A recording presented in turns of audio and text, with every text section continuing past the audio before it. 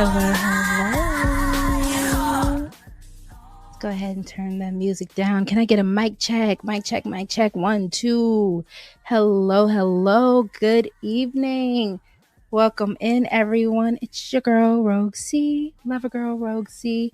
Welcome in. Make sure to hit that like button. Make sure to share. If you are new here and you have not already, please hit that subscribe because we are going to have a very in my opinion, right? In my opinion, it is a very repetitive conversation, but it does seem to come around every season, every once in a while. So we are going to have an amazing conversation. We will drop the link. We are going to be reviewing a amazing conversation that kind of came to a nice little understanding at the end of it all for me. But welcome in, Lover Gang. I'm so happy to go ahead and see you today on this amazing Wednesday evening. Welcome in. Is it Kraut Mick? I'm doing well. How are you? Thank you so much for joining us tonight. I hope you're enjoying your day. And again, as Lover Gang comes in, can I get a mic check? Mic check. If you are catching the replay, I hope you are liking. I hope you are subscribed. And I hope that you come back for dope discussions while we're live. But yeah, welcome in, y'all. While we wait for people to come on in, tonight we are going to be discussing, like I said, it's kind of repetitive. Does body count really matter? Shout out to, Trey the Truth Teller and his amazing panel. All the gentlemen on there were A1. Thank you, gentlemen, so much. If you guys are joining tonight, I hope to see you all. Thank you so much for a great conversation. Shout out to Lover Gang Rue. Thank you so much for joining. The mic is good. Thank you so much, sir. All right.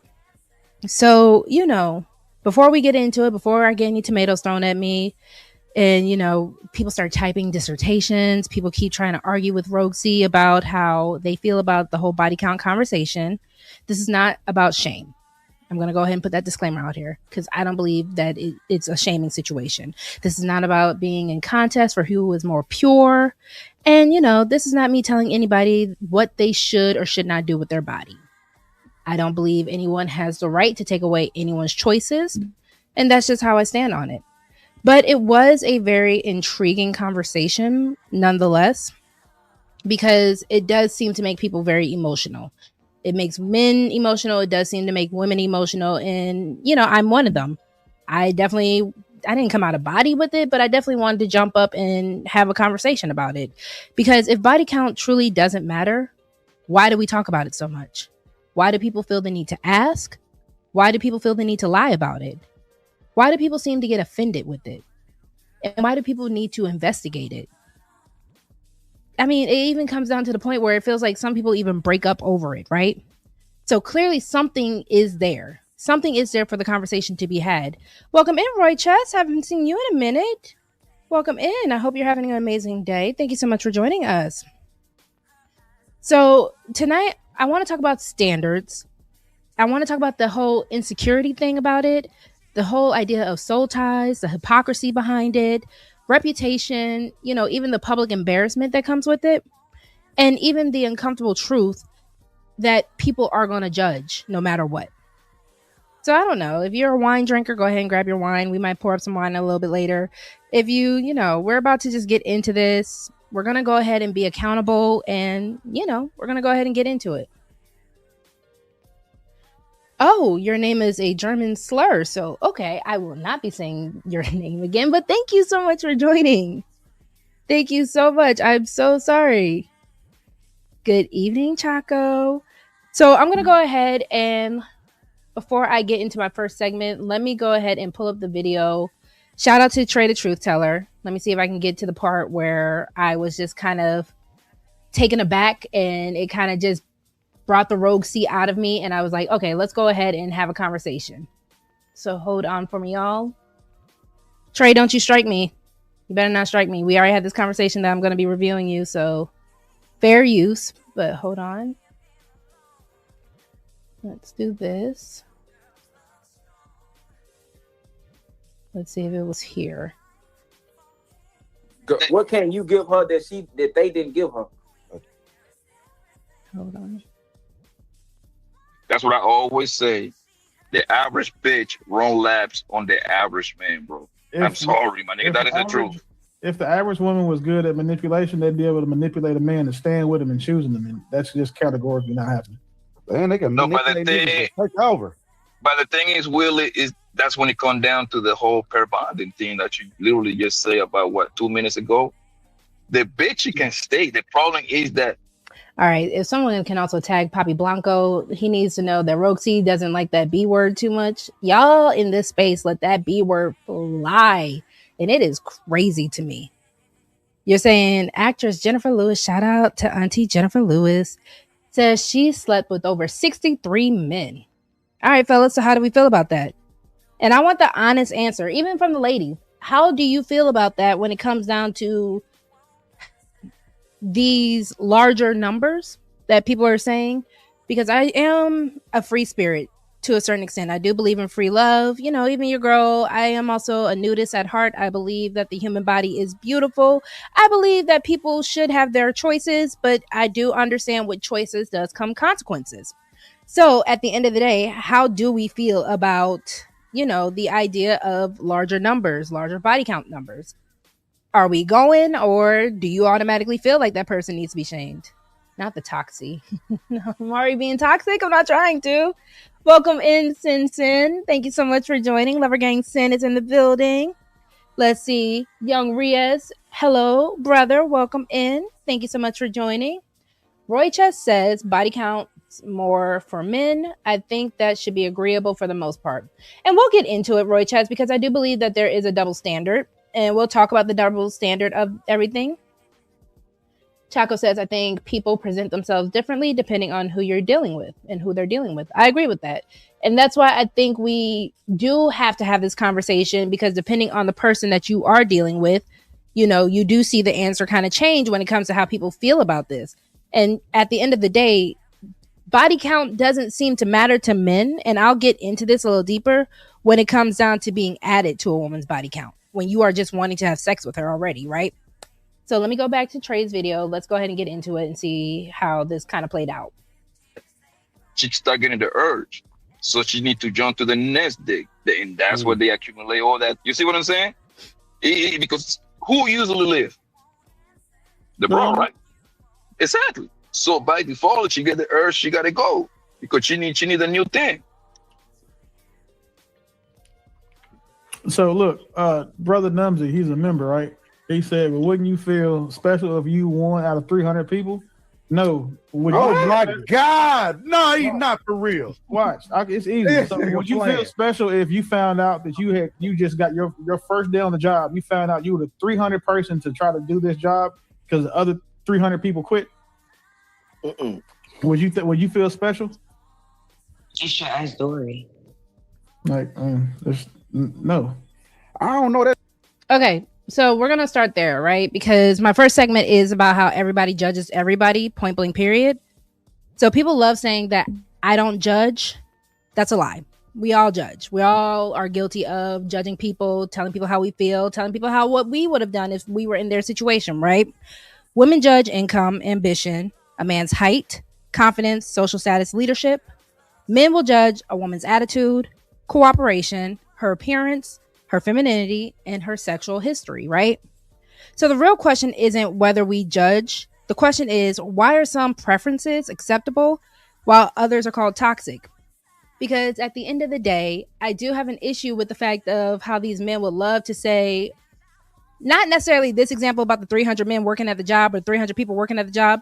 My favorite one was always about if every key can go inside of a lock, it's a bad lock. That was always my favorite comparison, right? And it's kind of very oversimplified and lacking nuance, because that's not necessarily how a woman's body opens up to a man. And men love to say when it comes down to sex, women are so submissive and women are so willing to be with other men, but not able to commit to men. And that was also my issue with this conversation, because if men, and we've heard this on my panel before, right? If men control the trajectory and the access to the relationship, and women can only control the access to sex, a lot of times we do confuse trying to make ourselves accessible to men. And, you know, shout out to the Voice of Venus, because the Voice of Venus even said this. where we are getting two different ideas of what we're supposed to be doing and how this is supposed to be happening. We have one idea saying that your value is lessened when you're with men.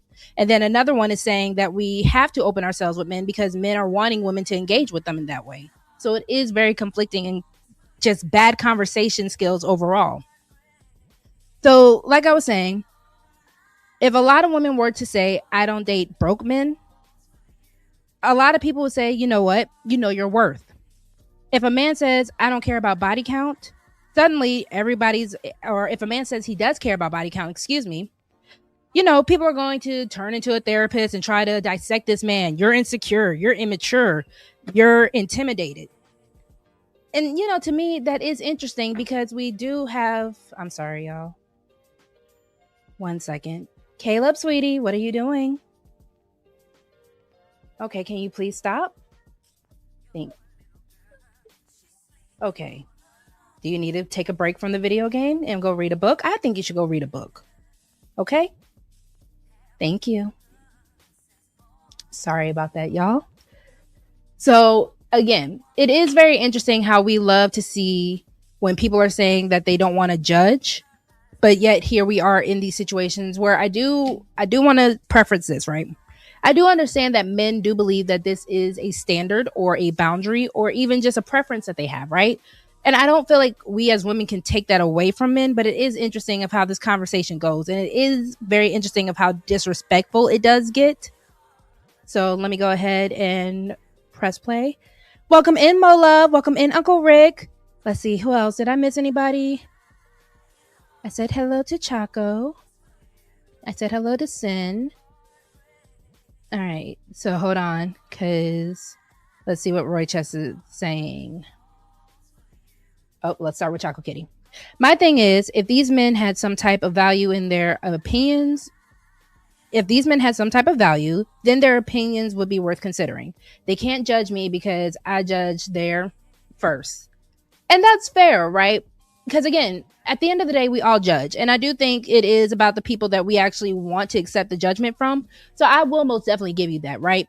I don't think it's an issue when it's like, we really shouldn't care about people that we're not trying to be interested in, respectfully. If it's a man that I'm not interested in and he wants to talk about Rogue C, guess what? He's not really going to get much attention from Rogue C because you're not on my radar.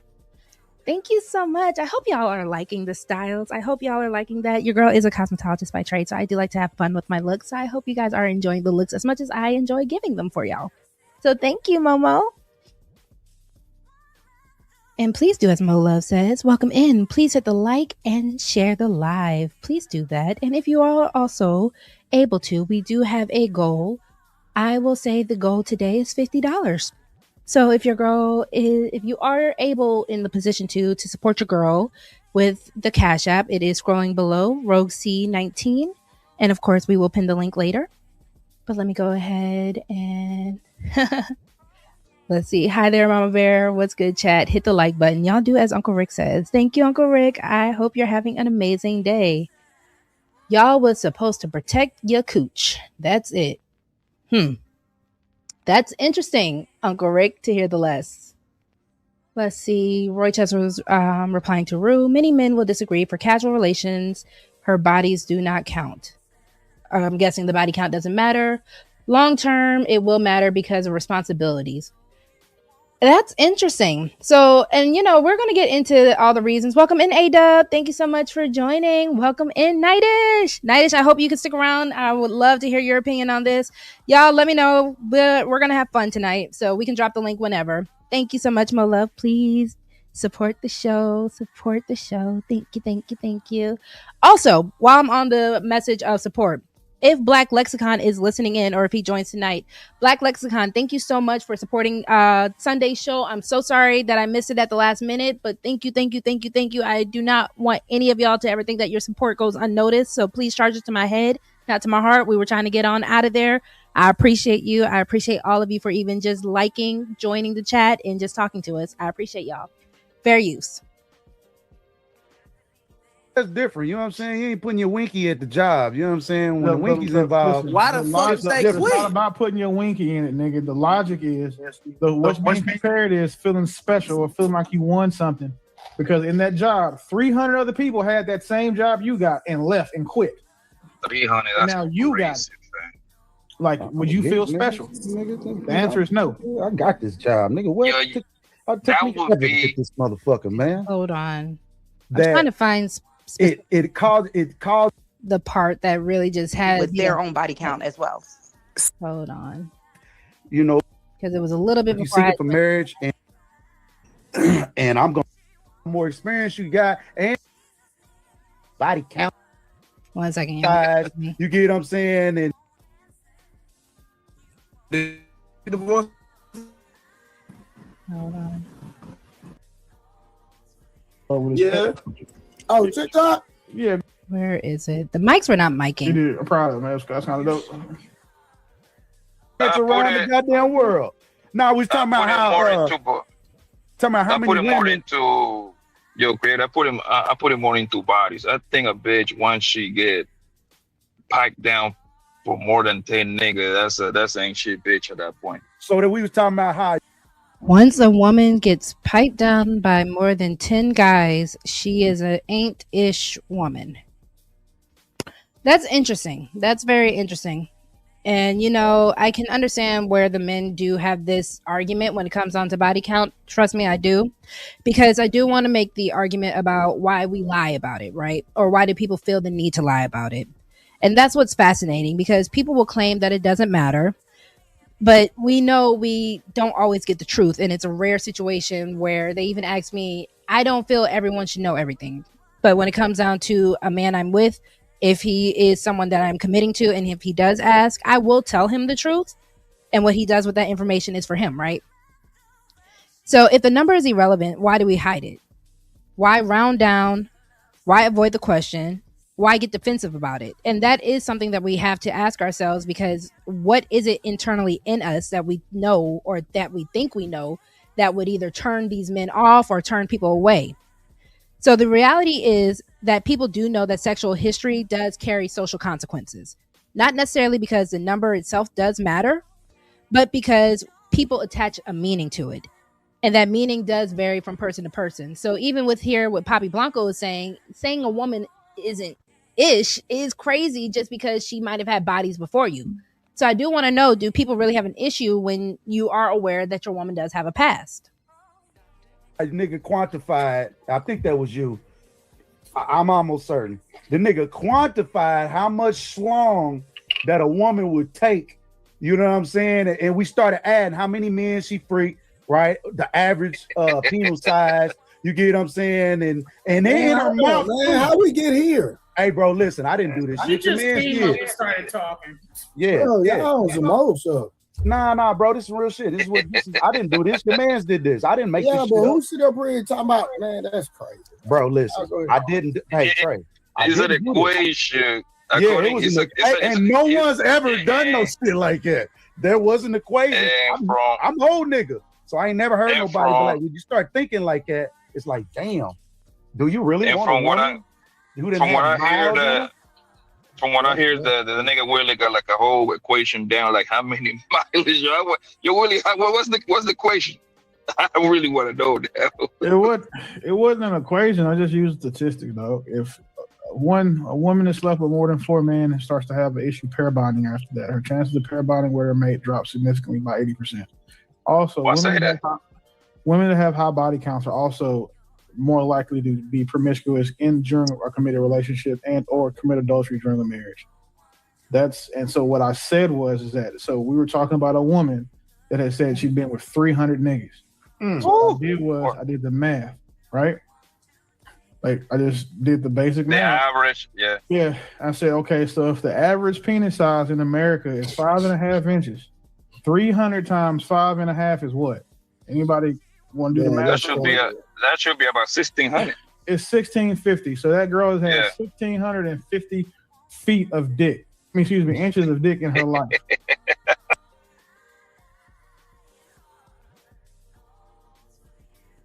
My bad, I was muted still.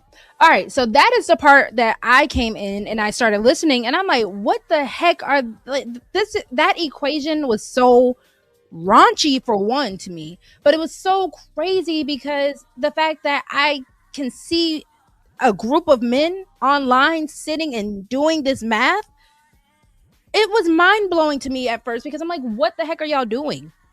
Why are y'all even having this conversation to even come out with this math? Because that was just insane.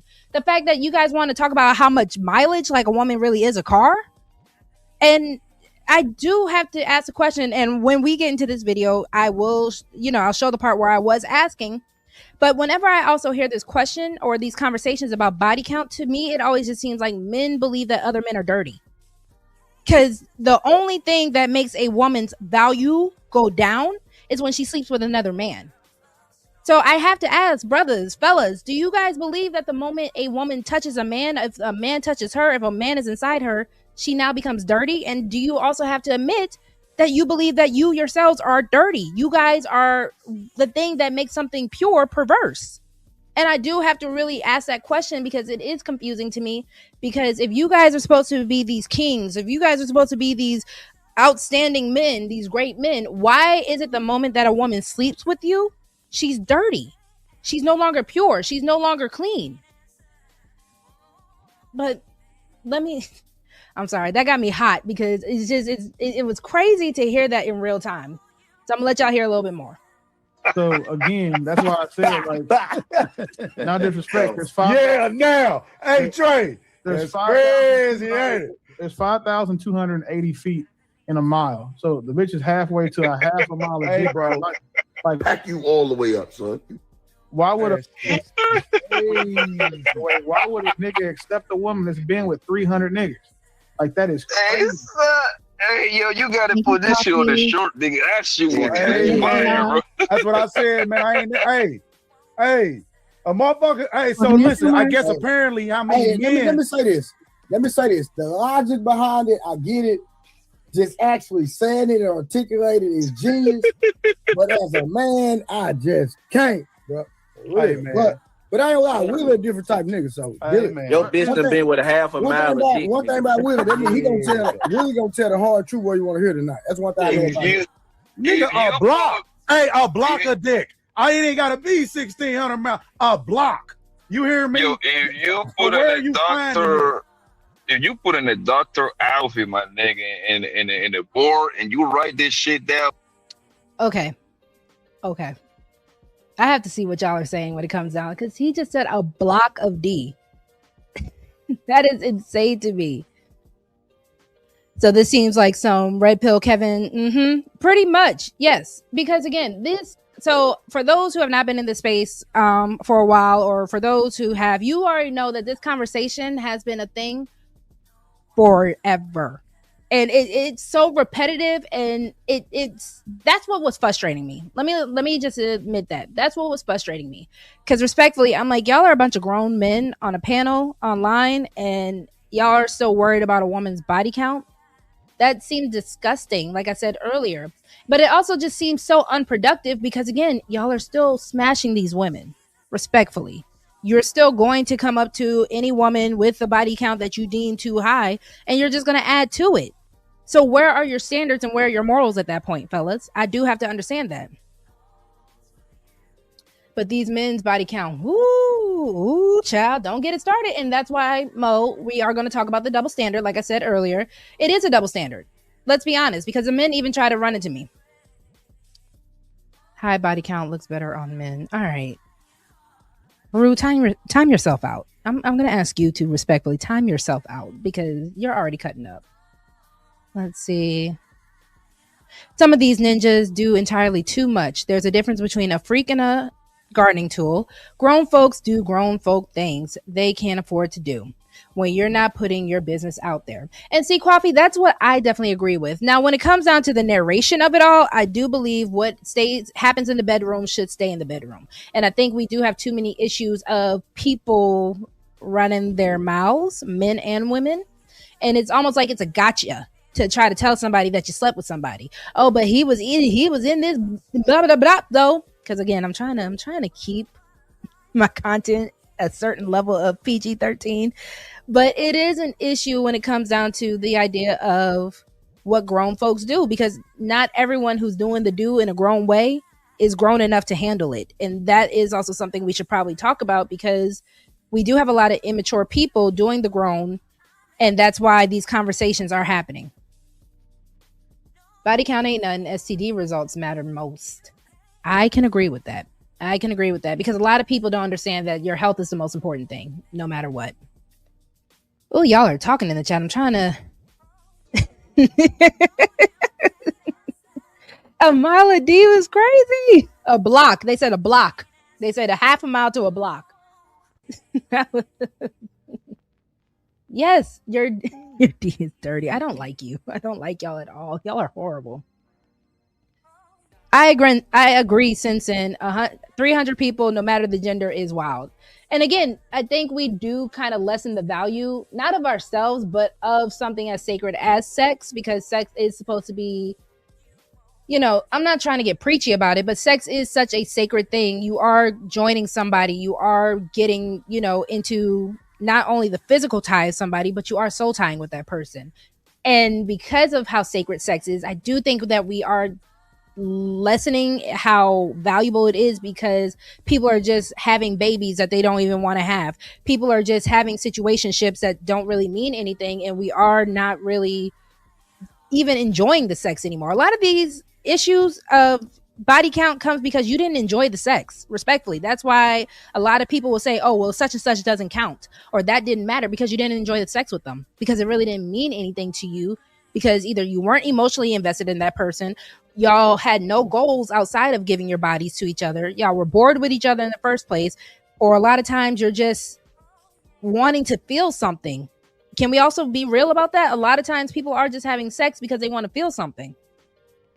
But let me go ahead and fast forward just a little bit. Again, shout out to Trey, because, everybody was very respectful. I do appreciate that when I do come to panels. It is really enjoyable where you're not just feeling like, you're being attacked. So I do appreciate that. So physically, we've seen now that there are trial tests or medical prognosis or diagnosis that shows when a woman have intercourse with men that they're knitting their DNA. Welcome, to Matthew. them. We've always said it spiritually when we say there's those connections. So you have to deal with that as a man going forward, because there's certain characteristics that's going to come out and play. So I ain't going to go too long on it. I just want to put that out there, and then I land. Go ahead, Waso. Well, I thought it's like it's 2.5 reasons for me. The first reason is, like, I don't want to deal with a woman that's been alpha widowed. I don't want to deal with a woman that's been with a nigga, and I got to get compared to this nigga. Like, I'm not busting my ass. And then, not to mention, I don't think women don't know how to compartmentalize men. So if a woman has been with a lot of men, she's taking on a lot of that man. Women are receivers, men are givers. And in the aspect of, I'm not finna deal with a heart I didn't break, baby girl. And I'm not mad at what Why So Serious was saying, podcast. I'm not mad at that. Not dealing with a heart that you didn't break. I'm not mad at men who are saying that they don't want those type of issues. They don't want what comes with the soul ties of another person. I'll give y'all that. Now, what he was saying as far as being compared to someone else, that was wild to me, because, I really feel like that's an insecurity thing. I do feel like a lot of men, if you are feeling like you're worried about being compared, if you're stroking it right, if you're bigger or as big as the last one, I think that's really an insecurity. I don't think that's any of your business, for one, especially if she's not making it your business. But for two, why is that on your mind? Why are you comparing yourself to another man? I feel like a lot of times, y'all know how I feel about, all right, I'm about to get toxic. Y'all know how I feel about when men show weakness. I don't think that y'all should be doing that. I don't think you should be showing that you are concerned or worried about another man. Welcome in, Real Black Lexicon. I hope you heard earlier. I'm so sorry for not shouting you out at the last show, but I did get your Cash App. Thank you so much for the support. I know that I have a poem for you today, so hopefully you stick around for that. But thank you. If you could be like Black Lexicon and support the channel, we do have a $50 goal, and I would greatly appreciate that if you have it and you could be so generous. But like I said, I want to stir the pot a little bit, because when it comes down to body count, and we as women do respond that it is an insecurity thing, I can give you it's a preference. But when a man is being a protector, provider, a tall man, a man with ambition, a man with experience, we as women, we don't call y'all, or we're not called insecure for wanting these things. But again, it is kind of an issue for me where we do have some insecure men who really are insecure, because again, if you're worried about another man's D, that's insecurity showing up. Why are you comparing yourself to that? Because there's no need. I think every man, when you're dealing with a woman, you should show why you are the man that she should be dealing with no matter what. That you are the hard stop for her, that you are the it dog, like you are the it. You are him. You are everything that this woman is supposed to be wanting and needing, to the point where she forgets about every other man, to the point where she's like, did I date someone else or was it always him? When you start comparing yourself and doing, well, was he doing this to you, or was he like this for you, or was he doing it? You're weak, baby. And that's going to turn her off even more, where you don't even get to be counted as a body because you're weak. And I'm sorry if that hurts any feelings, but I do need men to understand that it's not your concern to compare yourself to another man in a woman's life, because what are you doing that for? Just leave her alone. If it comes down so bad that you can't be with this woman because you keep thinking about another man, that's a problem. Let me see what y'all are saying. And y'all let me know, if y'all want to open up the panel, if we can get $20 to $30, we can go ahead and open up the panel, because I definitely want to hear from y'all. I definitely want to make sure that you guys are always heard as well. I enjoy having the conversation with y'all. So, we got the Cash App scrolling. It is $RogueC19. If you want to join the panel, please let me know, and we'll go ahead and start opening up the panel once we hit $20. Comparing. Y'all are childish. Let's see. One can worry about another man because one is being treated way better than the other. Comparing to another man does not mean how the other man performs at all. It is a discriminating treatment. So, Roy Ches, my question to that would be, if you are the man that she's with right then and now, how do you know that she's treating one man better than the other? That's not making sense to me, because if you are the man that's there now, you wouldn't really know. When does it really come up to show, well, you treated such and such better than you treated me? That still comes off as really insecure, because how do you know that? Why do you care about that? Why do you care about how she treated another man? So if you can explain that to me. And y'all forgive me, y'all are going in on this this chat. So you're asking for money when you literally have nothing but 24 people watching? I mean, if people want to support, I'm grateful for the fact that 24 people are watching, but thank you so much. I love when men love to talk about women's business. Hi, thank you so much for joining. If you would also like to have a conversation, feel free to let me know, because I love wearing both my natural hair. I love wearing both wigs. I love just experimenting with my styles, because my beauty is everlasting. And I don't usually try to brag on my beauty like that, but it is funny to me when I feel like men are trying to compete with women by talking about their looks, where you're still here and you're enjoying the look as well. But thank you so much for supporting. I definitely appreciate you. I would. I'm Tommy Sotomayor. Well, thank you, Tommy. Tommy, I definitely appreciate you for coming through. But yeah. No, Tay-Tay, I'm not trying to skip over your comments. Hold on. Where are your comments? I'm telling you, y'all going in on this in this chat. Taylor, I don't even see your comments. Hold on. But if y'all feel like how Tommy said it, if you guys don't want to support, I appreciate you for just hitting the like button. But again, I definitely do appreciate any donations to the channel. So thank you so much. He will pump all the desperation and anxiety into you. And see, Tay-Tay, that is something that we're going to get into when it comes down to the soul ties of things, because I do agree with these men where they were talking about the issues that come with the body counts and the soul ties with it, because I do believe, yes, we do receive, especially as women, a lot of the good, but also a lot of the bad of the people that we sleep in or sleep with. And unfortunately, a lot of people that we end up bringing into our bodies do have a lot more bad than good. And I think that does project itself as women, because we are more spiritual beings. So I do agree with you on that. Coffee said facts. But as long as I have been around the black manosphere, I have heard men who have slept, he says in quotes, I've heard men who have slept with more than 50 or more women, sometimes 100 says, or sometimes 100 says they don't want a gardening tool or high body count. And again, Coffee, you know, that's why I liked what Mo Love brought up, the fact that men can have high body counts. And, you know, Rue being Rue said that that is the case as well.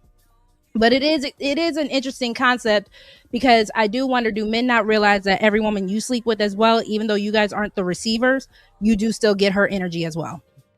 And maybe, here's a theory, that's why we have so many feminized men, effeminate men.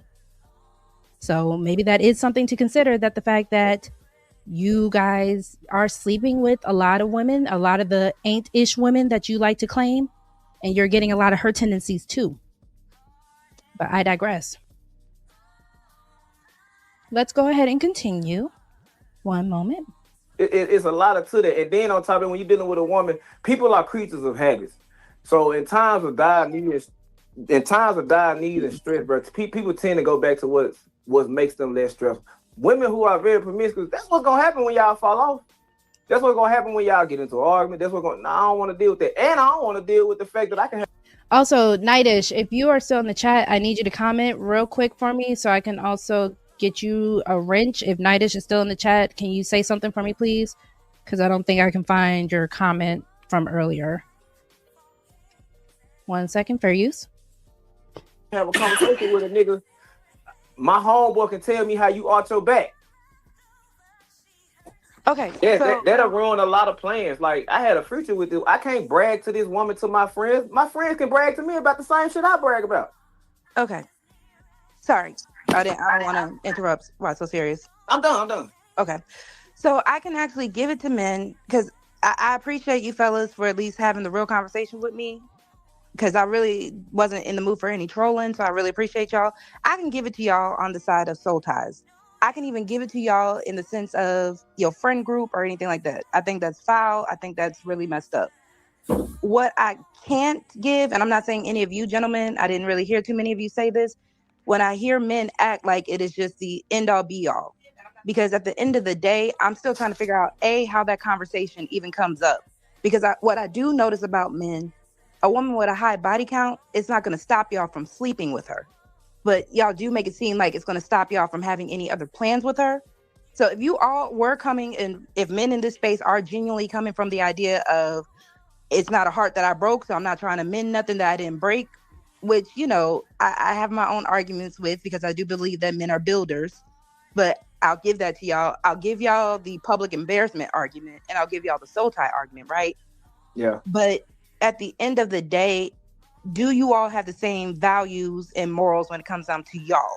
Because whenever these conversations come up, and I know men or women are not equal, I believe in double standards and all that, but to me, it does seem off-putting when I hear a bunch of men talking about women's body counts, but they're not going to stand on the same principles, and they're not going to keep themselves valuable morally with their own body count as well.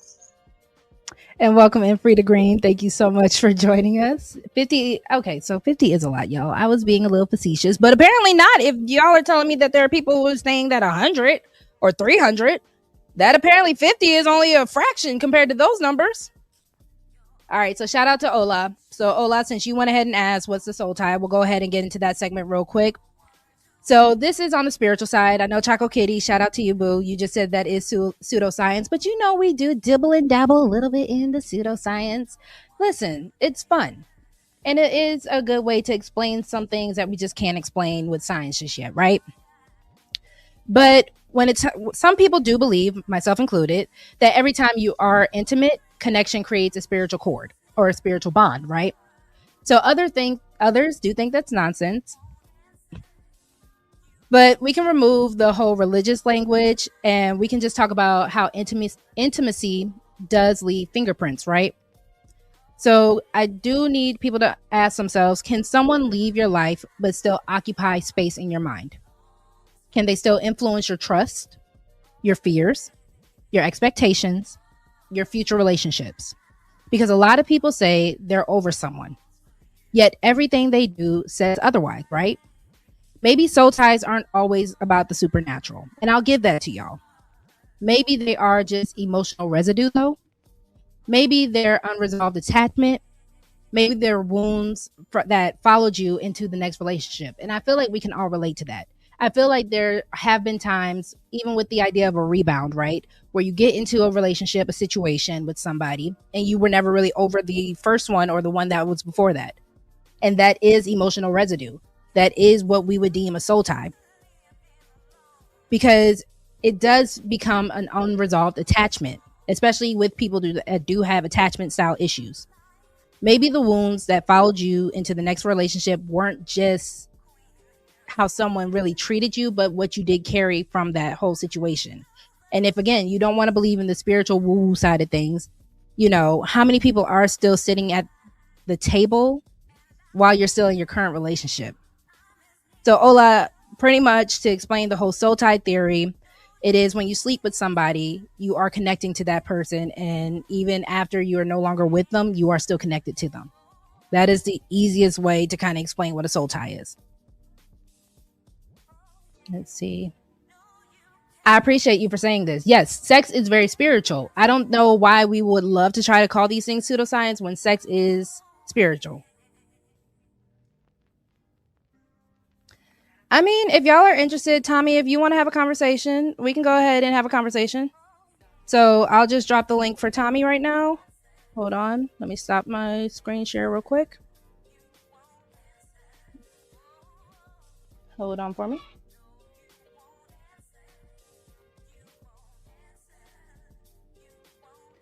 Oh, okay, Rogue C. Or okay, Rogue. I didn't know it had a term. I believe that. So yeah, that is the more so spiritual side of it. Ola, while we wait for Tommy to come on up, Tommy, that link is for you if you're still in the building. And y'all, unless people are really trolling, if people want to talk about your girl's wigs, if people want to talk about the look and all that, I'm not tripping about it. Y'all can go ahead and let them rock out. Unless they're saying inappropriate things or being violent, they're being nasty. Y'all kind of know the vibes over here. So a little ish talk, just because I'm a lady, I don't ish talk back. But if they're just talking, let them pop their gums. I appreciate it. All right, Tommy, take your time. Welcome in, Zyrex. Thank you so much for joining, and thank you so much for dropping the link to my Cash App. Y'all, if y'all are interested, please support the show if you can, if you have it. Again, it is not a big deal. We just have a $50 goal, so I do appreciate y'all. Let's see, while we're waiting on Tommy. You think kissing is deep? I think, yes, intimacy in general can be very deep. I think that's why you can even have emotional intimacy. We hear about the emotional cheating of things. I think the moment that you open yourself up to a person, it becomes deep. And I think because we are in a generation where people like to pretend that things don't matter, or people are too cool for school, or people are too playa for stuff, I think that is why we are so caught up, because everyone is trying to mask how deep things really are. They're trying to mask how emotional they can really be, right? So I appreciate you for saying that, Ola. Let's see. All right. So, okay, Choco, I did want to see what you had to say about it. So hold on. Yeah, but that doesn't mean it has to be someone you slept with, though. The connecting is mental, emotional connection. No. And I agree. And I'm happy you said that, Choco, because I totally agree with you. I just think when we do lay in that bedroom with each other, we are opening a lot of portals and a lot of doors to ourselves that, I don't think everyone should have access to. So I do agree that there is something about reserving yourself. What did Uncle Rick say earlier? To protect the cooch. I might put that on a t-shirt. That might actually be kind of a cute t-shirt. Protect the cooch. But I think it is a matter of, we do have to understand that when we lay with people, there's a connection. It kind of just comes down to that simply. So while we wait on Tommy, I'm gonna play a little more of the video. See, the thing, they have nothing else to offer to women but giving them sex. I was finna say the same thing you about to say, Willie. No. So to be fair, right, a woman's body count matters because it's an evaluation of her sexual values, judgment, discipline, her attachment patterns, relationship history, and then if she's compatible with my standards. Yeah, that's why. So when a man asks about a woman's body count, he's not judging her value, her worth as a person. He's just trying to figure out if her history and all that aligns with the type of woman that he wants to commit himself to in marriage. But to say that a man and a woman are different, you understand that, and then can see the other common sense points you can see it. But then to also say that it's still off-putting when men are able to sleep with lots of women and then not keep themselves in that to that same moral standard, it's because it's a different moral standard. The moral standard for women is for the chastity and to preserve their value, their sexual value. A man, that's not a man's moral standard. You know what, Frida Green? So if sex is spiritual, the 304 must be a nun. I guess in its own reversal world order, yes, technically, right? I would say, yeah, if you were a sexpert or in like a sexual religion, yes, the 304 would be the nun. She would be the most educated in the situation. But listen, I don't think there's anything wrong. I think that there is a time and place for everyone, right? So I do believe that the quote unquote 304, because, y'all throw so many terms out here so loosely where they kind of don't even really have meaning. If a woman loves sex, a woman loves sex. Is that really a bad thing? Or are we going to lie and say that we really do want the most pious and the most stuck up and the most prudish type of woman? Do you guys want prudes? Do you want women that are just going to be so closed off and she doesn't even want to have sex with you? Because I really now have to ask that question when it comes down to this whole 304 culture and all that. Do men have an issue with the fact that if y'all really wanted to overcorrect this whole situation, if women become prudish, if women are now like, nah, the coochie is closed? What do y'all want? I want to know, what do the men actually want? Let's see.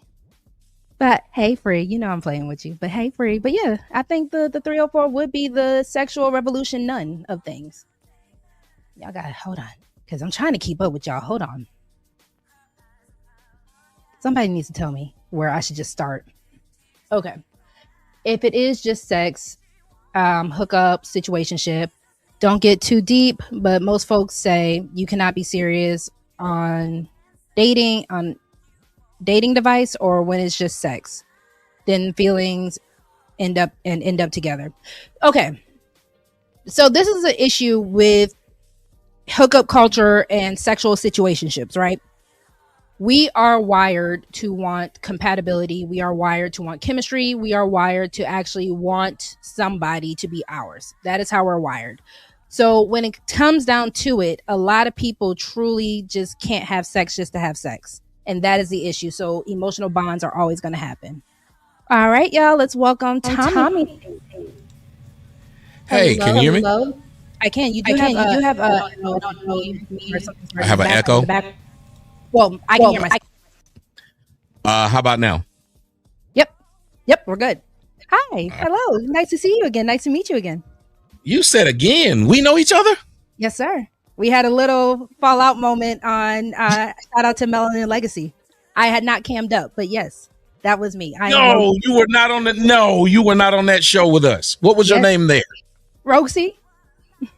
I don't remember it.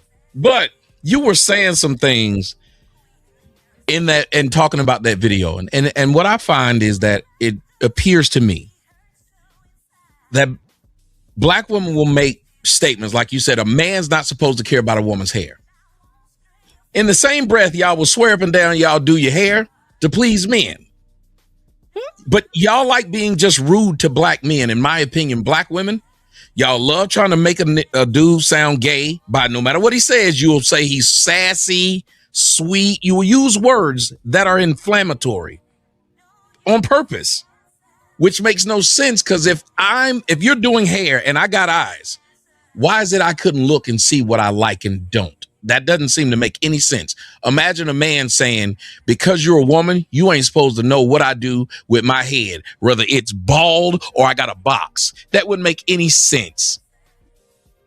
I'm finna say, though, I bet you love a good scalp massage, though.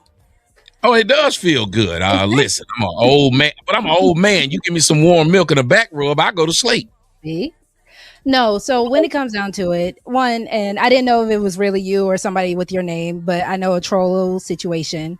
But no, when it comes that's why I went ahead and that's why I tried to go ahead and jump in, because I know people think, hey, nigga out here trolling, and sometimes it do be trolls. So No, and I appreciate you for having the conversation.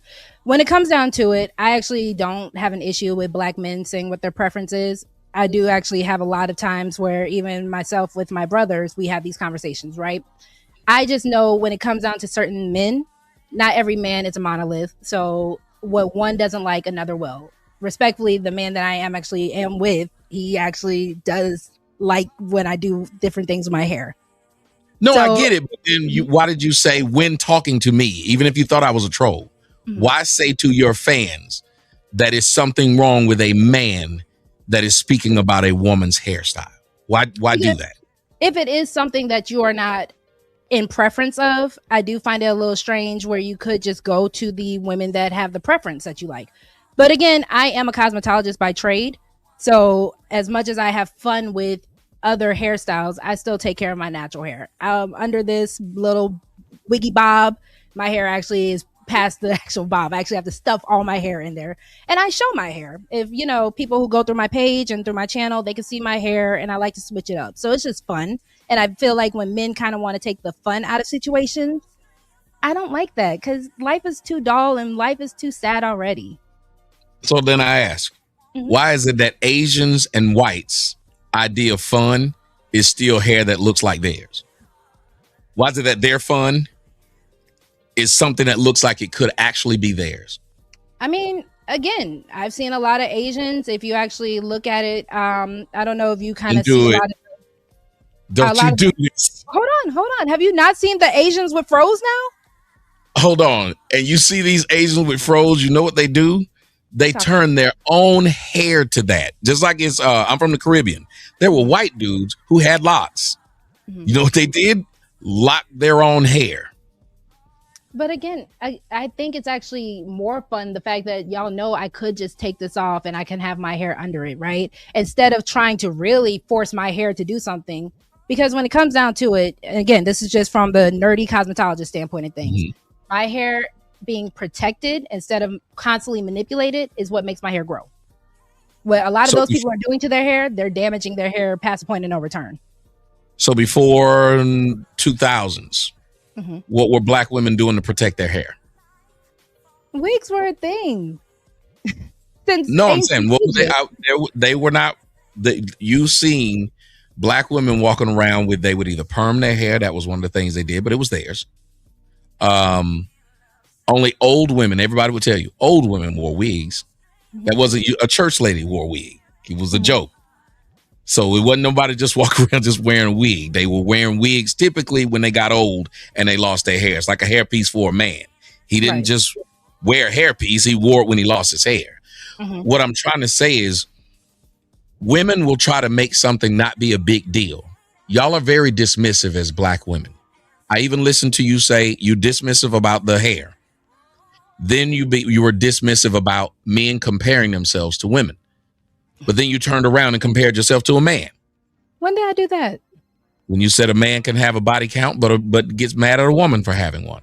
Oh, no. I definitely spoke up about the double standards of things. And I'm very aware of double standards. I'm actually pro double standards.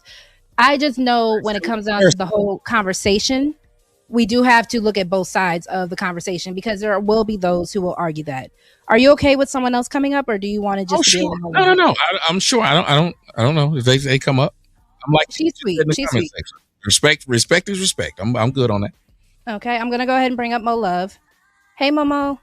Hey, girl. I thought you dropped the link for everybody. No, not yet. This was supposed to be a one-on-one with me and Tommy, but Tommy says he's cool with you being up here. Did you want to add something? I was gonna speak on body count, but the hair thing, I love my hair. So, I mean, I don't think it's a big deal. I guess if it mattered to my man, I would consider his feelings, Right. I think the bigger deal is it should matter to who you're with. You get what I'm saying? Like, you should compromise if you're in a relationship with somebody if they care.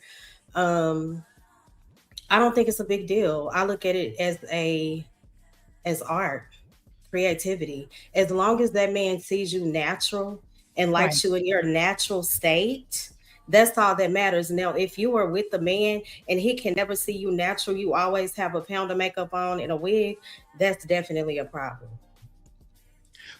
I always wonder, like, again, it is a bit dismissive when the women will say it doesn't matter. But the things about a man, regardless of what they are, they matter. Him being 6 feet matters. Him making 6 figures matters. And nobody ever comes out and says, well, there's something wrong with a guy with only 3 inches. We all sat and made fun of Puffy when we saw the video. Not one person said, hey, not every girl want a giant. I don't know why when a man says something, which is very simple, it would be nice that we could have our women look like our children. And their excuse is it's just art. But when a white girl is using that same art to get box braids or whatever it is, she's cultural appropriating. I just find that strange. I'm more so okay. Calling it cultural appropriation is kind of crazy to me. Welcome in, willing to win. Okay, so this is why it's not cultural appropriation. Okay, so respectfully, there is nothing about the wig that I'm wearing, and we'll get back on the body count topic as well. Nor is there anything about the wigs that I do wear where I am trying to emulate a woman outside my race.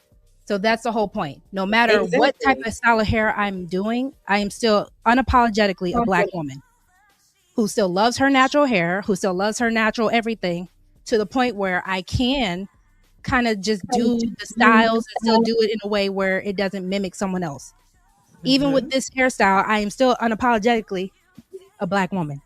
So a white woman with braids is still unapologetically a white woman.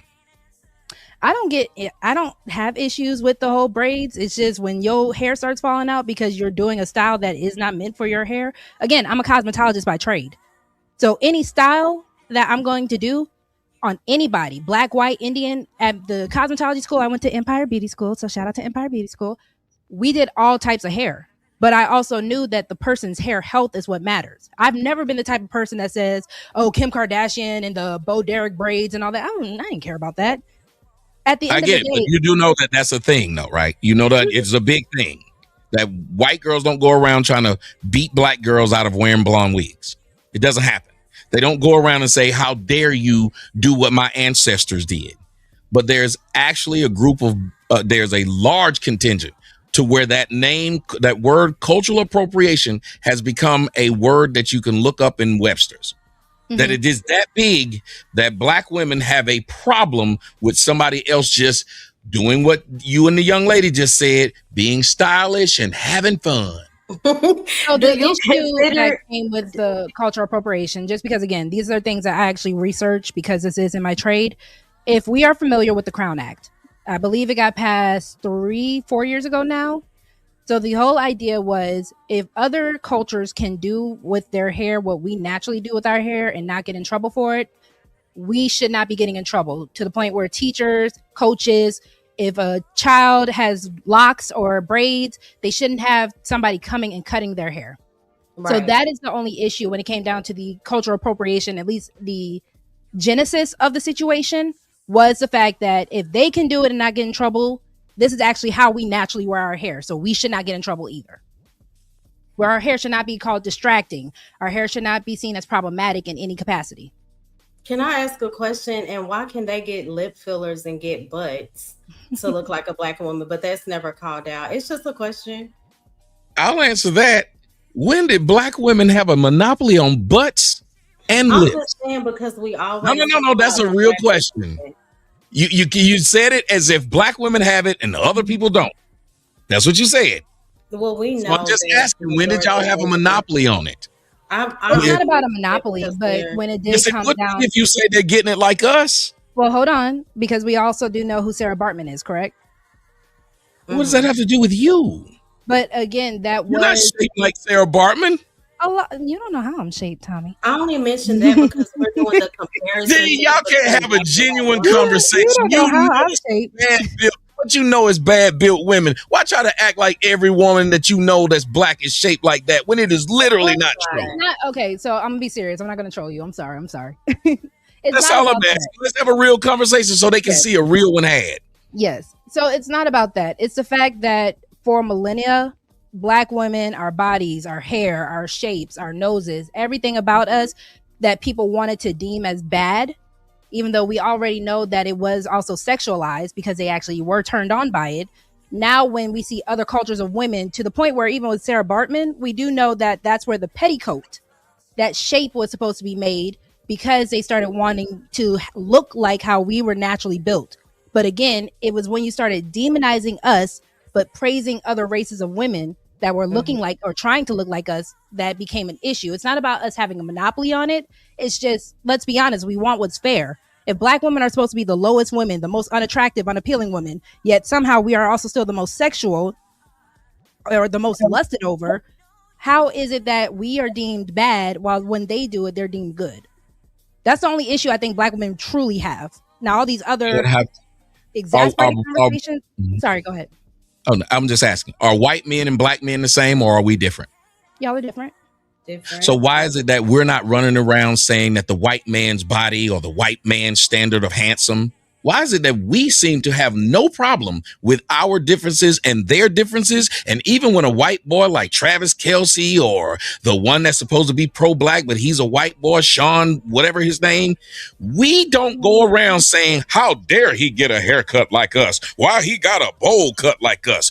We don't sit up there and say they body shaming our penises. They're trying to be like us when they get Viagra. We ain't never said nothing like this, and we didn't need no Crown Act. We ain't never told no white boy he cultural appropriating us. The Crown Okay, Act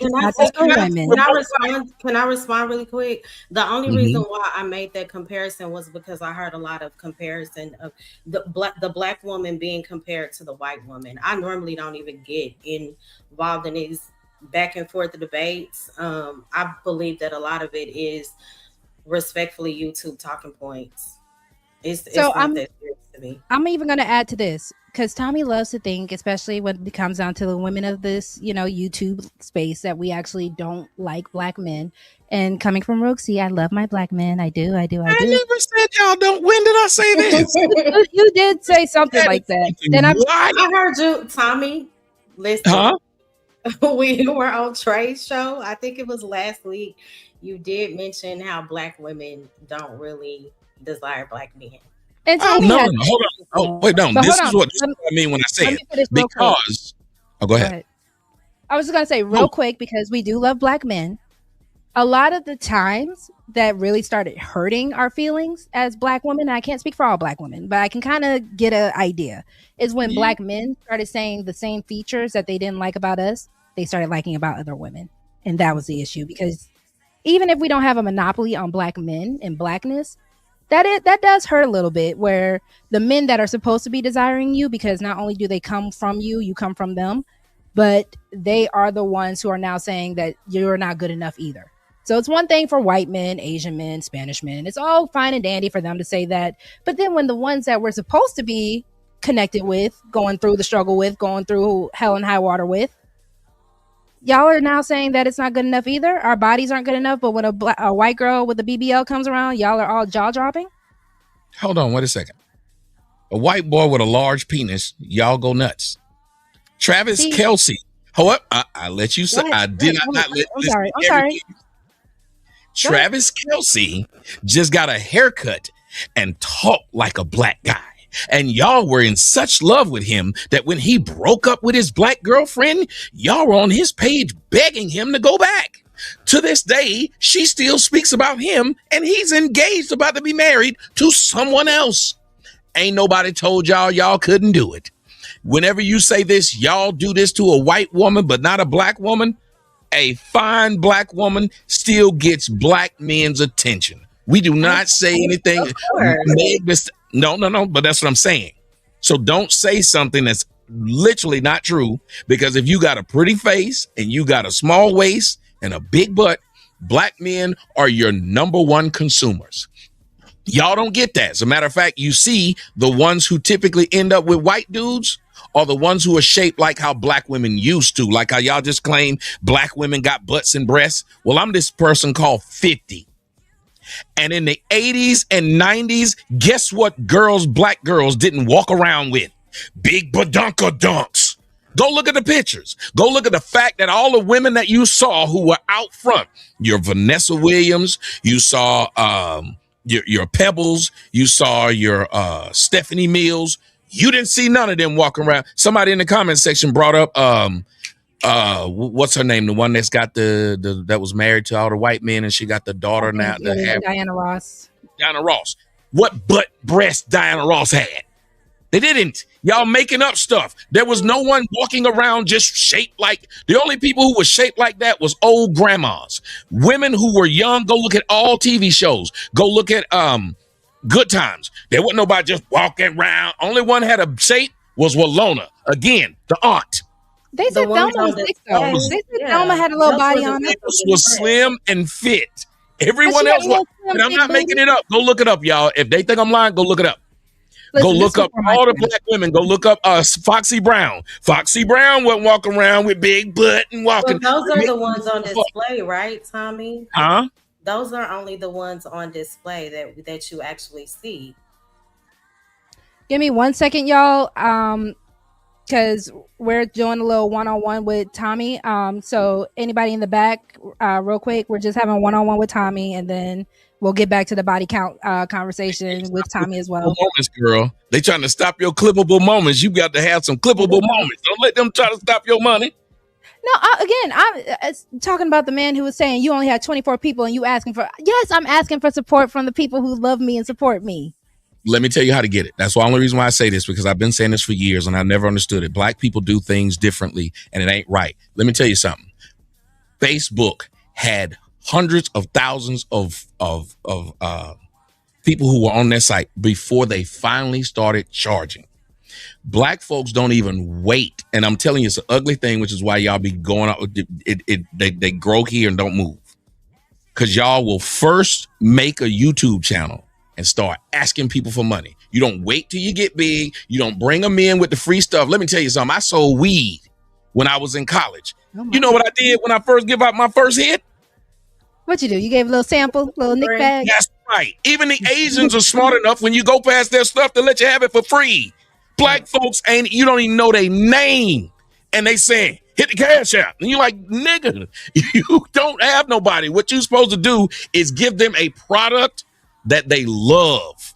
And once you do it, even how long I've been doing it, you still rarely, if ever, hear me say, hit cash out. Because if they like you, they're going to be there. But when you get the big enough audience, you're going to have it and they're just going to do it. But we start off asking for something. It always looks like a grift when black people are doing things, because there's no reason, if I'm bringing you knowledge, do I have to ask you to send me money?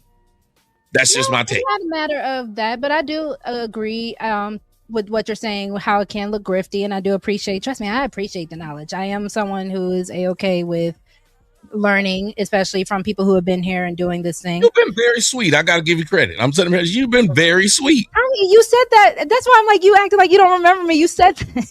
You know, I talk to so many people and I'm old. It's two things. Those who don't know, Tommy was ready to jump down my throat. He was ready to cuss me out. Hey, I'm usually trying to get down most women's throat. But... Oh my. Okay. Hello, Deborah. Hello, everyone coming in. Please make sure you are hitting the like.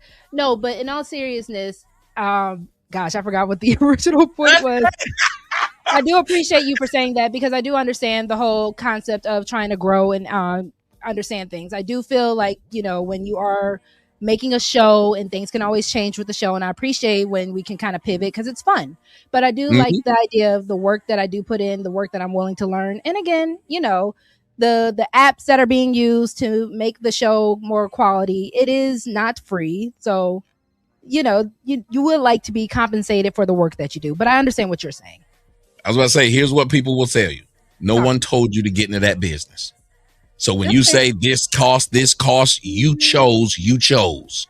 Imagine me coming to pick up a woman in my Corvette C8 orange and black and tell her, girl, this car ain't cheap. You need to give me some money when I'm picking you up. She'd be like, yeah, I didn't tell you to pick me up in this. Listen, some men will ask for a little gas money, and then you do have to kind of look at them kind of crazy. Do they? I'm with you, Mo Love. Who's doing this? No. I would love to hear the story of a woman saying, I did this. It's not a lot of men, but you will have a couple of men who will look at Shawty, this rental got to come back. Can you kind of help me out? You make it think. Y'all see, I didn't make that one up. I didn't make that one up. I did. I'm lying. But the gas money is a real thing. I have been asked for gas money from guys who will be trying to pursue. We get asked more women asking us to get them an Uber to where we at than us asking them for gas money when we pick them up. That is the truth. Deny that I don't deny. So I do want to ask again, I would love one of y'all women who are out there while we listening, any one of y'all women listening, please tell me about the guy who came to pick you up and said, give me some gas money. Please, I want to hear this story since she says it happens. I just want to hear it. Had that experience. Nobody has that one. The dude know he ain't getting nothing when he do this. He knows it's not an often thing. But there are situations where you do have guys, and we've had conversations over here about, men who might not be financially ready to be dating. And then we also talk about women who are not emotionally healed enough. So we do look at both sides of things. Yeah, but you can't just make okay. If I know one part of that story, one guy survived falling out of an airplane that crashed. Mm-hmm. I'm not going to sit here and have a discussion off that as if that's something we can actually discuss when I know it's an anomaly. That's why a lot of people, no offense, I speak very honest. That's why a lot of people don't take women podcasters. That's why the biggest ones are men. We don't take them seriously because y'all will be having an honest conversation as long as you think you're winning. As soon as you think you're losing, you start lying to make you win. And when all you got to do is be honest and say, well, no, I don't see that. It's never happened to me. Like the woman in the comment section said, that's never happened. The woman up here said, that's never happened. So why speak on it as if it's a real thing? It isn't. Okay, so what I will say is women are storytellers. We are hyperbolic. I think we like to have conversations the same way that we like to be entertained with television and everything else. That's why rom-coms, all these situations that could be a little more askew and unreal do happen. Even in the conversation of body count, where I was with those gentlemen up there on Trade the Truth Tellers, we did have the conversation of how women can get programmed and propagandized to believe that love and situations and romance is supposed to go one way. And I think that is the issue that men have with women podcasters because we do kind of go with the same formula. But I will say this, you will not like it if I was your man and I said I was coming home at 10 and I didn't come home till 4, if I sat there and was hyperbolic. See, y'all women love to be very straightforward and logical when y'all catch somebody else. Y'all don't allow that crap. You don't. So don't say you do it. It is literally a thing that's a lie. It's like you said. What did you say about the white people? You said the white people, when they do the hair like that, it's no problem. But when we do the hair, it's a problem. So you can accept that people are being mistreated from one side. And what if I just said it's just in white's nature? So we got to let it happen. But hold on, because that's not the same argument that we were making when you actually have to have a full actual act. Like you actually have to take something to Congress because it is discrimination. We do know that that's different. No one discriminated against black women's hair because black men didn't go around needing this. Black men don't need it. Hold on, the Crown Act did not just cover black women's hair. The Crown Act was for black men. If your hair was being discriminated against, then why did you get said law and then turn around and keep wearing wigs? Why did you need it? Again, because I like to switch up my hair. If I want to wear braids one day, if I want to wear, you guys have seen me with a million different hairstyles. Right. Yeah. I get what you do, but what I'm saying is if the majority of you do to the point of where it's $1 billion industry, then you did not need, you literally did not need a Crown Act when you're going to ignore the act. But not all black women wear wigs. So there are black women that do strictly just wear their natural hair. That's true. Yes, that act is still And they weren't the ones having the problem. Even when they got on the stage, when they signed the bill, this is how weird black women are. I'm going to tell y'all 2 things that happened. Y'all are weirdos for this. During the bill and during when that guy called them women nappy head hoes, they had a press conference to try and say we are not had nappy headed hoes. And during that press conference, you know what they all had? Wigs and perms. It didn't make sense. So you are familiar, and we'll get back to the original topic, y'all, I promise. But you do also know about the Teigen laws of Louisiana? Chrissy Teigen? No, I don't know. So the Keegan laws were where wealthy black women or freed black women had to wrap their hair. Our hair was actually illegal at one point, especially in Louisiana. And y'all ain't got this problem then. Hold on, because things do pass down. The same way that generational trauma gets passed down, these things get passed down as well. Because this is even why we have the epidemic of the bonnet wearers, because at the end of the day, a lot of women are passed down shame of their hair.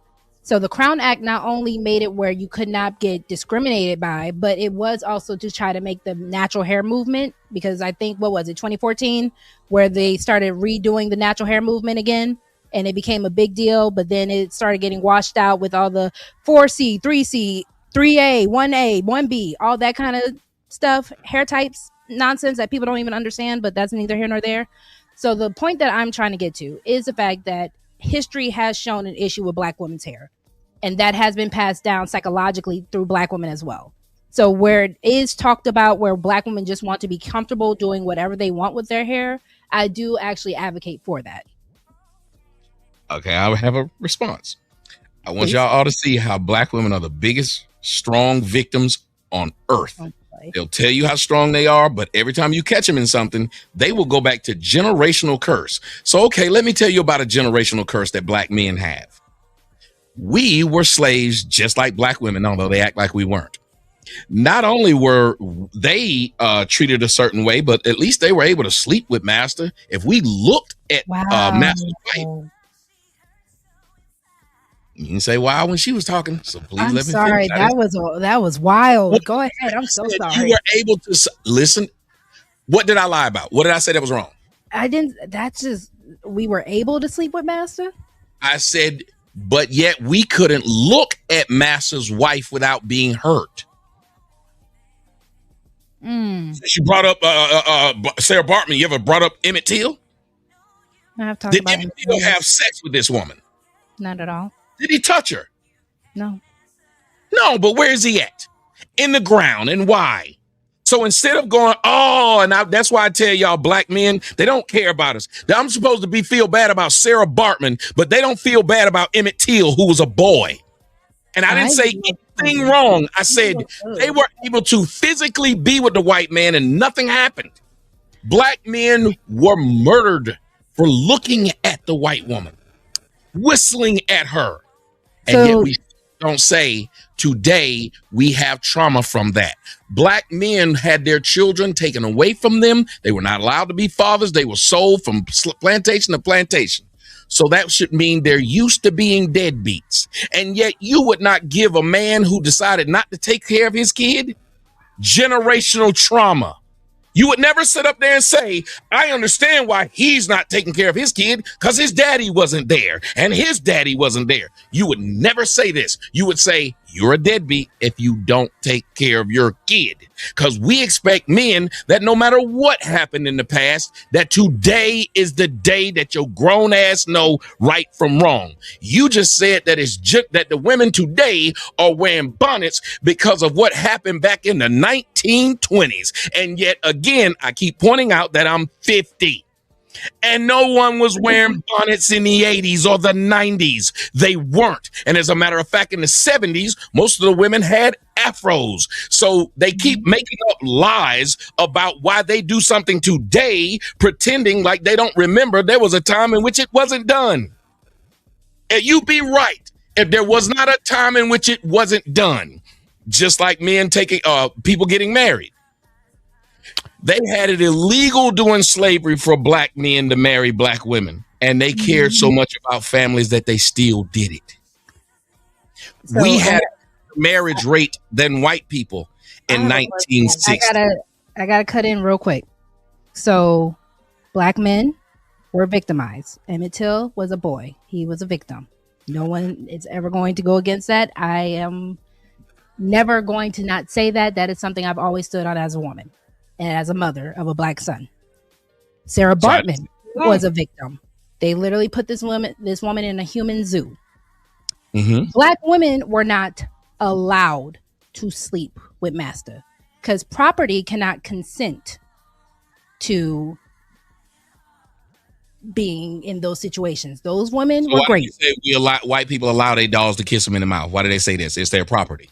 So again, now we're comparing black women to dogs. You just said property. Because at that time, that is what a slave was.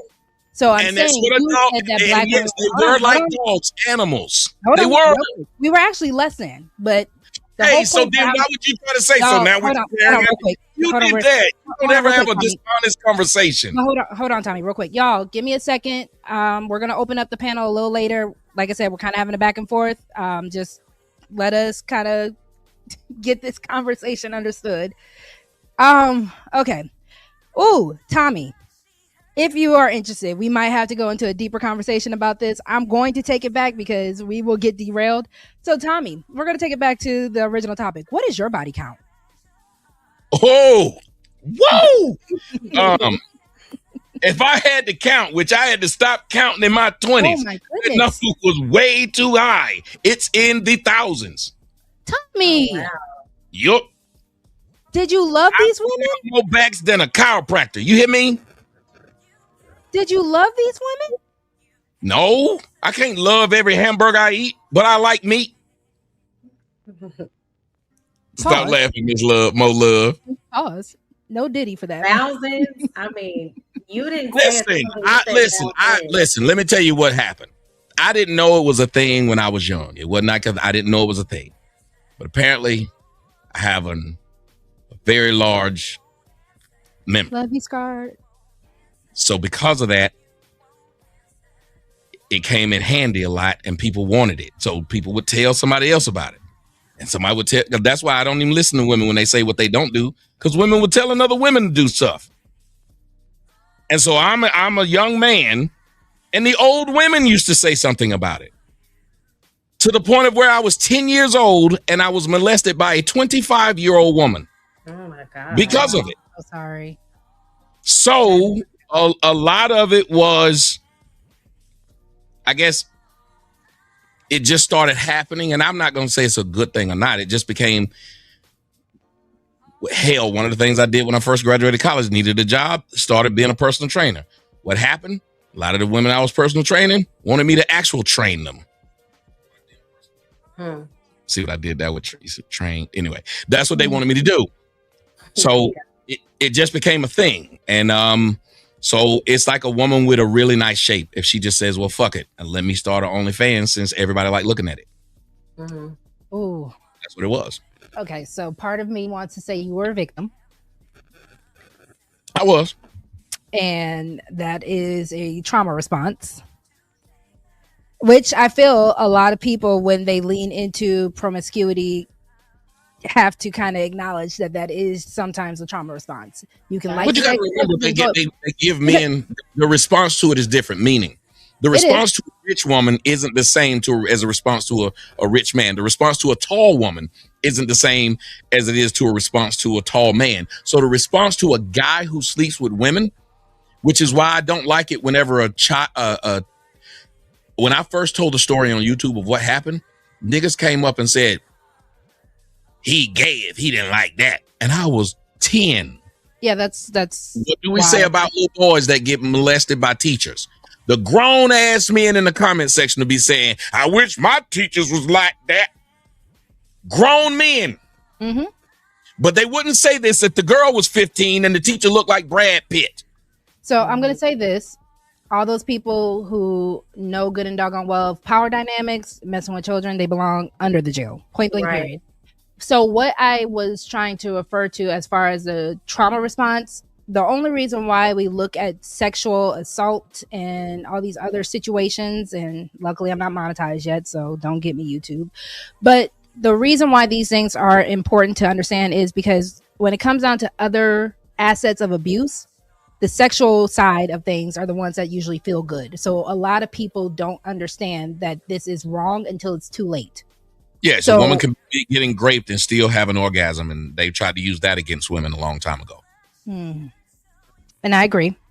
I'm a psychologist, so when y'all make faces or sounds about things, I'm like, these are things I've studied. So I try to get.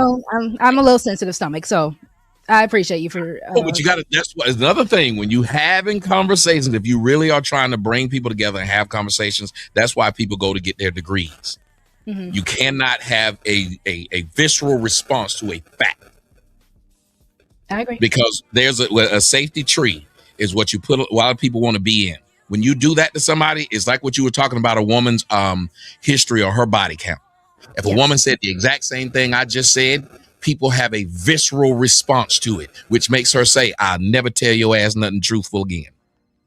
So I do need people to understand that a visceral response, especially to something that is traumatic, something that is technically disgusting. I don't want people to ever think that we're blaming the victims. I don't ever want people to feel like they can't tell their truth. It's not a matter of that. It's the fact that we are human and we do know that these human reactions happen and we're not happy about them. A person like me, I've had this conversation on YouTube for a while now. I am not happy with how many women predators can get away with things. I'm not happy with how many men predators can get away with things. I don't believe that predators can get away with things to the point where Rogue C, I'm putting this off the record, but Rogue C does believe in certain vigilantism. If certain people need to get checked up out of here, listen, shout out to the vigilantes that will and will not do things. I'm not saying you should or should not, but I do believe that there is a certain expectation that we can't just put into the hands of the government because we have already found out that the government is full of predators as well. Again, off record.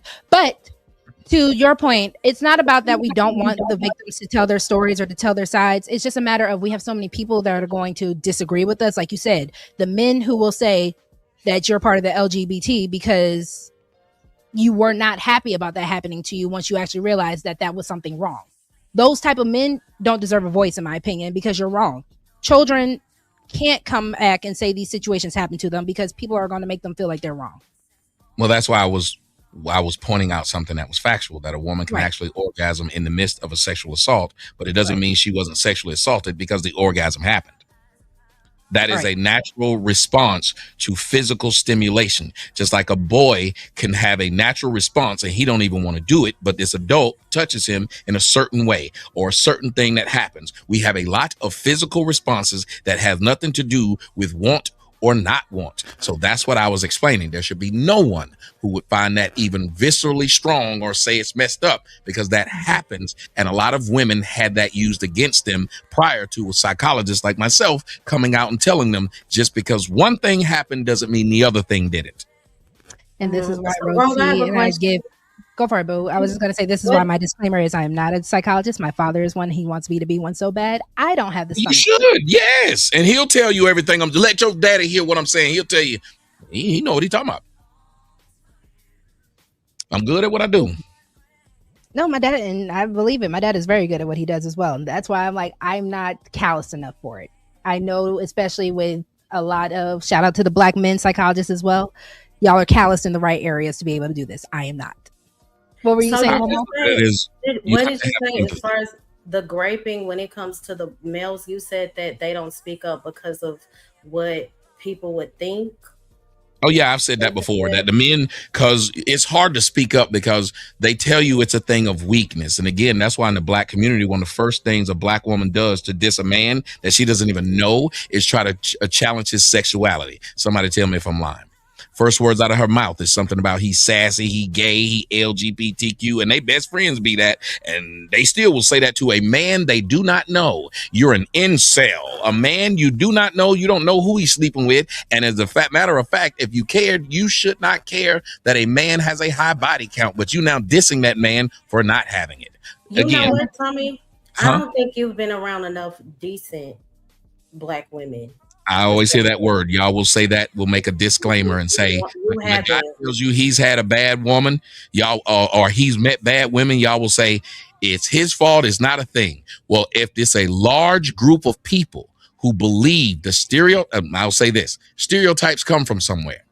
Y'all claim y'all got big butts. Y'all claim y'all curvaceous, but you sure won't claim the attitude.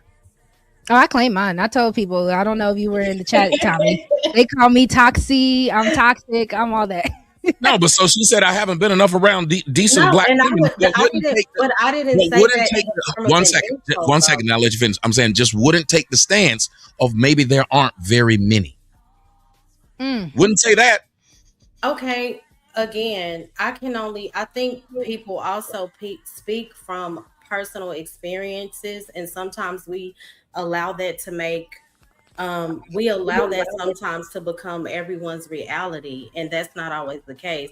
There are some decent Black women out Welcome here. in, All of Tyranny. us are not angry towards Black men. Some of us actually love our Black men. Not even that. I think that we are starting to see the great divide start coming together, even if it looks bad, because, everything in the healing process looks horrible when it's healing. So I think we are actually coming to the head of this great divide, this gender war, where people are kind of starting to find the phases in themselves, the accountability in themselves where they need to correct. And I think can you put that back up on the screen? I'm sorry. That's the biggest part of it. Can you put that back up on the screen? Oh gosh, What yes. you had up there? This one. Yeah, I just want to prove something to the people. Okay. This is a woman that for some odd years, this woman has been stalking me. I do not know this raccoon-eyed woman, but she just keeps doing this. Everywhere I go, she shows up. I don't know this lady. She need to be taking care of her kid. No, put it back up for a second. Okay. I don't want to say, Rogue, Tommy is anti-black, is anti-everything Black women speak about. So apparently, whenever I say Black women this or Black women that, they say Black women are not a monolith and you can't paint us all with the same brush. But guess who paints them all with the same brush? Them. They tell you what Black women do. You did it earlier, young lady. Y'all will speak for Black women as if y'all all think and act the same. But then when someone else does it, you get mad. Let me go to the second part. Except the ones that suck his dick. Please, Lord, let him move around, says the woman who followed me over here. Not the other way around, but you had to speak it again. Tyranny is so I have worked with Tyranny. Tyranny has worked with me. We do know each other. Okay. As far as being as far as being in the YouTube space together. If I'm constantly on videos with homosexuals, oh boy, would you think I was heterosexual? I would question it. Mm-hmm. So I always find it odd that if you see me and you don't like me and you've let me know 8,000 times you don't like me, it would be shocking that you came back for 8,001. So you just want my attention at that point, and which is a weird thing, and I get it. This dick is impressive, and she's seen it. That's why she keeps bringing it up. Because every time, and a lot of them do it. And again, that's what I told you about what my problem was. They see it, then they get mad. So, but they can't listen. Just ask to suck it. Don't sit up here and cause a fight with me. I ain't fighting you. Jesus Christ, watch it and leave me alone. The Would link that is on not add to the body count problem? Listen, no, you called it a problem. This ain't the 3-body problem. I don't. You called it a problem. Why did you call it a problem? When you're saying thousands, I don't know. That sounds problematic to me. Okay, I do have a sex addiction. I even admitted that once. I talked about that. I think I have an addiction to it, but it's just like an addiction to eating or an addiction to smoking or drinking. I do have an addiction to it because even when I'm finished, I want to do it again. That is an addiction, and I'm happy that you are aware of that. Yes, most people are, but so I'm not going to say. But here's when I call it a problem. Call things a problem. Addictions problems. If you drink and you don't go to work and you beat your wife and you neglect your kids. If you smoke and your lungs are about to give out and you can't walk up the stairs. Everybody has some things that they like. Most of y'all, the biggest addiction is this internet right now. Because y'all go from show to show to show and be on here for hours a day. And many of y'all, like Tyranny, have children and still got time to spend hours arguing with strange men. But that ain't called an addiction, especially when you're doing it and at the end. Definitely. This space is addictive to a lot of people. I can agree with that. I think when it comes down to you, Tommy, you do say some controversial things that kind of can scratch the right and wrong sides of the brain, depending on who you are as a person. And, I appreciate the fact that we can have this conversation. I do, because you and I had, like I said, our little issue with how you speak about women and how I guess we should be dealt with. That's kind of where we had our little interaction before. So I think you kind of know how to get people. You're what was that scene from the movie Step Brothers or something? It's provocative. It gets the people going. You know how to get the people going, and it comes with its good and its bad. Shouts out to a brother named Seven. He just bought me a shot. Thank you very much. We're out of Uncle Nearest, so I'm going to have to drink the other nearest thing near me. Go ahead. I'm sorry. If they pay me to drink, I got to drink. Listen, shout out to the shots. We're not mad at the shots. But I think, and you let me know if you and Mo Love are ready for the panel to get opened up so we can go back to the body count conversation. Body count conversation. I was with you. Yes. And I like when you shut the girl down and say, hey, people calling it pseudoscience. Let me tell you, most of the people who call it pseudoscience are hoes. Hoes will say it's pseudoscience.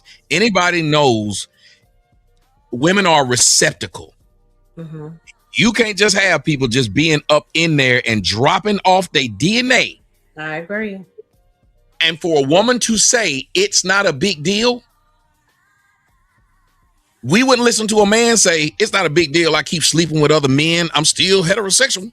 We wouldn't listen to that. We wouldn't listen. A woman would listen to her man say, it's not a big deal. I keep spending time with the side chick. Yes, it is.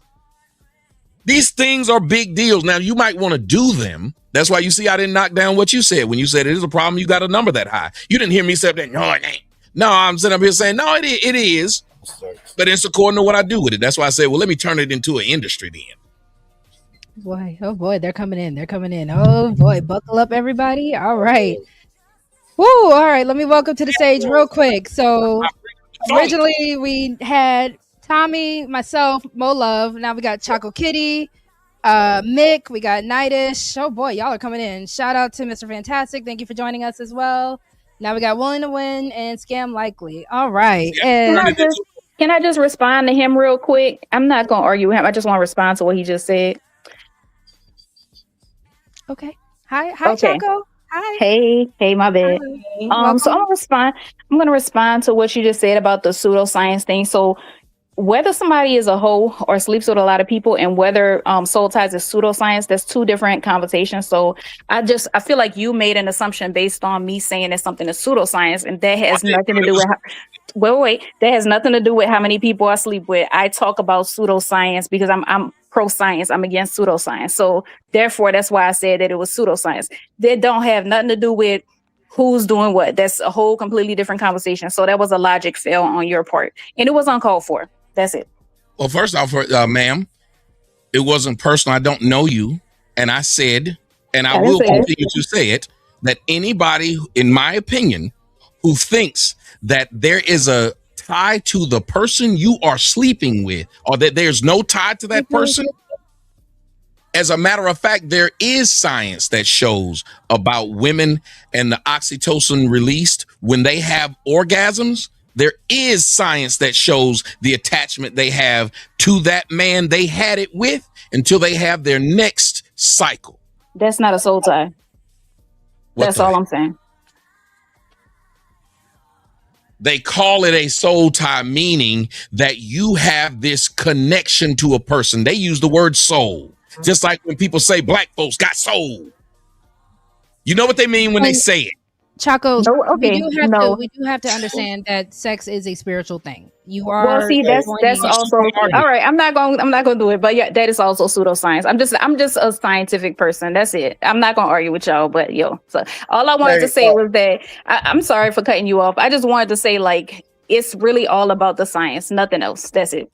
I disagree. Bro, can I say something real quick to kind of a person with a background with the science? Hold on. That's what's weird. A person with a background with the science. I have it.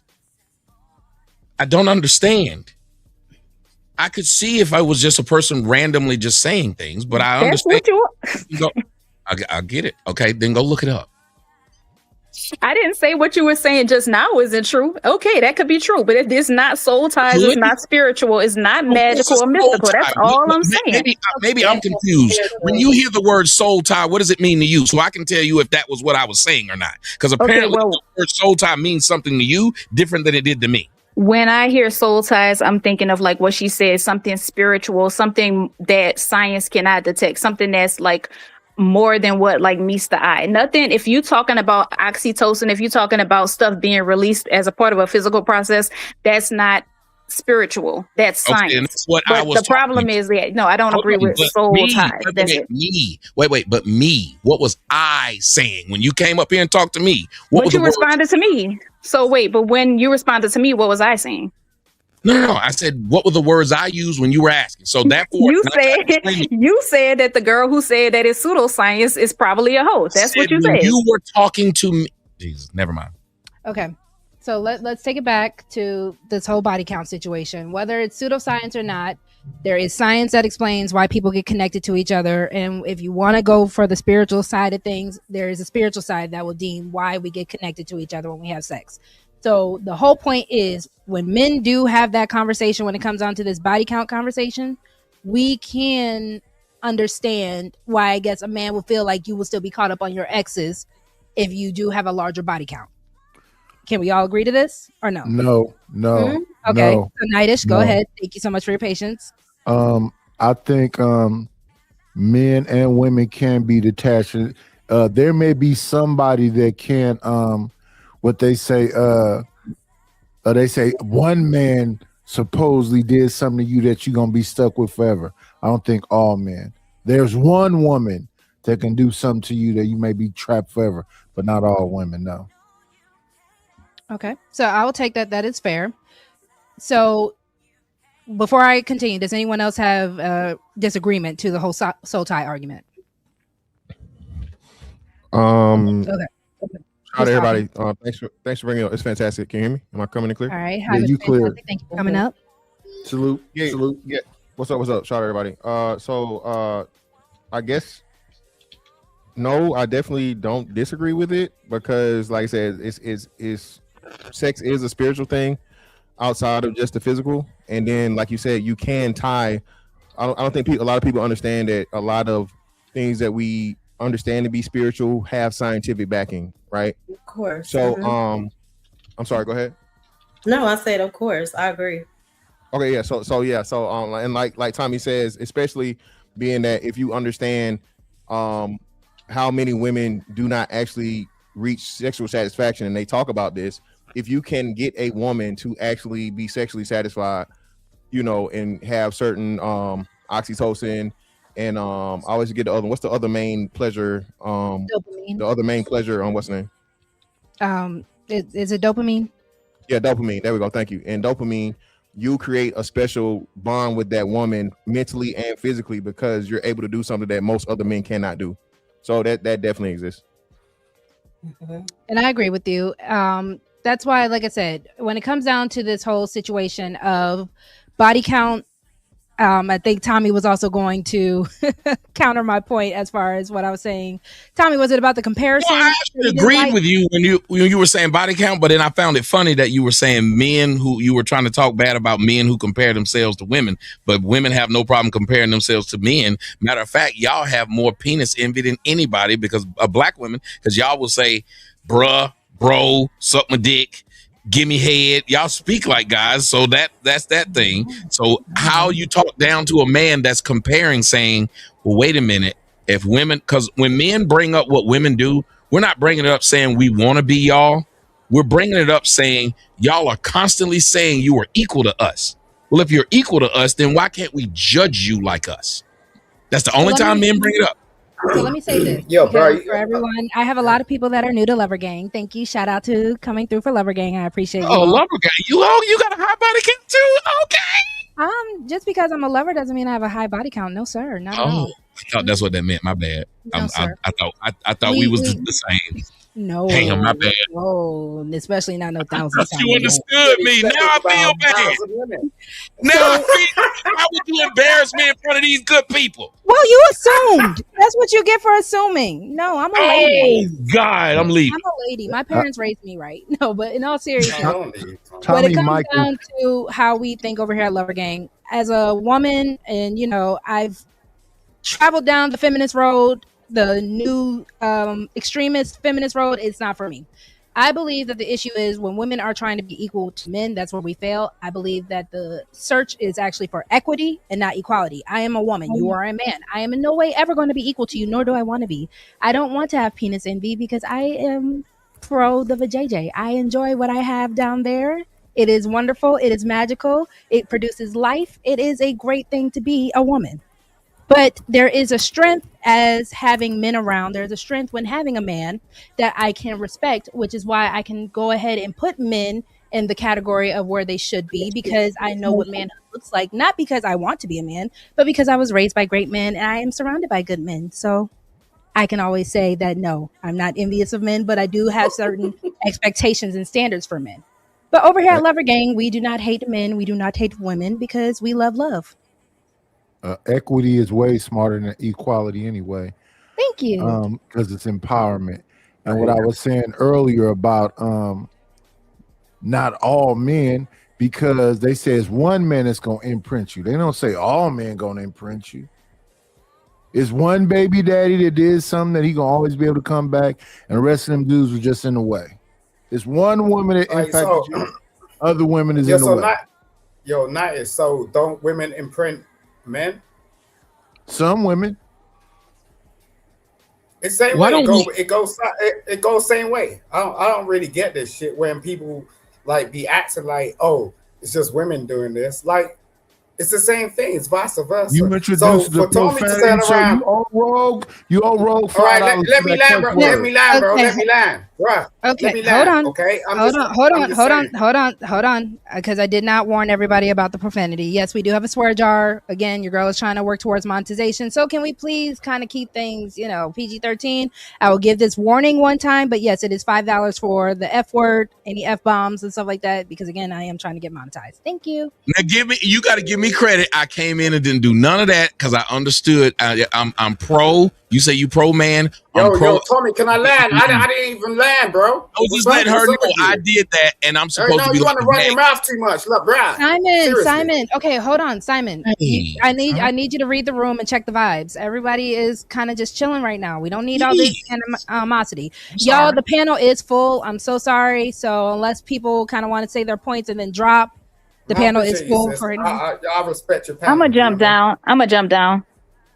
Chaco, you're always welcome, but thank you so much for joining, Chaco. Okay. Thank you, Tommy, because Tommy was able to read the room. He did not come on any rah-rah, so I do appreciate you. Simon, go ahead and land. No, I'm just saying, like, so when you're talking about you have your own impressions, like, and it's vice versa, right? It's like you're saying, like, you're quite happy to turn around and say, like, you laid with 1,000 women odd, right? So how are you going to take that if, like, you got the women you interact with is going to do the same damn thing, and you're going to like contradict that? It just don't make sense. That's all. Okay. So who was that in rebuttal to? Nightish or? No, Tommy. Okay. So Tommy. Whoa, how was that? See, again, I just want all of y'all to know. I want everybody to know. I go a lot of places, and that's why I say it. It'll be people who know me, dudes who know me, dudes who hate me, and I never met these guys. And they'll have something to say to me. I actually agreed with what he was saying. I believe women can do the same thing to men. Why do I know this? It's not even a belief. I know it because you'll watch dudes who sleep with 39,000 women, but he'll have this one woman he stalked, and he'll have this one woman, if she step out on him, he go nuts and wanna murder the whole neighborhood. So this dude just made an argument with me that didn't exist. Okay, look, all right. So, I mean, you're saying, all right. So, look, I ain't trying to argue with you too tough, Tommy, because I know you from way back. But I'm just saying, look. Oh Jesus! Look, you can't turn around and go on the live like I watched you. I watched for a good like hour and a half. Like you turn around and you said I got thousands. Like so what? You put your ding-a-ling in thousands, bro. She asked me. I didn't answer that. No, it's not. She asked you. You said it, bro. You said it. Saying, but I answered a question. I answered a question that was posed to me. Should I have lied? All right. No. You don't need Why to did lie. that offend you? Are you upset? You said it. Why are you upset about it? You said it. But why does it bother you? I don't know any man that said anything like that before in my life. Okay. Will Chamberlain. Like, period. What? You lay down with 1,000 odd women? Are you serious? And you want these women to believe you? Well, hold on. Wait. You I didn't wait, sir. Simon. Sir. Calm down. First off, I didn't lay down. I didn't lay down with all of them. Sometimes I stood up. Sometimes I had one of my legs on the couch. Okay, the details. Wow. Okay. So now he's like, no, I didn't do them. I just laid down on the couch. Regardless of if Tommy is being hyperbolic or not, we do know that men typically have a higher body count. So that brought me back to the original point that Tommy was saying. It was not necessarily about comparing the body count. Are you mad at me, but you're just glad to talk to me? It'd be a lot of that happen, young lady. A lot of these dudes just want to talk to me. They've been wanting to talk to me for 20 years. This they chance. And I wish y'all would just come in and be fans instead of be haters. Yo, Tommy, I was slowing you, bro. You know that, right? So I don't know you. Listen, don't talk. Like, you can talk to these ladies like that. Don't talk to me. What is going on? I don't know you, bro. Right. What is going on? Let me tell you what this is called. So Simon, if you're not going to hit the swear jar, we'll have to drop you. This is called sexual beef. For all y'all who know this is sexual beef. These people they don't know how to deal with the fact that they want to have sex with me, so they start a beef. Pause. Okay. It is true though. I'm the whole thing, but listening to you at this point, Tommy. Okay, so thank you, Jose. We're gonna go ahead. I just want to say real quick, Tommy, I agree with most of the shit you say, but with respect, you're a whore, bro. For real. I said this. I have a show. Bro, you do you. Brian, Rogue. I have a show with this dude named Brian, and the show title is The Guru and the Whore. Guess which one of us is the whore? You. Why are they saying things to me that don't need to be said? This is so weird. And let me tell y'all something. Men are more mad at what they heard me say than these two women who've been on the panel. This is scary. Okay. No, I'm not mad, man. I was just making a joke. I actually give me 1 second, y'all. 1 second, please. Hold on. Forgive me for not having it ready. 1 second. Where is it? Y'all stress me out. Boy, if you don't get the fuck out of my face. Damn, she sound like a black lady. All right. Well, she's like Colombian. So, Simon, you are He's not for the 10 minutes. Appreciate you. All right. So we're gonna reset. We're gonna reset and regroup. Who's at my front door? All right. We're gonna reset and regroup. So the original conversation of comparing was about the whole double standards of men versus women with body count. So I know a lot of men do like to believe that you guys have free reign when it comes to sexual history. You guys are supposed to be fruitful and multiply. So I do want to know, why is it that men feel the need to be so sexually explorative where even 1,000 partners could be a thing? Go ahead, Tommy. Let me go ahead and. You remember when I said that in our community, like today, the first thing y'all will tell a man is he don't get no pee. You don't get no pee.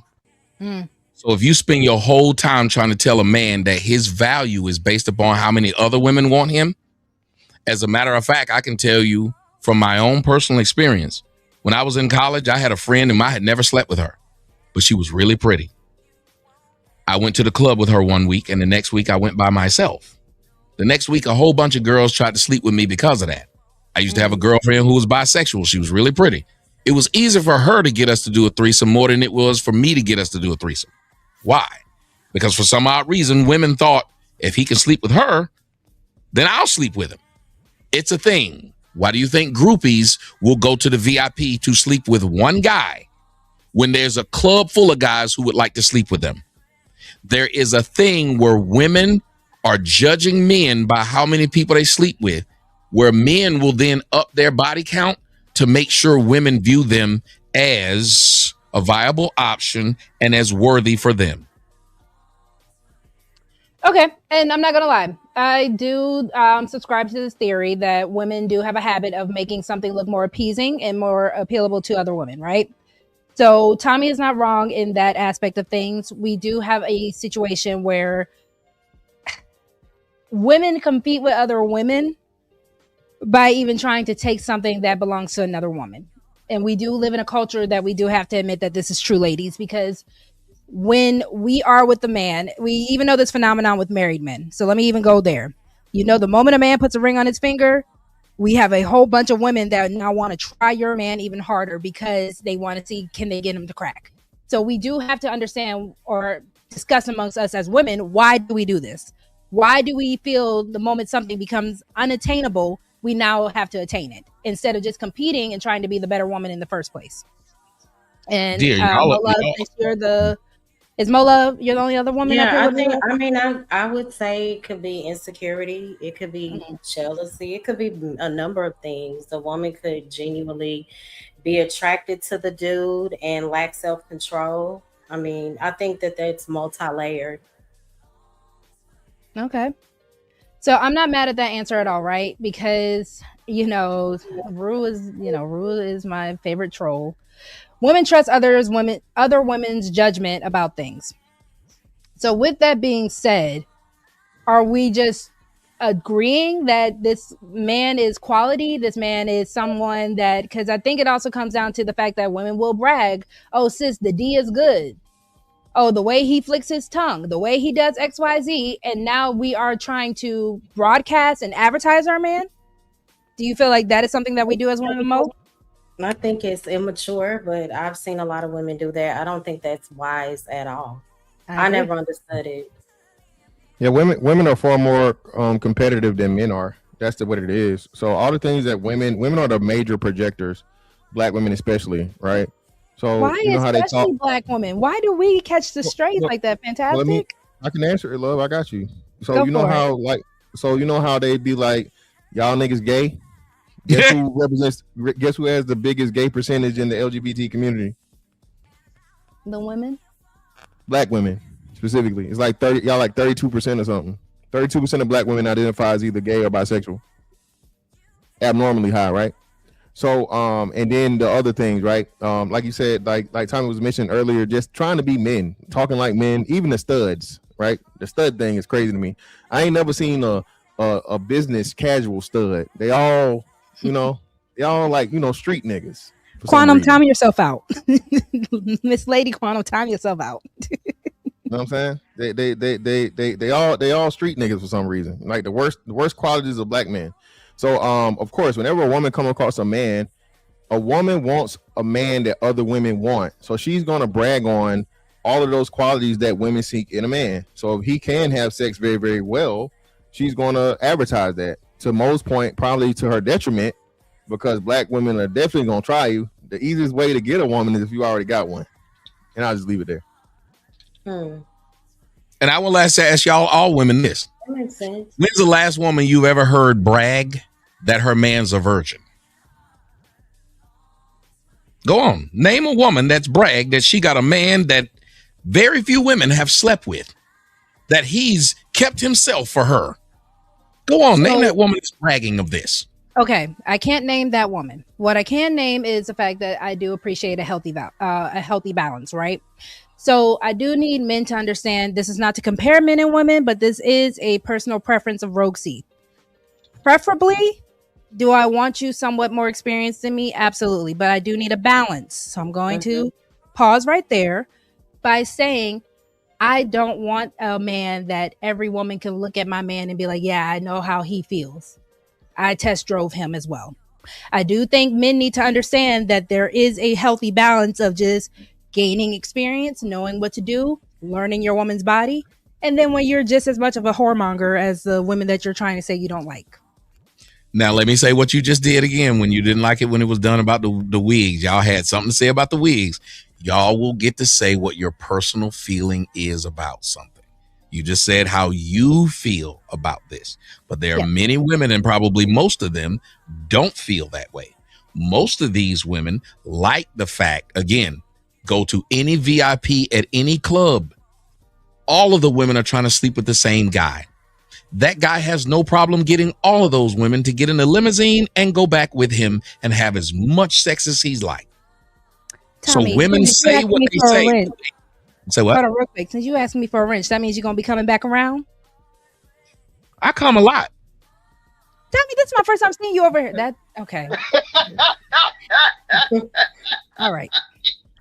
See, brother, why you mad at me when I done made you laugh out loud twice now? Thank you. So at least be cool to me. I done made you laugh out loud twice. I walked myself into that one. That was my fault. That was my fault. So with that being said, Tommy, we should expect your face around Lover Gang. We should be able to call you Lover Gang Tommy when you get this wrench, right? I even said in the comment section that they tell you what I said. I said, if she have me on here enough and you start coming by my Tuesday panel, you'll probably be monetized really quick. Tommy, y'all be going so late at night. Your girl need her beauty sleep. Wait, what damn coast you live on? We start at 9. That's late, Tommy. I work. That's what I said. What coast do you live on? East Coast. It's 8 now. Hey, you from Jersey? No, I'm not. That's crazy. You know how many people ask me if I'm from up north? I am a literal Southern belle. I'm as Southern as South can Where get. you from, bro? Louisiana. Mo, you and I have had this conversation. I'm from New Orleans. Yeah, I forgot. Okay, same. Dear, you got to stop having people like me and Mo not remember talking to you. You got to start doing things. No, because Tommy, it was people in your chat. I'm not arguing with nobody that doesn't cam up. I'm like, I cam up all the time. I was in bed. You can't say all the time when you hadn't done it with me. That would be like me saying I'm over here all the time. You just said you ain't seen me. See, you catch women in their own hypocrisy if you let them talk. Again, I'm toxic. I think, yes. Bro, you should go up there. You should go on Tommy's show. Yes, you would enjoy it. You were there. Was it you willing to win? Somebody was there. I was there. Did have a good time. I had a great time, and I got clipped up and everything. And people, you see these young women nowadays going against Tommy. Oh yeah, it happens a lot. If you do, listen, the best way to debate me is this: if I say something that sounds pretty correct, change topics to something else. Do not stay in that place where it looks like I'm right. If you stay in that place where it looks like I'm right and you're arguing it, then people are going to start making you look stupid. Because here's what I'm supposed to do as a debater. If I'm winning and you're dumb enough to let me, it's like fighting somebody in the street. If I get on top of you, what I'm going to start doing? You're going to start wailing on me. Yeah. Yes. That's the art of debate. You got to at least be able to, and you look better when you can acknowledge that somebody else might have a point. That's why I was trying to tell you earlier. Stop telling me one guy fell out of a plane and survived. You look bad when you're arguing that. Yeah. No, that was actually the cool part. You know, that was the part, of course, people didn't want to clip up when it came down to our little discussion. We actually came down to a very fair conclusion. You were like, oh, yeah, this lady actually has some sense. I'm like, thank you. I wasn't See, I don't just treat people like everything you said is wrong. That doesn't make sense.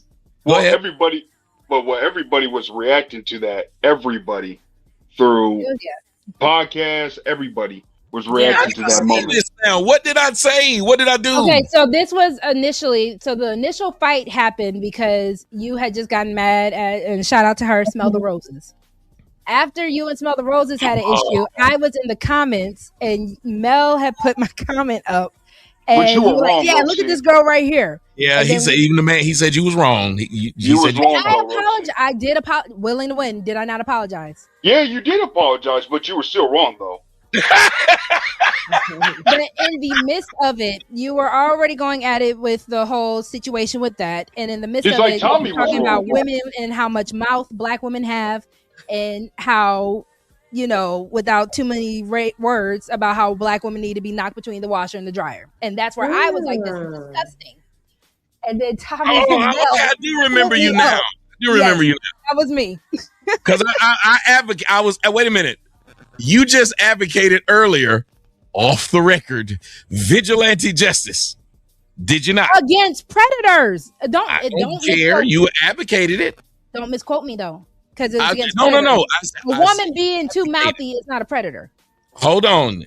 Let me tell you how many times I've seen that predator mouth of these women messing around and bothering people. There was a guy today. He put out his he was on Kick, I guess, because you can do more on Kick. But he was on Kick and he had this woman in his house. That woman refused to leave that house, and it was 6 dudes in there, one woman. She was calling them all kind of names. She started calling the black dude monkeys because there's a chick that wasn't black. So she was calling them every racial slur. And I said, when I said, and this is why I will never help women who getting their ass whooped, because most of them usually getting it whooped because of what came out their mouth. I'm sorry. Of course, it's not everyone, but I'm not going to put my life in danger for people who I've seen every day have no problem running their mouth. Like that tyranny chick has no problem running up on me every time she see me saying something. You know how many If women you're still in the chat or in the clouds, I still love you. I know people might women, not like who comes over to my channel, but y'all, it is Lover Gang. It is all love. Even if y'all have personal beefs, I do not stand on anybody's beef. I love you too, Roxy. Thank you, Will. I have had women in my house. Now, this is my domain. Mm-hmm. You are at my whim at that point. Still sit there and argue, raise and I'm thinking, these chicks are nuts. You don't know what I'm gonna do to you, but they'll test that theory. So what I'm saying is, yes, I believe in common sense. If a man was talking to me a certain way and a woman, my girl, was sitting there watching it and I did nothing, she'd think I was a punk. So why would you say something to me that you know if he said it, you'd think I was a punk? Why would you push me? That's all I ask. Women to not push men, because I don't push people who I know I'm not going to push a cop. If I know a cop is pulling me over, I'm not going to push him and I know he could do something to me. Why would I do that? And I don't know. I guess I'm stupid. No. So let me say this. So as a woman who has been combative, as a woman who can be mouthy, as a woman who has learned both easy way and hard way that men are men, and not every man knows the self-control that we would think or hope that every man does. I do not advocate for men putting their hands on women. With that being said, I do advocate for respect. Now, I am going to say this, and this does not make it okay. But women, we do need to protect ourselves by realizing that we are women. That is why I say don't fight for equality, fight for equity. There is no reason for you to be going back and forth with a man because you do not know if that man has had that last little straw and you just broke it and now you are putting yourself in danger. I do not advocate for women to put themselves in danger. When it comes down to our mouths, we know how lethal, we know how quick tongue with it we can be, and that is not going to work with every man, and we can put ourselves in a lot of trouble in that. And I am just advocating for women, please, because we don't know these men like that. Do not go back and forth with these men. Have enough respect for yourself to respect the man to be able to just walk away as a lady. That is what we need to do society-wise. A lot of women who are trying to G-check men like they are a man themselves are going to get in a lot of trouble, and I do not advocate for that. Ladies, please remember that you are a lady. No matter who that man is, no matter if you feel like you can even take that man, no matter what you're carrying with you, please remember you are still a woman, point blank period.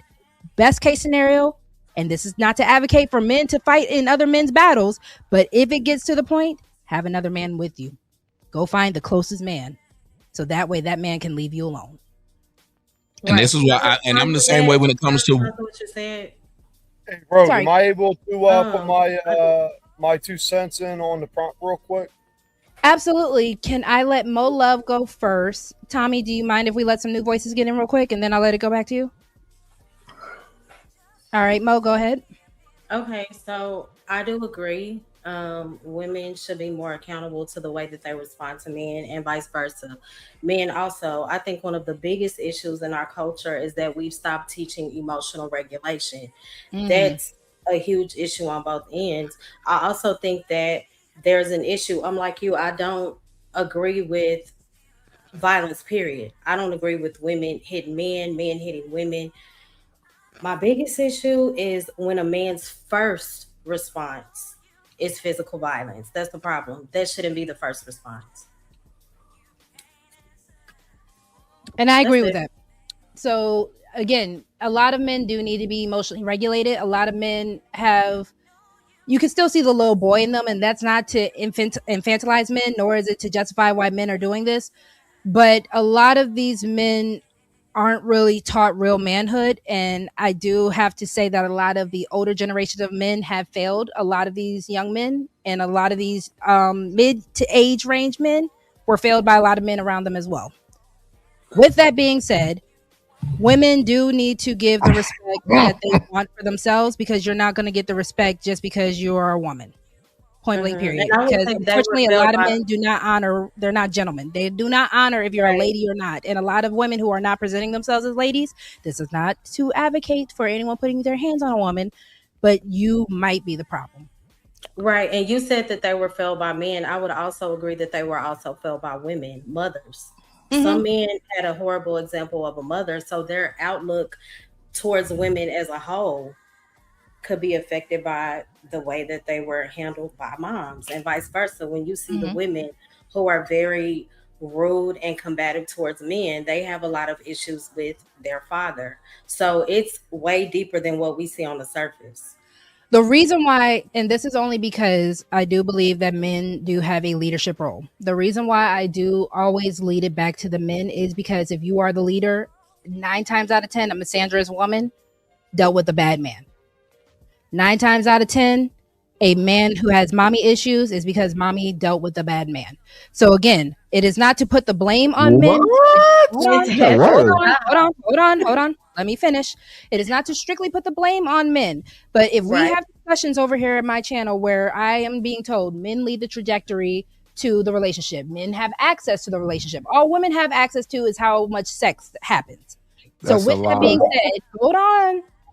When it comes down to Rogue C's personal belief, you guys don't have to agree with it, and I will be open to hear the pushback. But my personal belief is because men are the quote-unquote leaders, you also do have to carry the burden of leadership as well. And the burden of leadership is also blame. Yeah, so hold on. So you said it's not about the man, but then you literally put it all on the man, okay? And then furthermore... I said it wasn't about strictly blaming men. Because yes, I can still blame the person and their actions for how they act, but I can say that the trigger or the trickle down or the snowball effect still led back to a man. That's all I'm saying. Yeah, but fantastic. You're completely, totally absolving women of any accountability in the situation. Exactly. You're saying you said even if he has mommy issues, it's because the mommy had an issue with a man, not that the mommy could just be a horrible bitch. A terrible person. You owe $5. Oh, bitches in there too? That's the only one. I think no, it's the B word and the F word. It's the F word. F word. Oh, okay. She said F word. I did say the F word, but Fantastic is new here, so we're gonna actually get the rules eventually. Okay, no profanity. My bad. So I'll clean it up. I apologize. Just clean it up as much as you can. PG-13. Okay, got you. Okay, so a horrible woman, right? And again, even if we agree to the terms that men and women aren't equal, and it's a whole lot harder for a man to get sex than a woman to get sex, because one thing you did say is a woman that determines how much sex is had in a relationship. So if the woman controls the most important thing, that's the total existence and reason for the relationship, because no man is going to commit himself to a woman that's going to not give him sex. What does that say about the situation? Women use it to manipulate everything the way it is. So when a man is, one of the select men that can pretty much get it at will, how is he going to be penalized for it? And how do you expect him? Why are you saying that as long as he's not out here just making babies everywhere and, spreading diseases, how is that being irresponsible when sex is a natural human activity? Okay, because you so let me respond to the first point of absolving women. It is not to absolve women. I again just point out where the roots are. And if men are these leaders that I believe that you all are, that you all will let us know on a regular basis, I do have to go back to the original root of the problem. And the root of the problem is still going to be a man. Even if you want to take it back to Adam and Eve. God technically did not absolve Eve. Eve was punished. But you do know who got the most of the responsibility? It was Adam. Because at the end of the day, Adam, I put you in charge. It is you who are supposed to know not to do something just because this woman that I gave you told you to do something else. You were still supposed to follow me. So that is why, even if you're not religious, I'm just using that as an example. At the end of the day, I do look at as a man, if you are going to be the leader, you do come with most of the blame. Now, that is not to not absolve the woman. That is not to say that the woman does not have any accountability in the situation. The woman still does have accountability, and there should still be consequences. With that being, Tommy, not the finger wag. Yeah. See, I want to go after Tommy. Let me go after Tommy then. Okay, go ahead, Tommy, because Tommy's our the finger wagging. Oh, wait, Tommy, do the finger wag again on big screen. Matumbo. I just want, I'm trying to, I gotta pee and I need to go to the restroom and the pastor's still talking and I just want him to recognize one of the ladies or somebody to recognize so I can get up. Now I gotta say something. And here's what I would like for you to do. I don't even want you to center me because sometimes people need to see what the other people's faces is doing as I speak. So I'm gonna pull a Stephen A. I want everybody up here, not just to see my face. So here we go. You said men are the leaders, correct? Yes, sir. As a leader, then what I have the ability to do is dole out punishment. Yes? Yes, sir. So if that's the case, then how I punish, whether it be choke you, elbow you, keep you from food, every leader, because let me tell you something, you a grown-ass woman if I'm with you. And y'all believe, whoa, let me keep going. I said, if I'm the leader, because don't you do it to your children? If you're supposed to be the leader of your children, don't you pop them and you'll turn around and tell them what?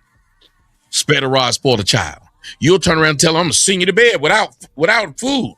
You as leader, and almost every leader, I can fire you. If I'm the leader, I can make you run laps. But y'all want to tell men that they lead and then turn around and tell them how to lead. So they ain't really leaders, because if they leaders, they're going to do whatever it takes to get the best out of their followers, number one. Number two, you brought up the Bible. And you said God punished Adam and gave him the leadership responsibility over Eve. Anybody that knows anything about the Bible, guess what God punished Adam to do? Till the earth until the day he dies. To work. Hold on. What did he punish the woman to do? Have her period and have babies. And yet it's 2026. I worked, and guess who works right along with me now? Women. Okay. But guess what? I ain't never had no period and ain't never had no baby. But you sure got a 9 to 5. Damn, Tommy, I just have to say real quick, I was under the assumption that there were no liberals on this panel, but what you just said is very liberal logic. And I can give my answer on to why. Proud Mick, the night clearly said he wanted to go after Tommy. Well, in his defense, he was being patient. He was actually supposed to go, but go ahead. No. Go ahead,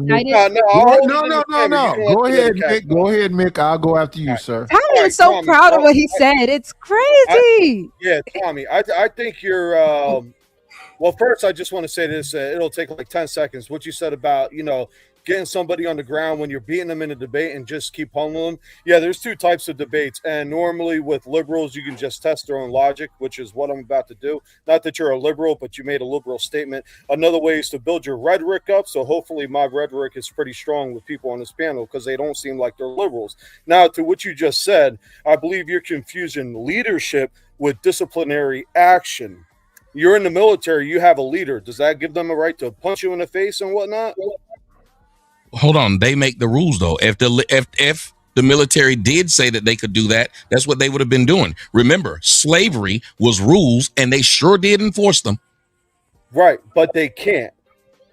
What do you mean they can't? I said that's what they did. They set their own rules. The rules that the military has right now, they set them too. Okay, so hold up. Let me get a clarifying statement from you. Are you saying because men are leaders, which I actually do agree with that, men are supposed to lead, are you saying because we are supposed to lead that we are leaders, we have a right to punch a woman in the face if she's cutting up too much? No. See, let me tell you what she said men were leaders. I said a leader. That's why I said as a mother, she would be a leader of her children. She can whoop her children, send them to bed without food. She can sit up there and tell them they can't watch TV. She can tell them they can't be up. She can do what it takes to get the result she wants. Somebody else has to stand in, like Child Protective Services, and changes that. But when these departments didn't exist, people did do what they wanted to do. Hence, there was abuse. So it wasn't called abuse when a husband used to do that to his wife. It was not called abuse. The cops used to show up and say, hey, they're married. I can't stop this from happening. So let's not pretend that my idea of what leadership is, because it took greater leadership to change that law. But even it's a good thing we did change it. No, I'm just okay, but my point hasn't been challenged. Are you telling me is that a rule was set in place by a bigger leader? So the question that I have, because that's technically what even happened in the Bible, like you said, God punished Adam, God punished Eve. The thing that I have to say is, it wasn't a matter of stripping away their autonomy, their rights, and everything like that. So that's the issue that I have with the idea of men being able to just knock their woman upside the washer and dryer. No, I was just addressing what you said, that God punished the man more than he punished the woman. I was right. If the punishment he gave both of us, you're now doing both of them, you got the higher burden. I love when people come in and say that I'm a feminist. Thank you so much for coming up, Level Up, the DJ. If you do believe that I'm a feminist, because I do believe that women should not be knocked up against the wall. If you do think that I believe that women should have equity in their relationships, and that is what makes me a feminist, I do find that hilarious, because again, if you want a woman to treat you right, I do believe that you should treat her right. If there are things that you want in life, you should go and get them and do them, and you should expect to do the same for the people. That is what leadership is. A true leader does not rule with an iron fist. A true leader does rule with balance. A true leader does not rule in fear. That is called a dictator. But if I'm a feminist for believing in that, I'll be that. And yet we have a leader by the name of God, if you read the Bible. And one of the things that he wants his followers to have is a healthy fear of him. Mm-hmm. Yeah. But when we talk about fear, when it comes down to, so people like to also misinterpret fear with reverence. And that idea, reverence and respect, is what they mean by fear. Last I checked, God killed children because of how they responded. Deleted, unalive. Yeah, God. Deleted, unalive. Stop doing this on TikTok? You don't know the Bible. One mic. Stop arguing the Bible when you don't know the Bible, because that vengeful God that you serve, tell me how that's different. Yeah, God says himself that God creates everything. He's not just the good; it's the good and the bad. He told the children of Israel to wipe out entire civilizations, leave none alive. God is so yeah, no. God is a dictator. I'm sorry. Go ahead. You the host. I'm sorry. Go ahead, Fantastic. No, I'm sorry. No, you the host. You the host. I can wait. I'm just saying, when I was talking about the fact that where we're going in a relationship dynamic, because I was being called a feminist, because I'm just saying that men should not be putting their woman up against the wall. I get what Tommy was doing when I brought up the Bible. Yes, I said I brought up the Bible for that example. That was just an example. I will say, as a Christian woman, I know how people feel about the Bible in this YouTube space. So that's why I tiptoe. I don't like to go full deep into it, because it can offend people, or people can kind of get offensive with it. But I don't disagree with what Tommy is saying about the whole vengeful God thing, or what Fantastic is saying about being a dictator. But I'm saying the best leaders that we do know, and that is probably why a lot of people have turned their back on God, if we're really going to have the deep conversation in this generation. But I digress. The best leaders that we know are not dictators. We idolize the dictators, Mussolini, the mustache man, all these people, because they did travesties. They are infamous, not famous. They are infamous. So if you're okay with being an infamous leader, then go for it. Why do you call them best? It's the same thing y'all say when y'all say a real man. Y'all make up these things based upon how you feel, not based upon there's an actual. It wasn't because of the. I didn't hear the first part you said. Why I said y'all will say things like how you said best leaders, and y'all will say real man, but none of these things are based on some objective facts. It's just how y'all feel, and y'all will use these words to supersede somebody else thinking about what you said. Meaning, when you say a real man does, but when y'all were talking earlier, you know what y'all never said? What a real woman does. If a real man ain't supposed to put his hands on a woman, most of these men ain't just firing women's heads up for no reason. But y'all will say a real man is supposed to go past that woman's mouth. He's supposed to say that woman's mouth is so bad, I still should go past that and say, I'm going to control myself. But last I checked, you're being disingenuous, Tommy, because I did talk about emotional regulation. Both of us just said that. As far as but y'all like Fantastic brought up that y'all were bringing up that every time these things happen, it is a man who caused it. I didn't say that. I said that. That's why I was trying to talk to Lover Girl. She brought up a man that caused it. That you were saying this, and it was the part where I was starting off wagging my finger, because I was like, well, hold on a minute. The majority of these men who aren't emotionally regulated, guess what kind of house they come out of? Single mothers. And then Yeah, it's single moms. But you did not blame it at that. You then said that woman had a problem with a man, so she somehow passed it down to a child. If you're going to say that, then women should not have custody of children at all. Because when a man has custody of his children, he never gets to blame the lack of mama or grandmama for why he's an asshole. Hopefully that ain't on your list. Blaming on feminism. The reason why I said this, and Nightish, because I'm going to let you have it.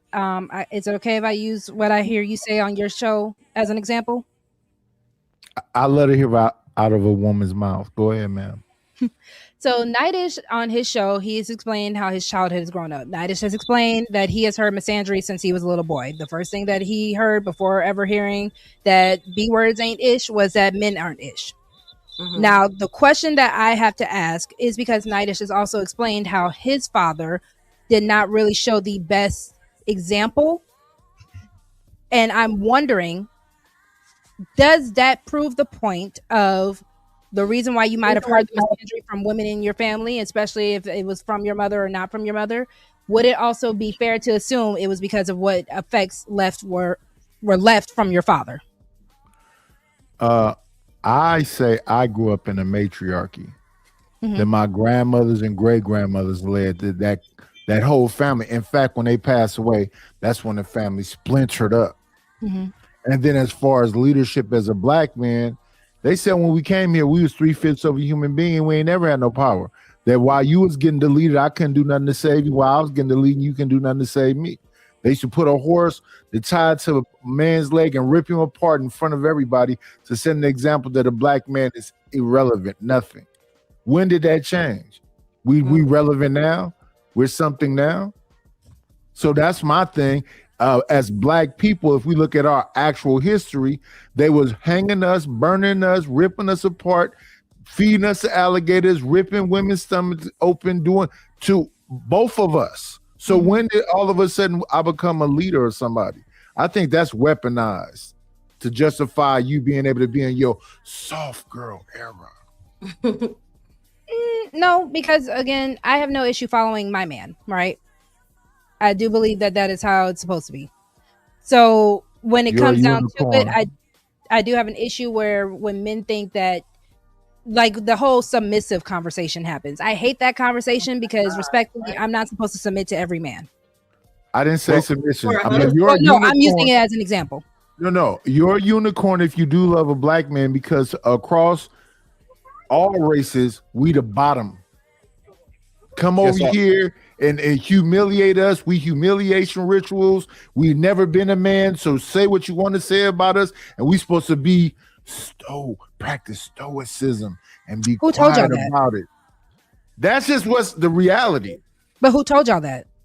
Well, black women for one, black women in society, yes. Right? And other black women did, and that's the thing where the disconnect happens. Well, most you ain't, can't, don't, won't, you know, ain't ish, can't ish, won't ish, don't ish, right?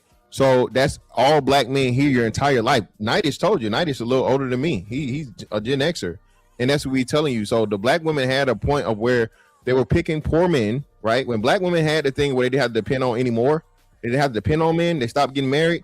They chose the worst of men to choose and have children with. The men that they knew that weren't going to be around, because they replaced the man with the child as a source of resources. You didn't need the man no more to have a house and to have food and whatever, because if you got the child, the government give you a free place to stay or a reduced place to stay, and to give you food, money for food and all these other different things. And if you told them the child was crazy or disabled, hell, you can get some cash money in your pocket. So this has been going on now for at least a generation and a half. And now you're telling black men that are being raised, I won't say a majority, but a substantial minority, right?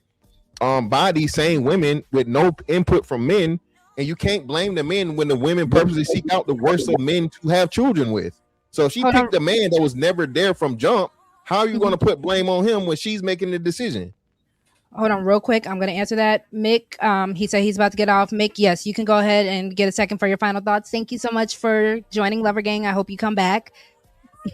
Yeah, this is actually, my first time on stream of my second time. Send some money before you go. Send some money before you go. Yeah, I can do that.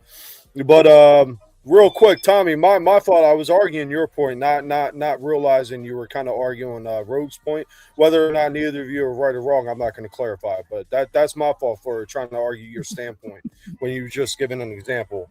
But yeah, man, it was nice being on here, huh?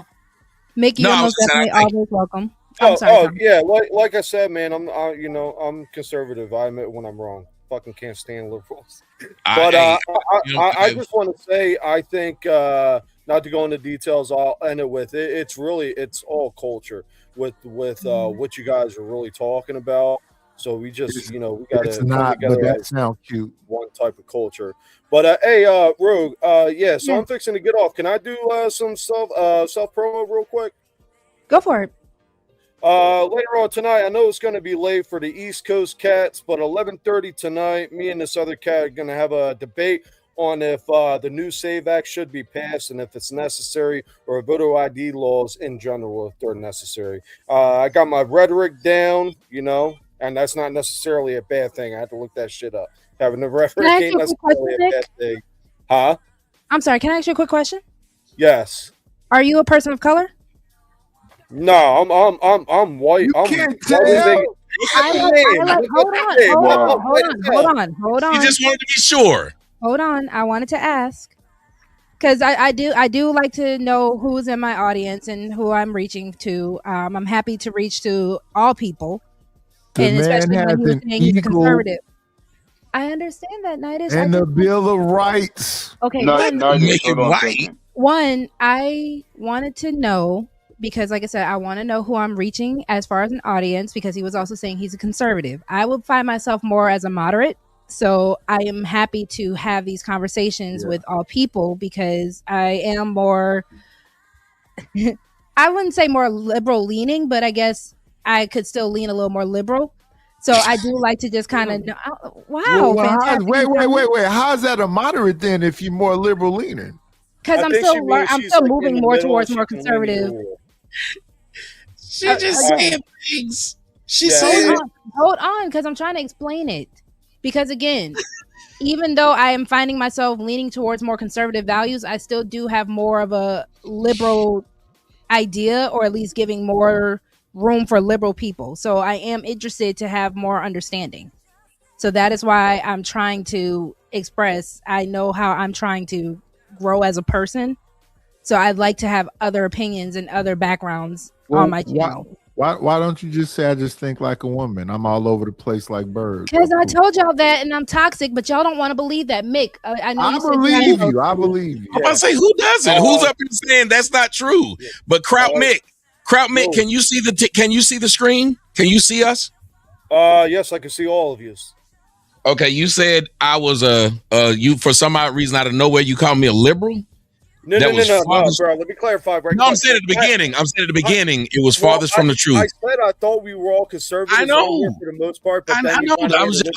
I'm just trying to say something to you. Yeah, I said you get a liberal claim. Yes, I want to say that you're not only Kraut Mick, but you're my Kraut Mick friend, and where you got that from was in The Godfather. Correct? Yeah. I got it from The Godfather. Tell me I'm good. Let me tell you something about Kraut Mick. Tell me I'm good.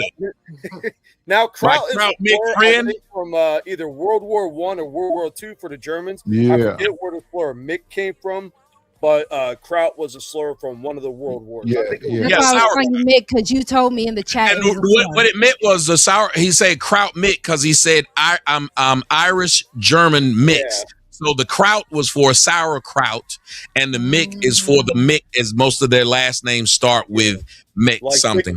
Or some shit like that. Now tell me how you can call me that, man. I happily give you the card. Thank you. I'm very. I impress people all the time. Yeah. I don't believe it's first, and I know you said you gave me the card earlier, so I'm okay. Yeah. But Rogue, see, I think you're more liberal than you want to accept. I'm definitely moderate. I don't even mess with either side because I think it's two wings of the same bird. I don't like extremes. That's my thing. But it is extremes. If the liberal side or the conservative side, both of them are extremes. Right.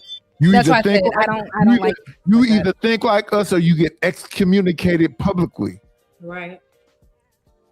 You get punished roughly publicly. If you're not fully liberal, if you're not fully conservative, you got to be one way or the other way, and that's the sad part about it. I don't believe the mouth should be a reason for motion out of a man. You should go ahead, let her say what she's gonna say. But I don't know of no time ever in this 56 years I've been in life, and in 6 months I'll be 57, where black men haven't been told they ain't ish. So I have a black son, and I don't like that idea of ever having a child even hear that, nor do I actually like that belief system for him, because we do our affirmations every morning. He knows that he's going to be the best that he can be. He can be anything. And that is just how I want to empower him as much as I can as a mother, because that is my job to enforce those beliefs, those core beliefs. I know we wanted to hear from Aaron. So, Aaron, I'm going to go ahead and let you get in there, and then we'll kind of go back and forth with that. Hi, No Chaser. Okay. Salute to the hostess. Greetings to the esteemed panel, and shout out to the chat. I hope all are well. I kind of wanted to ask a question, but you said what direction did you want the conversation to go? You're fine. You can take it where you want. I know we were just talking about the men aren't ish, and I'm saying I, as a woman with a son, and I'm around a bunch of black boys. I don't like to contribute to that mindset. I really think it's actually destroying you all as well, because even the men on the panel were acknowledging how ain't ish mama or a messed up in the head mama can really ruin young men. And I do agree with that. As much as they think I disagree, I just believe that men do have a leadership role. So usually if a man is not in that household, that's why the mama usually ain't ish. And Big Aaron, before you go on, the real question was about how does that work when the black community literally is a matriarchy? Big Mama been running it for at least 50 years. How does the man who never been a leader all of a sudden is a leader, and because he failed some way, it hasn't been Big Mama running the house for 50 or 60 years? I know Aaron's about to speak, so yeah. No, is that it, Knight? Yes, sir. Yes. Is that the question on the table, or is that a question you like ask? Yes. That was the last thing we just was saying before she said you could take the floor. Is it a question on the table, or is it one you would like answered? No. It was a conversation that was happening before you got up here, sir. Not me personally. Okay. No. Or we can take it back to the body count. Y'all choose. No. I'm right. That particular question, I wanted to ask a question, and that's what recourse do men have if they're the leader to prevent sabotage, right? I mean, I understand the concept that if you're a leader, you're held responsible for the outcomes, be they favorable or not, right? I understand that. But the people that a leader has under their charge, that leader has with their authority the ability to exact some sort of correction if it's needed, right? Because the people that he's leading also influence the outcome. So I'm just wondering, if we're the leader and if we're supposed to be held to blame for any failure, then what is within our power to make corrections when the failure is a result of someone else's inefficiency and not one of our own? So I find it very strange. Nothing at all. We don't have no leadership powers. We can't exact nothing. You can leave. But I find it very strange, and I've always said this, I even have a short about it. The biggest superpower that a man has is his absence. With that being said, we're already absent because 70% of y'all are alone and y'all like being alone. So we already absent. And you know what the women say? We happy you goofies ain't around. A lot of them aren't, at least not the full 70%, and we know that. But with that being said, I do have to argue that it is a little strange that the only form of correction that a lot of men want to use is physical abuse. But when it comes down to the oppressors that they are dealing with on a regular basis, they will not put their hands on the other men. I find it very strange that men No, want That's to not put their true. hands Wait, on wait, women, wait, wait. but not Sit on up other here and get a men. whole Man's y'all Bro, putting wait, wait, fellow wait, wait, wait. putting his hand on a she, white boy. This is wild. I See told that? y'all they'll swear they ain't got no problem with black men. Then they'll say something like this about the whole of black men when it Cause was they just be I didn't even say faking. black men. I said men. I said Cause they men. I be never put a race right, on it. oh, no, right. Cause y'all be. I who's never the put a oppressor race on then? it. Who's the white man's well, oppressor then? a question was, So wait, bro. Wait, who was the white man's oppressor since you wasn't talking about the black man? Who's the Other white man's oppressor? men. Other white men. And they scared to put their hands on them. They got a whole revolutionary war. They got a whole civil war. I'm talking about so any the man. question, Hold on. Stand by something I say. I'm not gonna pretend I didn't mean that. I didn't say I didn't mean Other anything. white I never men said are black oppressing men. white men. So But- I said it is very strange how men want to put their hands on other women or their woman, whoever, but never on other men. That's all I said. You said You said you men, first off, about because he said it and I was agreeing with it and I said it earlier. Second off, if you tell somebody they don't have that tool in their bag, they're going to ask for that tool. That don't mean that's the only tool they can use. But if I need a spatula sometimes and you tell me I can't use it, why is it that when I say, man, it would be nice if I had the spatula, that's the only thing you can use to cook? Really? I'm just pointing out that one of the things that other people use in leadership roles, we can't have it. We are literally because told in we can't have leadership it. roles, please It's explain hard to me to how. parent a child. Hold on, you real cannot quick. punish. Hold on, real quick. Tell me what words, unless a woman is putting her hands on you. Hold on, please, before y'all react. This is my show, for one. Please, 1 second. Before you react, logically, since men are so logical, what can I personally say to you? What can I really do with my mouth where you feel like hands and feet need to be put on me? First off, wait a minute. By that own logic, what can another woman say to you where you feel like hands and feet need to be put on her? What can a child say to you where you feel like hands and feet need to be put on them? Let's not act like this ain't I don't been believe in putting my hands and feet on people. That's the whole point. That's the whole point. So, gentlemen, Gentlemen, my initial. let me answer the question. If I am in danger and someone is putting their hands on me, that is when I react. Correct? It's insane. But here's this thing, bro. See, you know who whip children more than anybody? Black women. I'm asking Tommy and Nightish. Okay, I would like the opportunity to converse with this young lady. The question wasn't rhetorical, and I'd like to get an answer for it. I like to practice decorum, but please don't urinate in my cornflakes here, if you don't mind. Appreciate it. Okay. Yes, sir. Go ahead. Okay, so again, I want to know from you, what recourse do black men have, right? If we're in fact the leader that is supposed to be ready and on call to accept blame for whatever failures that occur in the community, what recourse do we have to be able to make corrections to avoid these things is the question. So my answer would be leaving if it gets to that point. My other answer is communication. My other answer communication. Go ahead. No. Go ahead. Because to me, when I hear if a woman's mouth is the reason why a man could put his hands on her, to me that is trying to swat a fly with a sledgehammer. Yeah, no, Confucius say don't kill a mosquito on friend's forehead with an axe. I get it. And I'm not an advocate for physical abuse. That's certainly not where I'm trying to take the conversation. And there are many other ways to sabotage the relationship besides just shooting off at the mouth. So we're back to just leaving, which doesn't seem to be beneficial to the relationship. I mean, it's counterintuitive, right? And men have been walking out and going for the proverbial pack of cigarettes for a while. That doesn't seem to be working. And then leaving, it just terminates the relationship. That does not allow progress. It doesn't promote family. It doesn't. That's counterintuitive. Communication isn't recourse. Communication is a tool that simply is used to relay information back and forth, but it is not a punitive measure.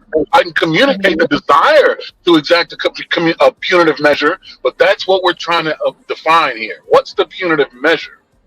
So again, the leaving isn't necessarily you have to leave the relationship. It doesn't have to even mean you terminate the relationship. How many times? Hold on, let me get it out. Give me an example of what it would look like. So even in the situation of a man knowing that he's bigger than Rogue C, knowing that he can overpower Rogue C very easily, right? The moment that man leaves, it sets a tone. It sets a tone. Not only can this man actually walk out of my life for good, and if that's not something Rogue C wants, okay, I'm gonna have to correct myself then. But it also gives the relationship a beat. If it's so hot and heavy at that moment where all one can do is think about, oh, I want to put my hands on you, you do need to separate so you two can get a beat and you can get a clear and calm down mind. Now I get it. That seems so far-fetched in the Black community where we're all so ready to just put our hands on each other. The women too, the men too. Well, it is so far-fetched to just walk away and to kind of just catch your breath. And I've been there. I've been there. And I'm sorry that you've experienced that. Please understand that my line of questioning is completely devoid of abuse, right? That's not ever an alternative to anything unless abuse is being, right? So I'm sorry, 1 second. Mo Love, after the back and forth, yes, you can, then fantastic, nightish, Tommy. Okay. So, right. Shout out to Mo Love. So that's not an option. But what I'm saying is, okay, you're suggesting that leaving. So what that sounds like to me is, oh, put yourself on the couch. You're in the doghouse, right? So it's incumbent upon me to remove myself from the situation as a punitive measure for you. And then if that were to be the case, do you really think that would go over well? Or do you think the response would be you're out sleeping with some other woman? Furthermore, isn't that him abandoning his post as protector? One, are you out sleeping with another woman in the sense of you leaving? No, not at all. But but we don't need that kind of fallout or guff when we return, because ultimately that's going to be the purpose of exacting a punitive measure is going to be lost, and if anything, reversed. She's going to make your life a living hell under the assumption or presupposition that you're out sleeping with another woman, even though you went out to play golf. So that's the whole point. A lot of times, you don't have to always assume that we're always thinking that you're out sleeping with another woman. Well, would you suggest the majority of the time that would be the case if a man were to leave the house after a contentious situation, that he's run to the arms of another history woman? of sleeping with other women? No. If you are really just going out to catch because you know you about to take Rogue C through there, no, my brain doesn't instantly be like, well, Aaron, you're about to go sleep with another woman. But what it is going to give my brain time to do is to be like, dang, this really did not have to get to this point. Dang, I know I love this person, and if he could just up and leave like this, and I don't want him to up and leave because I do want him in my life. I want this person. I want his protection. I want the provision. I want everything that comes with this man that is available to me. It gives enough time to understand we don't have to do this way. A lot of times when people reconnect after a fight like that, after someone walks away, after they catch a beat, they're usually able to now properly communicate because it has now made tensions less high. It has now made emotions cool down some. And you can actually properly talk. That's the correct answer as it's found in the back of the book. However, the purpose of him leaving is not to cool any jets, to better the quality of communication. A. B. It's supposed to have been a punitive measure. And C. If you take yourself out of it, can you seriously say women today, their first reaction would be, oh, I screwed up. Let me calm down. Let me self-reflect because my husband walked out the door for the weekend. Tommy, or do you think they're going to be like, where did he go? I hope his location's on. Tommy, I enjoy having conversations with you. I'm sorry if me being a woman in my woman brain is problematic. This is Aaron. Oh, Tommy. No, I was responding. I'm sorry, Aaron. I was responding to Tommy's chat.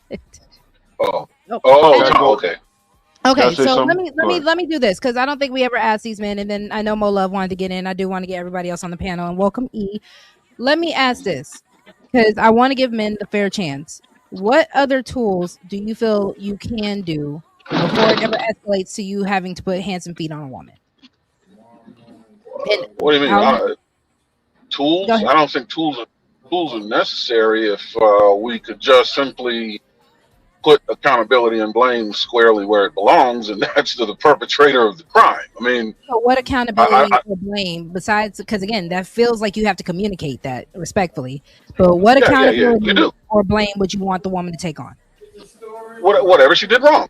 If you soiled the bed, you're washing the. You know what I mean? And an apology must be forthcoming. I don't want to hear that my cooking last night, or I took you to this restaurant that served dairy and you're lactose. No. You soiled the bed, dear. Grab the Clorox. We're gonna do this. Your apologies accepted. Okay. Well, love. And then Aaron, I'll rebuttal that because I do want to hear from all the men what rules or what kind of ideas you guys think. Mute Nightish. He's having a background conversation. Mute Nightish. Whatever he's talking in the background is coming up in. I got it. Yes, I guess I'll answer. Yeah, so of course, quick, fantastic, because I know Momo was waiting on us, and then I'll let you go first. Yeah, I'll be brief. So you mentioned Rogue, like walking away in the moment, right? When it's really heated. I believe that sometimes it will call for a person to completely leave an unhealthy relationship because a person is not required to, continue to endure ongoing verbal abuse. If the relationship is constantly toxic and there is no willingness to change, ending it would probably be the best thing you could do, the healthiest decision you can make. So sometimes you do have to walk away, It just makes sense. You can't force anybody to change. If this person is consistently triggering you, combative, 24/7, why am I still here? What are we doing? Somebody needs to walk away, not just take a 30-minute break. If we know that this is repetitive and this is a cycle, one of us has to wake up and have common sense. If you know that it's going to trigger you to want to put your hands on that woman, walk away, leave their relationship. She's not willing to change. You know that you're going to go 0 to 100 really quick. Somebody needs to leave. And that is why I say men's most powerful superpower is the fact that they can have their absence. I agree, Mo Love. And I've said this on many a times when it comes down to men who feel like they are mistreated in relationships. Now, with this example that Tommy has put in the chat, it's not about the fact, and I get the hyperbolic metaphor in this, right? But the issue that I was having with it, Tommy, is the fact that what extremes in the relationship would call for this. Because I do feel like I agree with Mo Love. If it gets to the point where you feel like you have to put your hands on a woman, that relationship's not for y'all. But I know I said fantastic, and then I'll let Tommy rebuttal. Yeah, so am I answering the question about tools, or am I just speaking in general on topic? You can speak. I do want to hear from the men about the tools, and then you can move on. You can do both. Well, of course, yeah. Communication, most importantly, again, I don't believe it benefits a man to put any type of physical thing against a woman because you're gonna lose regardless. I just don't, and I don't agree with it. I'm with you. If you have to put your hands on a woman in order to make her comply, that's not the woman for you because it's gonna be bad all the way around.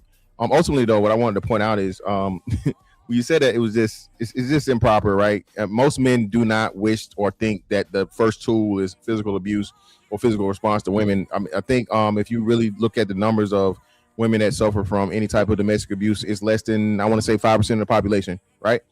So it's very, very rare, but again, this is the problem with feminism as to where femicide and all these different things, right, to where they make it seem like it's this overblown thing when it's just, people are violent. Human beings are violent, right? And the vast majority of them are not, but especially when it comes to men. Men kill men. I'm sorry, but men delete men 4 times the rate of women, right? So what you said was improper. By men do attack men way more than the women, and the stats show it and support it. So men are far more violent against other men. The greatest deterrent and protection for a woman is the presence of a man. Did I not say that earlier? When I was talking about ladies being like ladies, go find yourself a man. Okay, I might have missed that, but that directly discounts your past rhetoric, right? You're clear. You're close. The closest statement. So if you said that earlier, but then you say what you just said, it's incoherent. So let me explain why I said what I said, right? Because at the end of the day, if the argument is strictly about men who wish to put hands and feet on women, I do have to say those are not the men that are putting hands and feet on men. Can we agree to that? No, No, those I men disagree. will yeah, you disagree. Those men will delete other men. Usually, those men are the most violent, and they will take out everybody. So Those men are the men that will say the woman tells that man the relationship is over. She finds out he's dealing with a new man, and he will kick the door down and get everybody up out of there. So Roxy is not a victim. I'm gonna preference that. I'm not a victim, but I have been in situations where men felt comfortable to put their hands on me. Now, the reason why I say I'm not a victim is because I have put my hands on them back. I have talked about this on my channel. With that being said, though, a lot of those times, those men, and again, I can only talk about my anecdotal experience. That does not make it the case where it's 100% true. Okay. I can say, and I have heard other women say this. Now, we can all be wrong. I can admit that. Those men have not put their hands on other men. They're actually afraid of other men. Well, a good example is Mike Tyson. Hold on, Mike Tyson. He'll put his hand on a man. He'll put his hand on a woman. Floyd Mayweather. He'll put his hands on a man, and he also put his hands on a woman. Like it's countless examples of men are just violent, and it's anybody that they interact with, they're violent. I get that, but we're also speaking strictly about relationship dynamics. That's the whole point. Can So I I'm go? saying, well, hold on. I was gonna let after Fantastic Tommy go. And you didn't even get my side before you let him get up here long-winded talking like the magic. Y'all gonna let him go. Well, you Go know, ahead. I just mess with him. He know I owe him a couple punches for what he said the other day. also hello, Eat a Man. How you doing, Rosie? See, at least Fantastic Nightish. Did Tommy speak first and say hi to me first when you came up? I think you did, Tommy. Maybe. You're on mute. You're muted. Yes, I'm trying to respect your show. You just said some crazy crap, and it was just you and me, so of course I spoke. Okay. I just wanted to get you off of mute. Hi, Tommy. Hi, Tommy. Tommy is fun. I don't know why you all feel. I heard it, what you're saying. It's not logical, and then you'll say, "Oh, it's my woman brain." So you'll then want to have a logical conversation and know you're not fit to have it. Tommy is fun, y'all. I don't know why Just y'all as act you like can't Tommy say is if I this big can't bad because wolf. I ain't got no legs, why am I not trying to run the 100-yard dash? It don't make sense. You should just be that watch a logical. Am I wrong? If you know you have a woman brain and logic ain't your lead, then you should watch a logical conversation. You shouldn't be involved in it. One, I can be logical. I told y'all I like to be toxic. So then you should use that with not laugh and say my woman brain and keep going down that road. You just sit up here and personalize and you keep doing it. You said men who beat women will not beat a man. That is a lie that black women just keep on telling. No other woman think that's true. That don't make sense. This man will put his hands on anyone. You don't have no proof. But some don't. You have no proof that some always will. The fact that you said some. You said I don't think I've when never talked about collectively. I don't think I've ever really meant it collectively. You even asked Mr. Fantastic. You said, "Can we not agree that men that put their hands on women won't put their hands on men?" And he said, "No." Yeah, but I can still say that's not always the case. I'm not going to disagree when he's saying no. I'm not even going to disagree with Eat a Man saying that Floyd Mayweather. I say women with wigs got stinking cat. That's crazy. I'm saying, if I just threw that out there. That's crazy. So that's crazy. But saying a man that will hit a woman won't hit a man is logical. But you guys are obviously saying that's crazy. You're allowed to say that. The same way I'm allowed to respond back and say that's crazy. I say something. But I also can honestly say, Tommy, if you've been with some women with wigs with some stanky cat, I'm not. No, you but I'm said saying, you been with women. I don't know. Why say something with no facts behind it? Because you couldn't even say the man who hit you hasn't hit another man. He's only hit you. The reason why I can say that is a little more personal reasons, but I said you didn't say it. You could have. You could have said all the men who put their hands on me ran from other men. Every time another man came around, they ran. None of y'all women have that actual story. Hold on. And I get that. That is also why I even preference by saying I'm not a victim. So no, everything I'm saying, and I'm not, listen, the only reason why I don't want to do the full logical conversation, I'm not pulling up stats. I'm not going to try to do the arguments of how stats. Hold on. Because again, we're just having a conversation.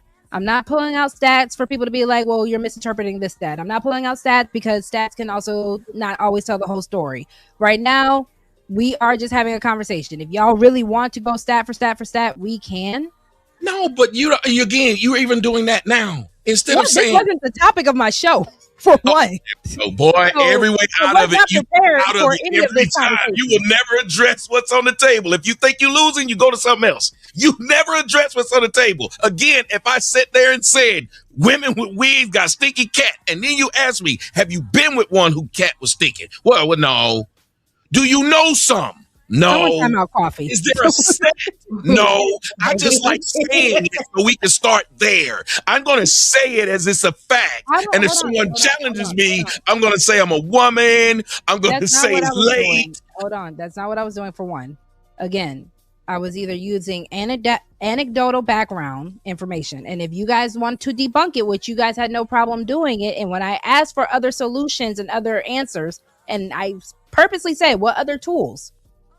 Again, so even when you guys say Roxy, you're wrong. I have no issue. Hold on 1 second. I have no issue when people want to say Roxy, you're wrong. I could be wrong. I'm not going to run against that. I'm not going to run against that. You have. You just said you have. You said earlier, like a few things that you said. You said, I wanted to ask you, why are men expected to respect all women, but you said you'll show respect and reverence towards your man? Have y'all noticed men are expected to show? Imagine, huh? I said submission, not respect. I do believe everyone deserves respect. All of these things, you're not even supposed to respect a man that you don't know. I ain't never heard no woman say I'm supposed to respect this man. I don't know him. I'm supposed to show him respect. But men are literally supposed to show women respect because they're women. Men are supposed to show restraint from women when they're women. Imagine if we said, "Oh no, I would never beat up a woman who was my girl." But this bitch, this woman who I don't know, I'm gonna beat her up if she get in my face. Nobody would say that. They'd say I'm supposed to treat all of them with this reverence, even when they're not. Just like you said, and I'm so glad Mo said it. If you gonna leave, your first thought, and I've dated women who thought like that. If you treat me in a horrible way, I'm supposed to give you time, and when you come back later, I'm supposed to still be there. I'm supposed to go sit on the couch. I'm supposed to go sit in the car. And that brother was right, that if I got in the car and left when you had just cussed me out, I ain't gonna come home the next day and you be like, oh, things have calmed down now. That is a lie when you sit up there and said, not all of us think that way. That's ridiculous. You know, if that man left the house after y'all was arguing and then he came back, you ain't gonna be like, good thing we let it calm down. Would you like some breakfast? But instead of being honest and saying to that man, well, yeah, if you left, we wouldn't want you to do that. So what we want you to do is be in the earshot or eye shot of where we were. Well, there's also men who'll tell you when I'm in earshot or eye shot, she'll follow me there. We have parents. We've seen mothers when you try to turn your back on your mom and go in your room because it's getting too heated. She'll follow you in the room. There are men who will tell you, yo, girl, you have tried to wang up on this girl. She keep calling back. And if you don't answer, I've had plenty of them show up at my door because I didn't answer her phone. But you want to sit up here and just say things. And then when I said to the point of, if all tools are on the table, people then think. So when I asked you what other tools are there, I said, if all of them, if I am the leader of something, if I ran a country, all tools would be on the table. That's why countries are run differently. And y'all bring up the Bible. In the Bible, men could put their hands on women, and you know society was better then. So I love it when y'all bring up the Bible, but then you don't bring up all the principles that were involved in the Bible. He could put hands and feet on your mouth. What other tools are there? I just said. Hold on. Even Fantastic said that is not the first tool to pull out. That doesn't mean. Oh, he's saying listen, if you know I got several guns and knives in my house, you know what's harder for people to come do?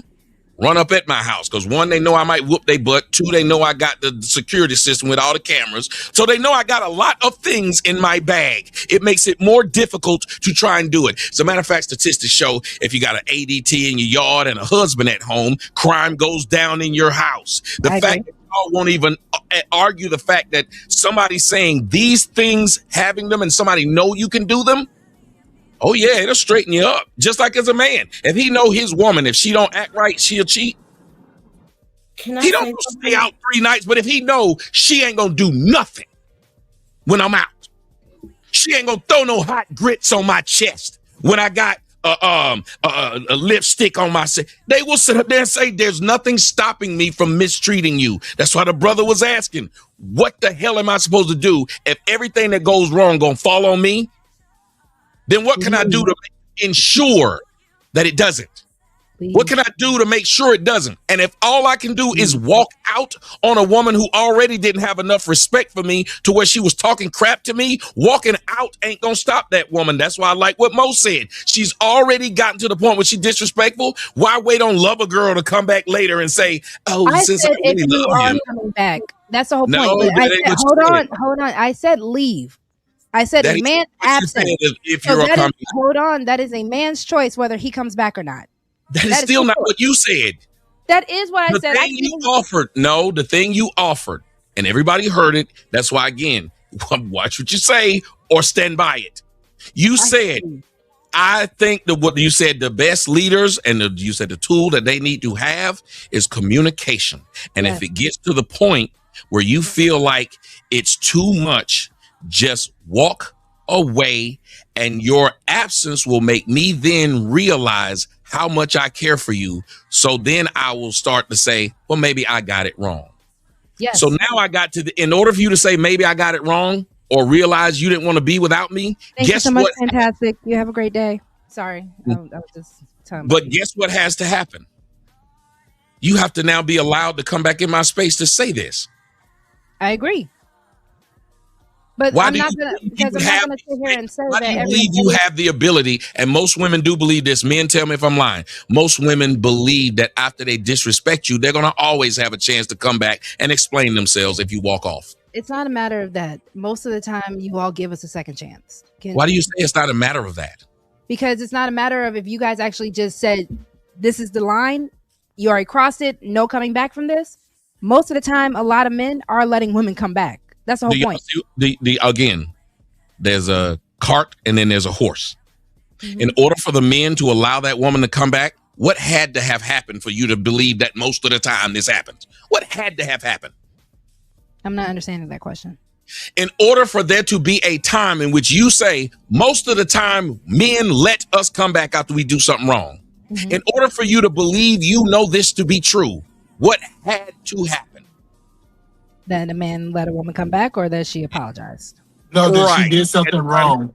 Thank you. She had She to have did something wrong. wrong, and then B, come back in his presence, and then realize he let me back. So she had to do two things to get the one.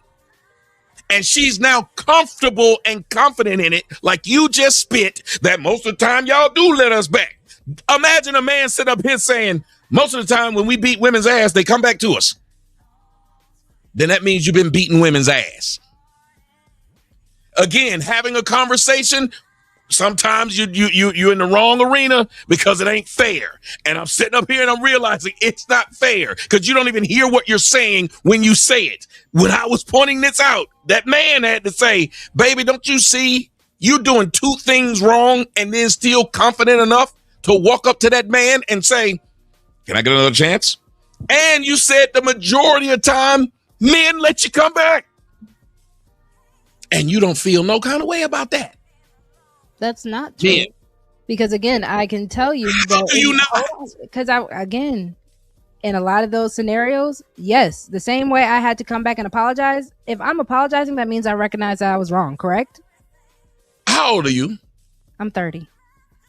You mean to tell me, because I don't know how old either man is, this was something you should have already known.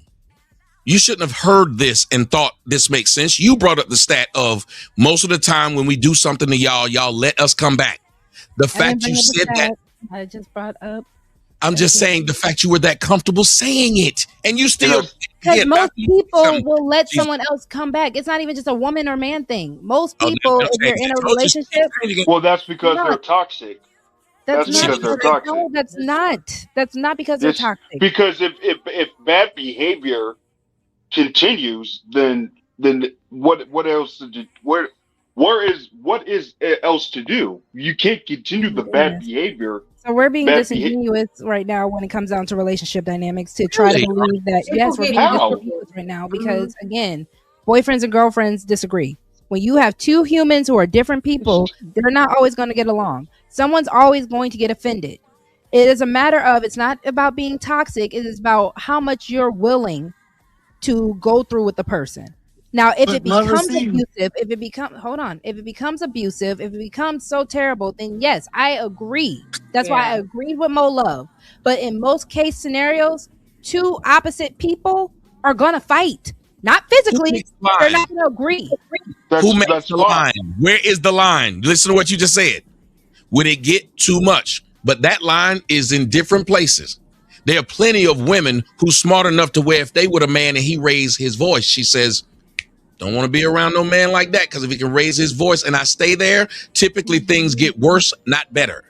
Typically, if you come back to somebody who did you wrong, they will do it again, and this time worse. Typically, if you let your kids stay out to 10, they gonna now say, let me stay out to 10:30. That is human nature. They push lines. So when he's saying what he's saying, he's right. It becomes toxic, or you are insecure, where you decide you're going to continue to let someone do something that you know hurt you. And when you let them do it, they got away with it. Whenever you go back, they got away with it. If someone stole from your job and you say, you can come back and still work there. And that's why hold on. Let me respond. I'm not even disagreeing with you, Tommy, because I also say that's why we need to start treating relationships as a business. So yes, if there is an offense that it becomes where there is no talking about it, no nothing, that is why I said leave. I agree with Mo Love. I agree with all of you. The only thing is, if it comes down to the point where you feel like you need the tool or the possibility of the threat that you will be able to put your hands and feet on a woman, I think you've gone too far to a point of no return. I think if a woman feels hold on 1 second, y'all. I feel like, and I'm going to put it back on the women, if you feel like you need to constantly disrespect this man or that you can get away with constantly disrespecting this man, you are also wrong. And you need to go as well, because you need to go learn what it is to actually respect people, because you should treat others. That's the golden rule we learn as children. Do unto others what you want done to you. If I don't want to be yelling and screaming at you, I'm not going to yell and scream at you. If I don't want to be cussing you out and being disrespectful, I'm not going to be disrespectful to you. But the interesting part about what you're saying, hey, I don't let everybody go for 3 hours. Hold on, he's been patient. I've been quiet the whole time.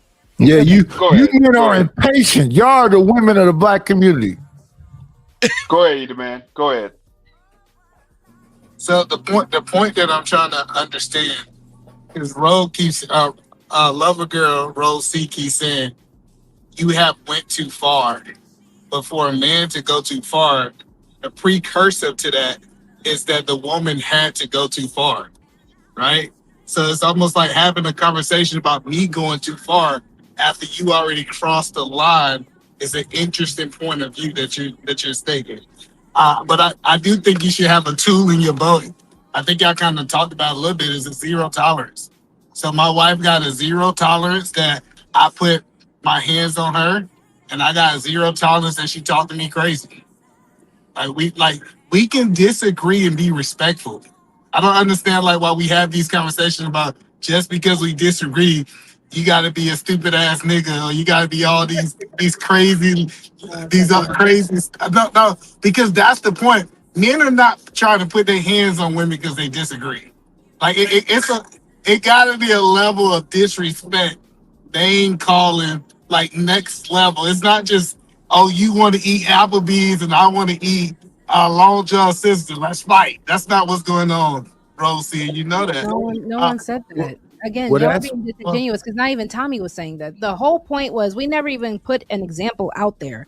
All I asked was, besides the fact that the tool of being able to put your hands and feet on a woman is out there, what else do you all as men have anything? If y'all want to debunk that, Rogue C is saying, no, not every man who's going to put hands on a woman is also not going to put hands on a man. I will give you guys all those points, because I'm not about to go back and forth. I don't feel like looking up statistics. I don't. I will agree. Men are violent. I give that to you, Eda Man. The issue that I'm having is, why is that in the arsenal when you can go? Jesus Christ. Is it axe? Wait. Is it axe? Yeah. Or is it ask? It shouldn't be. Well, no, the reason it's in the arsenal, if we're being honest, Rosie, is because it's in your arsenal too. Women, see, we don't have this conversation. You heard that earlier. Hold on, we don't have this conversation that I have said in court. And let me tell you who typically start throwing licks first. It's women. It's just that he's stronger, so she got a black eye. Welcome up, Ronnie. What's good, Rosie? Hey, what's good, my guy. What's going on, Governor Ron? You should be putting done. Yeah, what's going on, player? Wait, I see 90s and Eater Man, Tony Sotomayor up here. I'm scared. No. Obviously, if they're over here at Lover Gang, they just want to cook on Rogue C. As you can see, Wait. Get We can't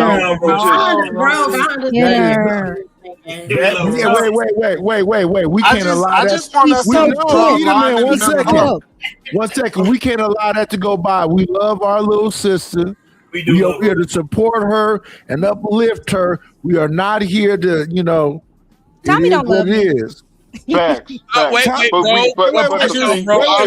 bro. That's not fair because I A, offered you to come to my show. B, I was supposed to be having my own show, but I'm sitting up here. I said, well, this is nice to give her the people coming over here and they'll be like to come over here. I showed you love, Tommy. Hold on one last second. I talk to people I care about because I treat them this way. If I don't want you to fall because it's a truck coming, you will snatch your kid real hard when it's a car coming. They get ready to walk out in the street. You ain't gonna baby hand them. So when I'm talking to people and I'm realizing not only you but other people, and especially I feel it's my job. The HIPAA agreement that I signed up for says I will do no harm, and I am sitting up here. And if I watch people doing harm, I'm hurt by it. And some of the things you're saying and some of the things that Black women have passed down to their children and each other are hurtful to them and the community. It is. So when I speak about it as if it sounds like it's life or death, because to me, I think it is. Thank you for Big Damu, who said these women are stressing Tommy out. You need a shot. They give me $50 for a shot. Salud. Get me drunk. So, Rosie, the point that Wait a minute. Drink alcohol now. Oh, yeah. Eye to eye, Tommy. Yeah, email me after the show, Ro. In the private section, my email's there. Email me.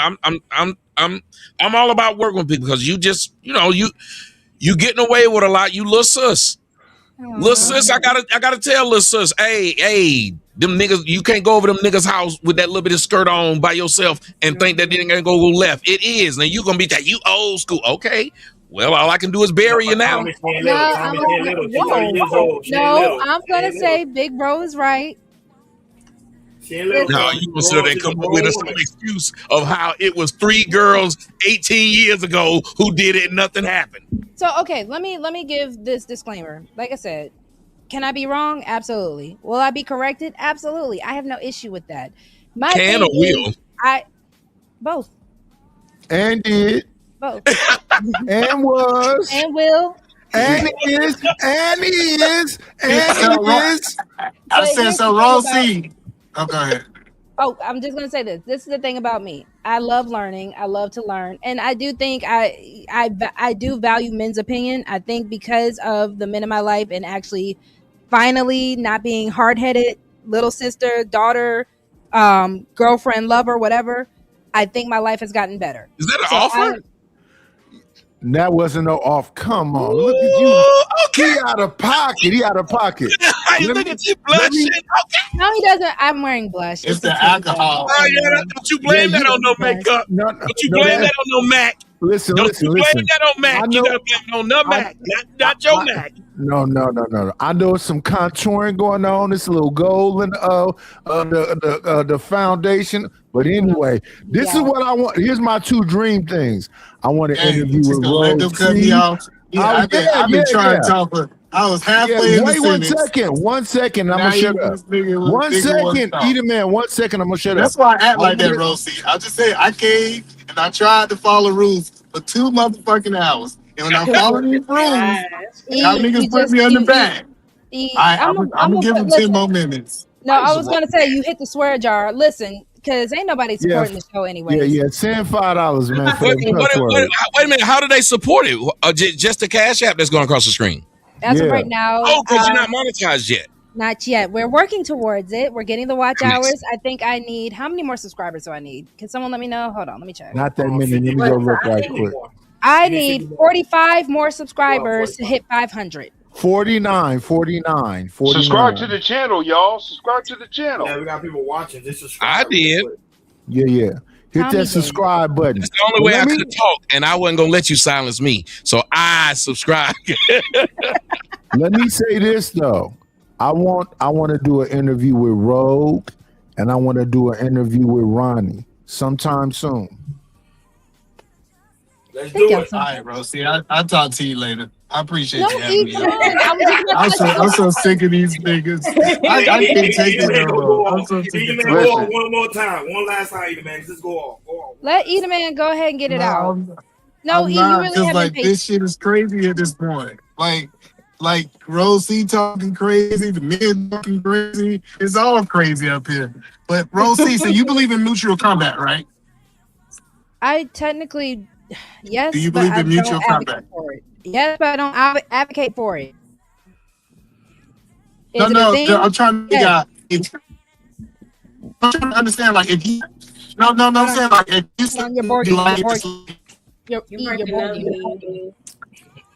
The computer didn't want to hear what you said, E. The computer didn't want to hear what you were saying, E. Yeah. What about now? Is that better? No. Look at the Lord y'all still work. Can't hear me? Lord work. Hold on, you're back. Hold on, he's back. Hold on, E, you're back. Come on. So I'm trying to say, me and you in a relationship. Jesus. You slap me, do I got the right to slap you? No. By mutual combat, yes. But that is why I say I don't advocate for it, because I've been in those situations and I do not support them. I don't want to go back to them. I keep my hands to myself, so that won't be the excuse. Why would somebody put their hands on you? But most situations, she can't hurt you. I had a mouth on me. Tommy, that's why I understand what you're saying. Don't get me wrong. That's why I can say personally, women, we don't need to be so sharp-witted with our tongues. We really don't need to be jousting with men like that. I've been there, done you that. believe he hit you because of your mouth? Because you just said I had a mouth on me. So you believe your mouth caused the physical altercation? I hurt his feelings and I hurt his ego. Wait a minute. I asked you specifically. I said, so somebody put their hands on you and your response was, I had a mouth on me. Because again, that's probably the usual reasoning that they give. Yes. And I can say, yes, I have been in situations of mutual combat. Am I proud of it? Not at all. Not at all. Do I advocate for it? Not at all. But have I learned from it? Most definitely. So do I know certain times where if I can see where a man is getting pushed to that point, does Roxy know how to shut the hell up? Yes. That shouldn't be a justification, though. Because Tommy, you gotta realize, remember, most women love discipline. They love it. Well, but she was telling me she did when I was telling her if a man. Two different things. Eat a man's supposed to be talking. I'm sorry. I'm sorry, Kate. My bad, Kate. Is Eat a Man back? Is he? E, is your connection? He was still boarding. He was boarding. He was lagging. Well, that waterhead boy don't know how to fix his computer. Is your name Caitlin? Dear, is your name Caitlin? It is. Can I say something real quick? Just you done sit up here and claim people ain't sent you nothing, but it's okay. Who sent me something? Don't put her on blast. Don't put her on blast. Hold on, because I've been checking and I have not. Hold on. Thank you. I'm so sorry. Okay, one, I've been going back and forth with y'all. Okay, hold on. Excuse me, y'all. So one, shout out to Mo Love. Thank you so much, Mo, for supporting the show. Thank you so much to Tommy for supporting the show. Thank you so much. And thank you so much, Big Brother Izzy from the Clouds. Thank you so much, Izzy Bands. I appreciate all of y'all. Thank y'all for giving me shout out to my head, not to my heart. Y'all see me fighting for my life up here. So please do not. No. Izzy gave you $1,000. Listen, Izzy, did you give me $1,000? Well, I mean, he may be going around calling himself Izzy Bands if he ain't giving out bands. Izzy will give you a $1,000 smile. No. Can I say something quick? No. 1 second. Before you go, willing to win. Before you go. I've been waiting patiently, Nidus. Come on, man. Listen, All I'm gonna say is just keep your hands to yourself. Don't be touching people. Don't do none of that. If you feel, huh? What about my feet? No, not your feet.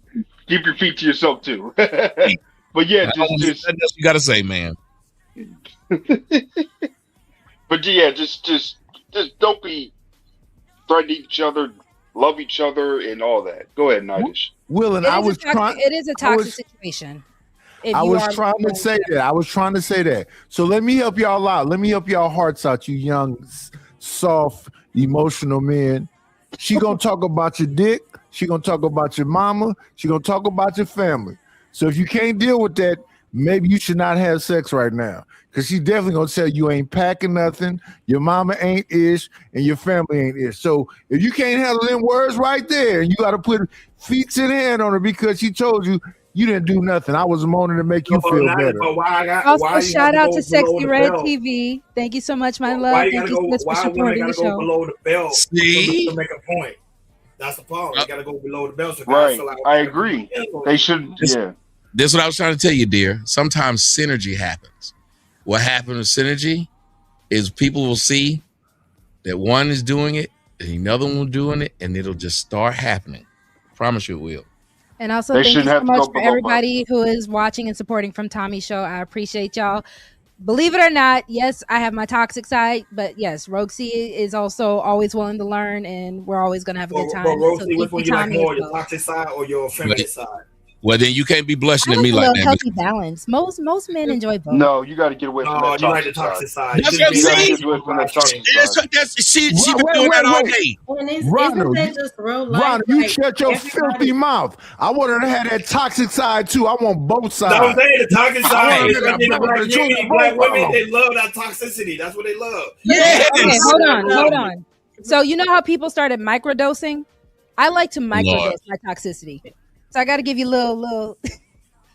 She being delusional. You hear this shit? You hear this stuff? Crap, Ron. You see, this is what this it. But you know what though? But look at him. He's smiling though. He's smiling. Everybody has a bit of toxicity in them. I mean, that's just a part of being human, male and female. What do you call toxicity, pretty lady? More love. I mean, there are plenty of things that qualifies. So give me an example of it. I mean, that plenty of people have. Some people, plenty of people, I don't know. I think it's different for everybody, but I know people who literally cannot be in a peaceful atmosphere. They have to stir up some type of negativity or drama. Hold on. But yes, what shouldn't we separate like the idea of these people, if you know they exist? Like there are plenty of serial people who ended up being serial deleters. There are child essayers. All these people exist. But we wouldn't then turn around and make them seem like they are a normal part of life to where they can overrun things. Not at all. You got so toxic people. So we should be able to say about toxic people that we keep them in the very minority, not the fact that in the black community, what my man, what Marshawn Lynch down there was saying. People love calling me that. I'm not related to him, though. I know people love calling me that. what my boy Marshawn was saying. Listen, what he was saying, like this idea of we need to call it what it is. That thing that's a thing needs to be called a bad thing. Whenever you make jokes about that thing, and most every black woman make a joke about how toxic they are to the point of where y'all got clothing that says y'all toxic. Yeah, it is a thing y'all look in my life. Let me answer the question because you asked a question about the toxicity, right? So I'm going to answer the question. So what Mo Love is saying is not necessarily wrong. I think it's a matter of the same way how I said on a show one day how men are supposed to be dangerous. Men are supposed to be dangerous. You guys have the strength, you have the logic, you have the ability of strategizing and everything, right? But the most dangerous man is a man without discipline. So once you know how to discipline that quote unquote bad side or that dangerous side or that thing that people would deem more negative, once you know how to actually discipline and use that in the right places, that is when it becomes your strength. So when I make the joke about how toxic Roxy is, right, it is more so because I have learned that negative side about me, I have now learned how to make it my strength. So even if it comes down to the fact where people want to be like, oh, Rogue C's manipulative, I'm not. I know how to now make everything that I do in a feminine, wild way where I do end up getting my way. Now, if you want to call that manipulation, it is what it is. I'm not hurting anybody. That's the whole point. With your toxicity, you have to ask, or your negative traits, are you hurting people? The moment you start hurting people, then yes, you're a problem. I'm not hurting anybody by doing what I do. Right.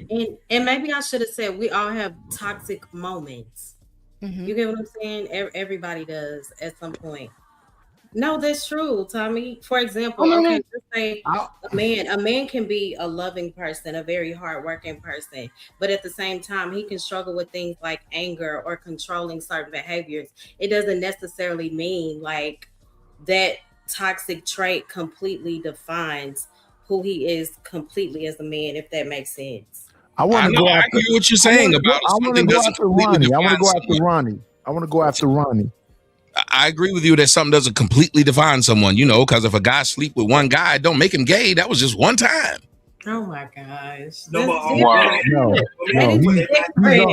Tommy's metaphors and examples always go so left field. Yeah, I know y'all give passes towards some things. I think it's quite unfortunate that people who have rules will bend them when it comes to them or people they know. We will always bend these rules, and I'm a fair person. I believe if you're going to say it's okay, then it's okay. Why go to the thing that you say is too far or too left or that, and then say I don't like that? You picking and choosing at that point. And I'm hearing what you're saying about, hey, everybody got this thing. They really do. And I'm going to agree with you. Everybody has a thing that would be bothersome. But I got to address what you said about the thing I'm doing isn't hurting. Well, that's where you're wrong. Psychologically, if a person has had something done to them since they were born, they don't even think it's abnormal.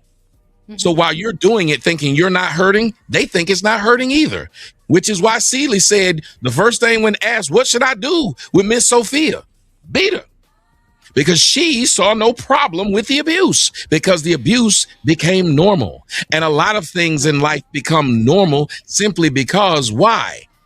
We were exposed to it, and the person who exposed us to it told us that's how it was supposed to go. So when you say words like, I manipulate, but I ain't hurting nobody. That's true. So again, Tommy, first of all, get your hands out my pockets, Tommy. Get your hands out my pockets. Come up there with some bands. Also, Izzy, show that $1,000 smile, Izzy. What's good? What's good? It's $1 million smile, actually. $1 million smile. What's up, y'all? 250. I ain't seen you in a while, brother. How you been? I've been good. And yourself? How you been doing? Izzy bad. What's up? Did everybody see the video with Geno Smith? Everybody saw the video with Geno Smith? With Geno Smith and his baby mama? What's up, Larry the Dialogue? What's up, y'all? No. Like the baby mama. Oh, you see the video with Geno Smith and his baby mama? No. How women would take a man to his edge. Instead of leaving the situation alone, she egged the man on that when the man tried to put his hands on her, then she went online. I really do. When y'all get done, I have a question for Tommy. I already know. I want to go after Ronnie though, and Izzy Ben. That's a $250,000 smile. Let's be respectful about it.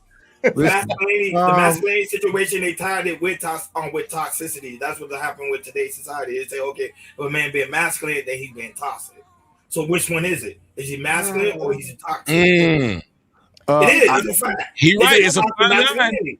So hold it's on. a fine line. I was talking to my friend, and he and I discussed this, and I think I'm going to do a show about this. A lot of things that we deemed as toxic for men are actually natural for you all. It's just there was not a right placement for it. So a lot of these times now, what is being deemed as toxic masculinity is problematic because it's overcorrecting y'all and it's actually making y'all softer men.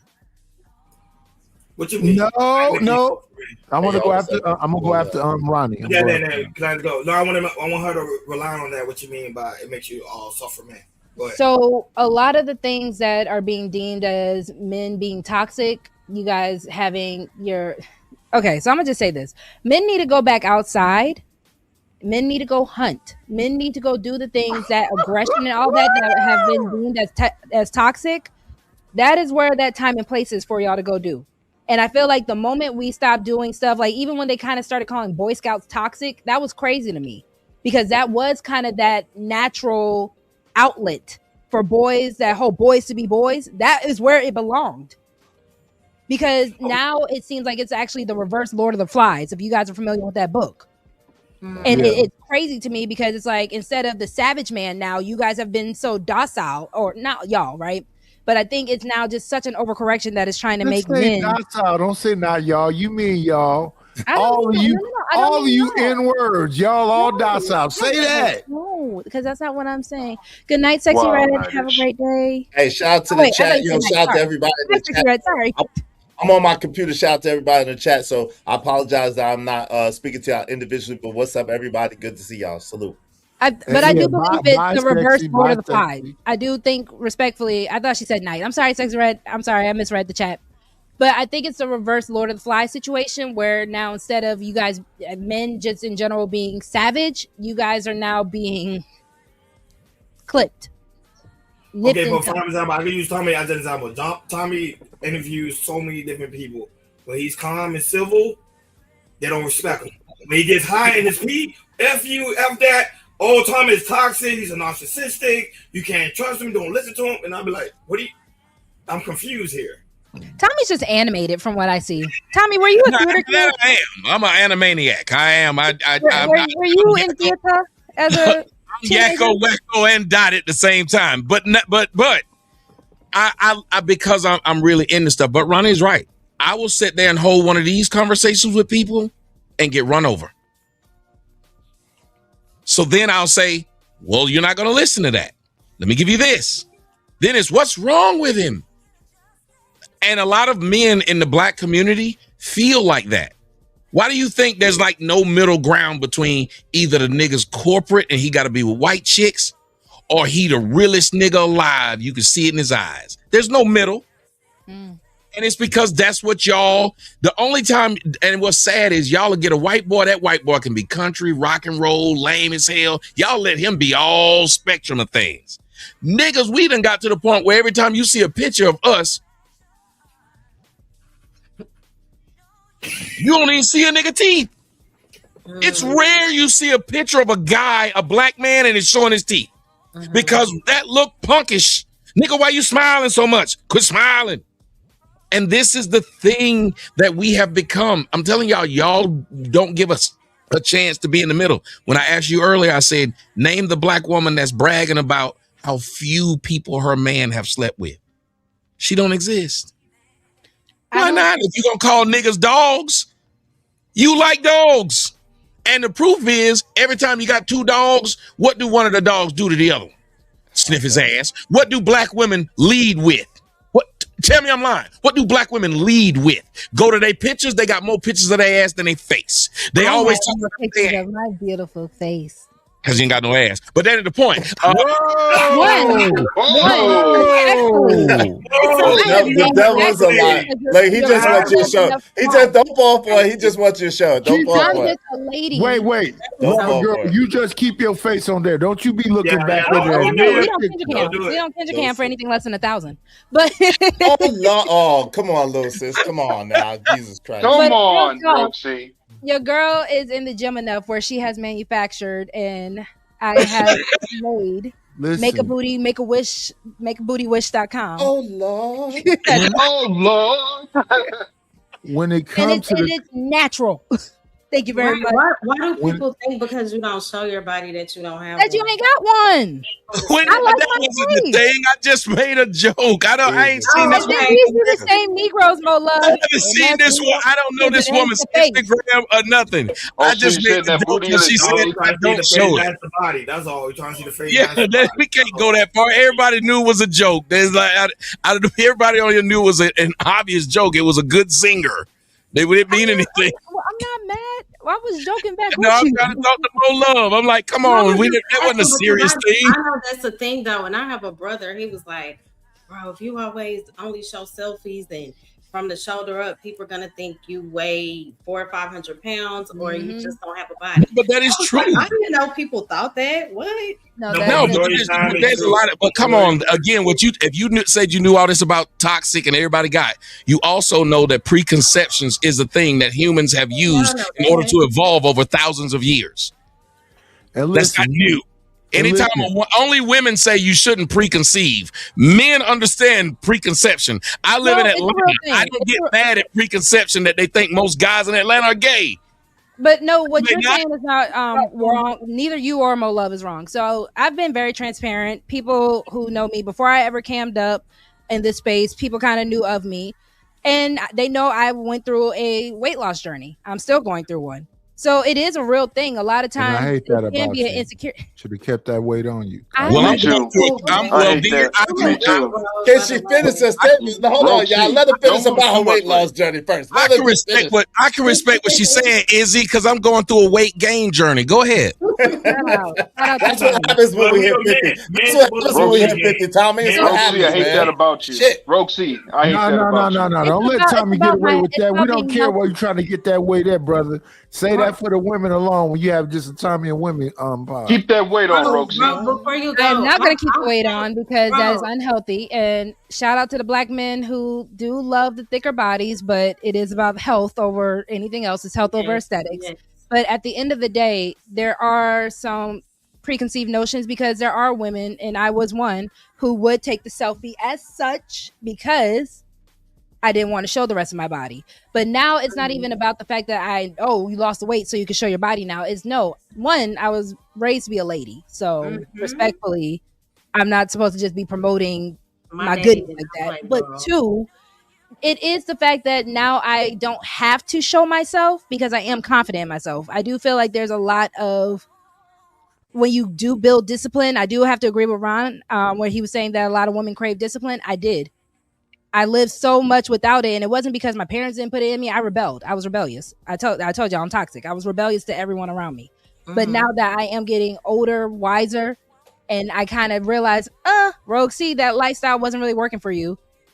I moved the way I move now. Even with my weight loss journey, the reason why I gained the weight was because I was unhealthy. I was unhealthy up here, and it reflected with the foods I ate, the things that I found comfort in, the lifestyles that I was doing. I am not on Zep bound. Your girl just naturally likes to work out. They said Ozempic over here. They said Ozempic. Yes, Ozempic. I don't believe in taking medications that we don't know what the outcomes will be. What's wrong with this population? Yeah. God said she was in the gym. Nigga said Ozempic. Like, yo, what's Wait. A Rogue C is a possibility. Is there a possibility that you can miss home? Oh my God, bro. Say that again. Is there a possibility that you can miss home? Yes, but that wasn't home for me. Unhealthy was not home for me. Right. So that is where I was trying to force an unhealthy place to be my home, and that's why it didn't work out. So that's why I enjoy the journey I'm on, even with finding out my bad and toxic traits. I'm not really toxic anymore like that. Was I before? Don't know. I got a feeling you kind of miss toxicity. You keep saying that word over and over again. That's a fact. You do. Because I found a new form for it. I found a new out. Like I said, with the whole toxic masculinity, it's all about the outlet for it. My toxicity, my rage, my anger. I put that in my weight loss now. I put that in when I lift weights. And I enjoy it. It's fun. That's why I don't have to worry about Ozempic head. My head matches my body, as we can see. And Rob, I wanted to say, you look really good. I remember seeing. I think I met you like 2 years ago. Girl, you lost a lot of weight. You look great. You was beautiful either way. A lot. Damn. How big was she? Damn. Stop. You the one said it, Mo. Mo said you lost a lot. I mean, whoa. Even if it was a lot of weight, that is still a major accomplishment. But it is. I was just saying, how big was it? Because she said a lot. She wasn't just huge, but I'm saying I definitely noticed. I could see that. I can be honest with you. My biggest weight was 247. Hey, Ronnie, if they say they a little toxic, you know what I'm gonna do? When she in the kitchen, when she in the kitchen cooking that fried chicken, I'm gonna bite her on the cheek. She said, "Girl, because I remember you. You lost a lot of weight." She did throw that out there a little bit, but it's okay. It's No, cool. I'm very proud of what I this is did. what happens. This is how women be fighting each other, Tommy. Don't do that. It's always This is the right beginning now, of a you're proving my point. always. It's It be always some a dude like, man. I know you ain't gonna let her Always a get away man with in the that. mix. Come on, man. You know, cause think about it, Izzy. Like, man, we don't be like to a nigga, be like, "Oh man, you doing good," because shit, when I first you were broke No, when I you're good. first I appreciate like, it. whoa. Women don't know how to ease into it. Men, we just be like, "You doing better." I'm glad to see you doing better. We'll be like, "Cause last time I saw you, nigga, whoa." I did not. No, and I know it's not like that with Mo. Mo, I trust me. I know. And see, that's the beautiful thing about when you aren't in a toxic mindset or where you are on a health journey, you don't take everything as a personal dig. Mo is my sister. I'm not going to take what she said as a personal dig, despite it's a man trying to stir the pot. That's why y'all not allowed in the kitchen. Get out the kitchen, Tommy. Wait a minute, hold on, because we're men, because we know stuff like that don't bother. We play with each other like that. We have a fat friend and call him Slim. Stuff bother y'all. That's why we messing with y'all. We don't get mad. And see, that's why I advocate for women to be healthier, because even when it comes down, I'm all for the idea of competition with women in the sense of, you know, there's something you want, compete for it. Point blank, period. What do you mean by that? Ronnie. They don't know how to listen. Mo Love for sure, and definitely Rogue C don't know how to make a good crab boil. They don't even know the seasoning they put up in there. I'm from New Orleans. How did we get here? How did we? We're talking about toxic masculinity and we got here. You hungry and shit? You heard fat? I know. Hold on. The beautiful thing about it, because I was a bigger girl, doesn't mean I just lost my ability to cook. I don't. Now that I dated a big girl that didn't know how to cook. Some of them. Oh shit! God, dog. I know you was disappointed. I don't know what to put in the trash pot. Yes, I do. The fact that, and you know, this is people. Are you be whipping up in the kitchen? Trying to play my New Orleans card, and I'm getting very upset about that. So Rogue C, you know how to whip in the kitchen, Rogue C? You know how to cook it up in the kitchen? Yes. So people really date big women? Yes. Wait. Yeah, it's a whole thing. Come on. You know it's the whole thing out there. Wait. 1 second. Willing to win. They don't know what Shut up, Rob. Let me troll. I'm trying to help you out. I'm trying to help you out, brother. They don't know what adobo is. They don't know what sazon is. They don't know about. Come on, man. No. How did we start talking about food? Hold on. I'm gonna need a California ninja to not try to tell a Southern Belle how to throw down her kitchen. Thank you very much, because I can show you my whole seasoning cabinet. He would love to see it. Can we please stop doing foreplay with Titus real quick? Wait. 1 second. Wait.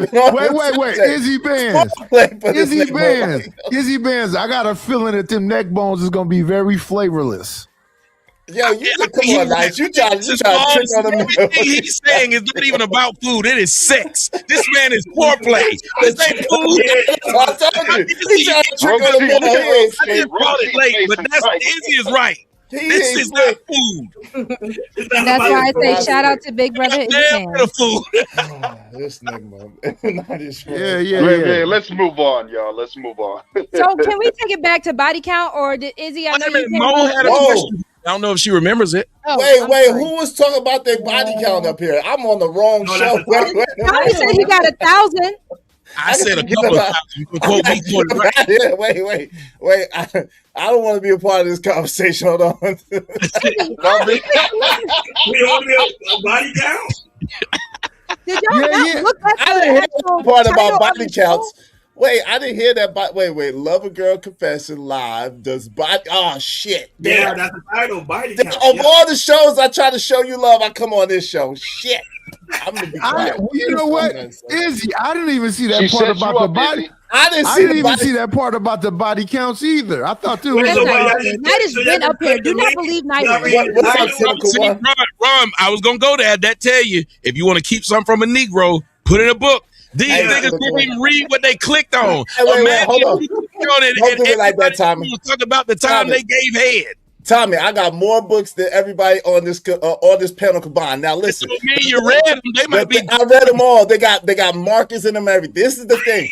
Rogue C been on me about missing her show and not showing her love, and then I happened to catch a live, I shot the thing, and then you said the thing about the money. So I said, this is a good time. Let me come up here and rock my sister. I did not see no title. I did not see no title. You see how I brought to put that money in your pocket and put it back in mine? No, but I'm saying, but see how I did that? I told you it's a thing where if it get that momentum happens, and then people love to do it. And People have if I come over to your show, they're gonna bounce me off. They're gonna go ahead and be like, "Get rid of this bitch." Hey, but you know, that's why she want me over here, because every time I come over here, I show money love. That's why she wants me over here. If you heard some of the stuff that she was saying earlier, I pulled all my hair out. You see this shit? Roxy, that's your toxic side coming out. That's your toxic side coming out. I told y'all keep trying to make it seem like I'm just this. Listen, I told y'all the toxic side comes out. You could say it's split personality. Tommy, you say you're a psychologist. You can tell me what it is. Wait, does body count matter what, for men or for women or for who? So, okay, to take it back to the original, I was on Trey the Truth Teller. Shout out to Trey. And they were talking about how you can literally mathematically find out how much D a woman has, to the point where men said the average woman has had a half a mile or a block of D in her life.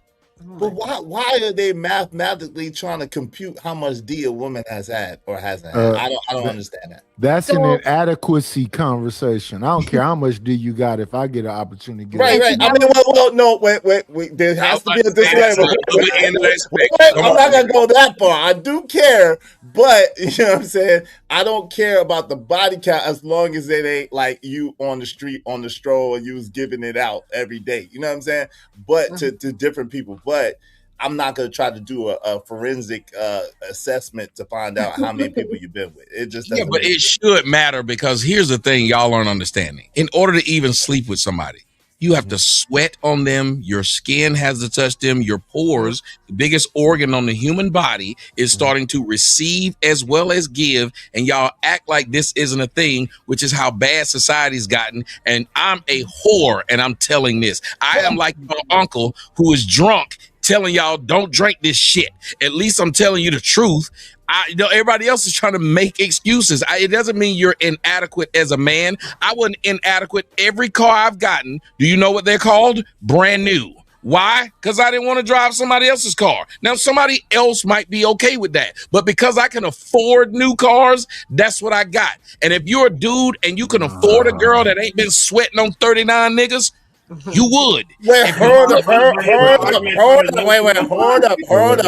a second. This is the thing. Hold on real quick, Tommy. This is the thing, right? At our good golden age, right? There's no way. Take that down real quick. There's no way in the hell that we're gonna get a woman that has little to no miles. Like that is almost non-existent, right? Let me finish, right? So that is almost non-existent. I'm not saying that you should just be with a loose woman. I'm not advocating for that at all. What I am saying is that if you find a woman and you find that she's worthy, because basically us dudes at our age anyway, we're not just going to accept any woman into our life anyway. She got to qualify to be with us. So if she qualifies to be with us, her past really doesn't matter. Most of these women have been married before. Most of these women already have children. And listen, if any dude get a woman that I've been with before, shit. It's come on, man. Wait, Ronnie. If I get let me say this about the fat old bald man. If the fat old bald man get one of Izzy Band's women, she ain't never came like that in her life. She gonna be like, oh my goodness. Oh, righty then. So hold on, because this was one of my segments that I wanted to talk about. And I do want to hear from the men about this. So one of the parts that I wanted to discuss was the public embarrassment, right? Because that was also what came up on the show when I was over at Trey's. And I could concede to that point when it comes down to men discovering if your friends know your chick, your family knows, your coworkers know, if social media knows your girl, right? So if everyone knows about either her body count or how she gets down, or if they've even been up in her, and everyone knew except you, right? Because I don't think it's necessarily about the sex for a lot of men. I do think it's about the humiliation. Because nobody wants to feel like a joke. Nobody wants to feel like the last person informed, right? And I think when it comes down to dating, in the history and knowing about your partner's dating history, nobody wants it to be a group project, right? So I do want to hear from the men. is it more so, I get the body count. I get what Tommy was saying about the fluids and all that. Thank you so much for that very graphic image, by the way. But is it also about the humiliation that can come with it? No. Hold on, let me just say this. Shout out to white flag victim. Shout out to you. Hey, yo, listen, I'm on my computer and for whatever reason it's not letting me type. So in the chat, it's just saying join the chat and all this goofy stuff. So I can't see. Shout out to everybody in the chat. Much love to all of y'all. I'm not if I missed you, I'm not trying to diss you. I just can't type. No, now my man Narrative said now I'm pandering. I'm not pandering. Y'all know me better than that, right? This is the thing though. I'm not saying, again, to get with a loose woman. What I am saying is that there is a whole facts now. It's called Instagram. It's called Twitter. It's called all kinds of things. So if you should do your due diligence, you should do your research. You should understand the woman that you're getting with and who that woman is. And if you deem her good enough for you, and if she is complimentary to you, then it shouldn't matter what her past is, barring some, STDs or something like that, or some horrid, whatever the case may be. But other than that, it shouldn't matter about her past if y'all are good after you do your research. That's what I'm saying. Now, we did also talk earlier, Izzy, about the whole soul ties. And I do think a lot of times we also compare when we talk about the body count situation, and I'm going to let you go, Tommy. But I do think... I want to go after Ronnie. Yeah. So, Tommy, Ronnie, Nightish? I didn't even get to ask Tommy my question, but it's Mo first. You didn't answer when I asked. I said, "Don't you have a question for me?" You didn't say shit. But they started. So hold on. So just so I can fill Izzy in, and then Mo, I'll let you ask your question to Tommy. So okay. I think, Izzy, we also talked about the soul ties, and I even had conversations where it was more so when the woman is more caught up on another man, that a lot of men also don't like about the whole body count situation. All right, Mo Love, go ahead, and then Tommy, Ron, Nightish. Let me respond after they finish. Okay. Yes. Okay, so this was during the earlier conversation about men finding an alternative, I guess, to being physically violent with a woman. You said in the biblical days, it was justified and things were better back then when men could abuse women. Is that what you said, or did I miss it? Yeah, if a person, I'm talking about a person who says they're religious, a person who says they're religious and they believe their Bible, they believe that in the times of the Bible, it was better than it is now. They believe man was closer to God. And so all the rules that applied made us closer to God and made us better people. You'd have to believe that. Just like if I was a racist, I would believe that it was better when blacks were enslaved, not when they were free. It's part of the doctrine. Okay, so you're saying that the abuse towards women was justified? I'm saying that the Bible states that it was. I'm saying if you're bringing up the Bible, then these men had enough control, because once you call somebody a leader, you're supposed to have them be a leader and understand that their methods are supposedly good. Hence, that's why you got them there. If you hire a coach, you hired him thinking that this is what he's going to do to get that team out there. If you didn't, why'd you hire him and not allow him to be able to do what he thinks is right as a coach? Mm-hmm. And I know that this was, I know it's a bit controversial, but me personally, I believe one of the biggest problems is when people use the Bible to justify behavior that the Bible never was really endorsing. And context also matters, because the Bible records many acts of violence. You see men that did, strike women who struck men, families just commit horrific sin, but describing something is not the same as, I guess, prescribing it, because basically just because something happened in scripture doesn't mean that God approved of it, is what I'm trying to say. Well, here's the thing, though. There's a lot of things that women are able to do today that y'all wouldn't go back from either. And I don't think it's healthy. Like the women, I was the one who started this saying, repeal the 19th. I think one of the worst things that happens is women were allowed to vote. Really? Mm-hmm. But I can explain it.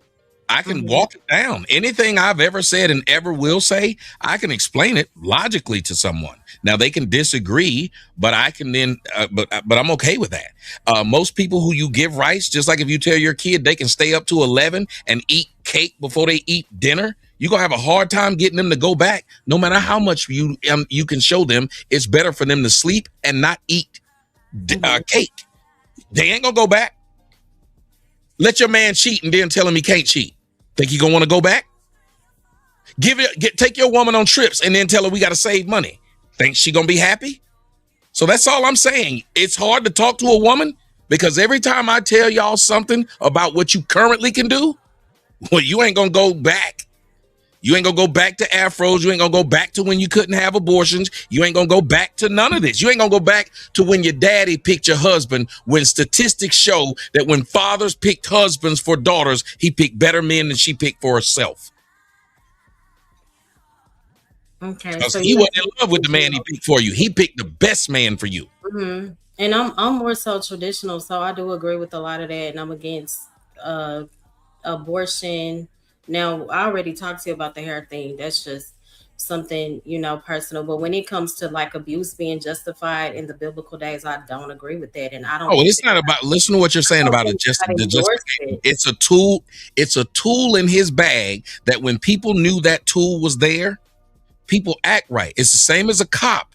If a cop has all those tools in their bag, people act better when the cops show up than when they realize the cop only showed up with a feather. If he couldn't arrest you, do you think anybody would care when the cop showed up? Of course not. It's like y'all don't understand that simple principle. Most people who you put in power are supposed to know when to and when not to use the power. But if you tell him he don't have the power, you just turn him into a eunuch. Mm-hmm. Yeah, I was only speaking towards that one point, but I understand what you're saying. Hey, so Tommy, let me ask you a quick question. Is the power only exercised or mostly exercised through physical force? Like, I mean, is that a prerequisite for the power? No, it's the same thing again. The cop has he has handcuffs, he has mace, he has a stick, and he has a gun. A taser. Do every cop that pulls up do he use the gun first? No. But the fact that he can makes a lot of people stand down. So you think it's the implied force that keeps people in line is what you're basically getting Why at? do you think they say the best basketball player or baseball player is usually the one with the 5 tools? They literally say the one that can shoot the 3, drive, dunk, post. That's a better player than one that just has 1 tool in his bag. That's the question. I just want to ask real quick, just because you brought up this metaphor and you brought it up earlier and I wanted to hit on it. So do we usually deem the cop that would pull out the pew pew first as a good cop or a bad cop? No, I've been said that. As if I said literally that's what me and Mr. Fantastic was having a problem with what you were saying. You just kept on saying, so that's the first thing you're gonna do. Most people wouldn't do that. Most guys to this day don't do that. No, and I was fantastic with that. That's why I was asking you, because I didn't hear you say it. So I wanted to make sure. That's why I was literally sitting here saying that to say that was silly, because you have proof in life that most men don't go to fighting first. Because if we did, it'd be a whole bunch of women with fired up heads. Y'all get to throw water in a nigga's face, tell him the kid ain't his, tell him you've been sleeping with his friends, and we don't fire your head up then. So the fact that these are real life stories that men say, I'm not saying that they're not true, because I have heard other men say that, even with this whole, I think somebody brought it up on Trey's channel yesterday too, about the whole statistics. It might have been Papi Blanco, shout out to Papi Blanco. And I think he brought up the fact of how many women, I guess, are lying about paternity. That's why I would never want to switch places with you as men. I don't. But the fact that I do still have to kind of agree with Mo Love's point, who are these women that y'all are impregnating and being around? Yeah, hold on. A large number of bad women. It's just y'all make bad choices. This is crazy. Let it. Let's see where she goes. Let's see where she going with this. Go ahead, bro. You're going to tell me that majority of women, or majority of the women that are in these groups, are bad women? Yes. Yes. Why are we sleeping with them? Why are we giving them access? Y'all sit up there and say white people are racist when very few whites had slaves. But you see a large number of women who have cheated and produced children that ain't those men's. And you say, well, that doesn't sound like a large number. Well, yes, it does. If 53% of men beat their women, would you listen to me tell you that's a small number? If they beat them and not pew them, just beat them. Now listen, 53% of all children in the black community that are tested in the United States for DNA tests, it ain't theirs. Now, why would you turn around and say it's what those men are picking? Where you get that stuff from, Tommy? Hey, shout out to A-Dub. I know you did your. Is that in your documentary? Is that in your documentary? Yeah, I have a documentary on Amazon Prime. You guys can go check it out. It's called The Fatherless America. It is what is it got a 9 out of 10. It is a wonderful documentary. Go check it out. And it talks about all the things that women are doing. And I want y'all to understand, I said it to her at the beginning. Women will diminish things you say about them. They will overblow things they say about you. Every time you say what women do, they will tell you it's your fault. Okay. No, Tommy, hold on. Let me explain why. Hold on. We don't get to say it's your fault. But hold on, let me explain this. The reason why it is usually easier for women like me and Mo Love to kind of ask these questions is because Mo Love and myself, we're not really women who are participating in those actions, right? And I'm not a homosexual, but I understand that it's a bunch of them in Atlanta. I don't understand this. Why would y'all on social media? Y'all have homegirl. Y'all see what's going on. You see? Okay,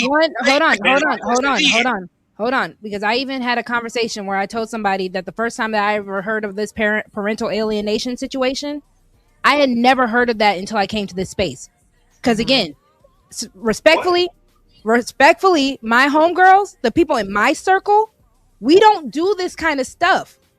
Yeah, we know who our baby daddies are. Until you were grown, you had never watched.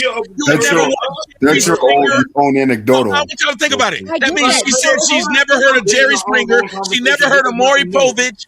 She's saying she had never heard of any of these things that were in the zeitgeist for her childhood. That's not what I was saying. Hold on, please. One, we also know that Maury and Jerry Springer were scripted. Like a lot of this love and wait, oh my goodness. Oh my god. Research, man. One second, Rodney. Give us a second, y'all. Give us a second. Hold on. And two, the fact that I could also watch Jersey Shore, but guess what? That was not my friend circle. So the stuff on TV never really related to the fact that this is real life. Hold on. Give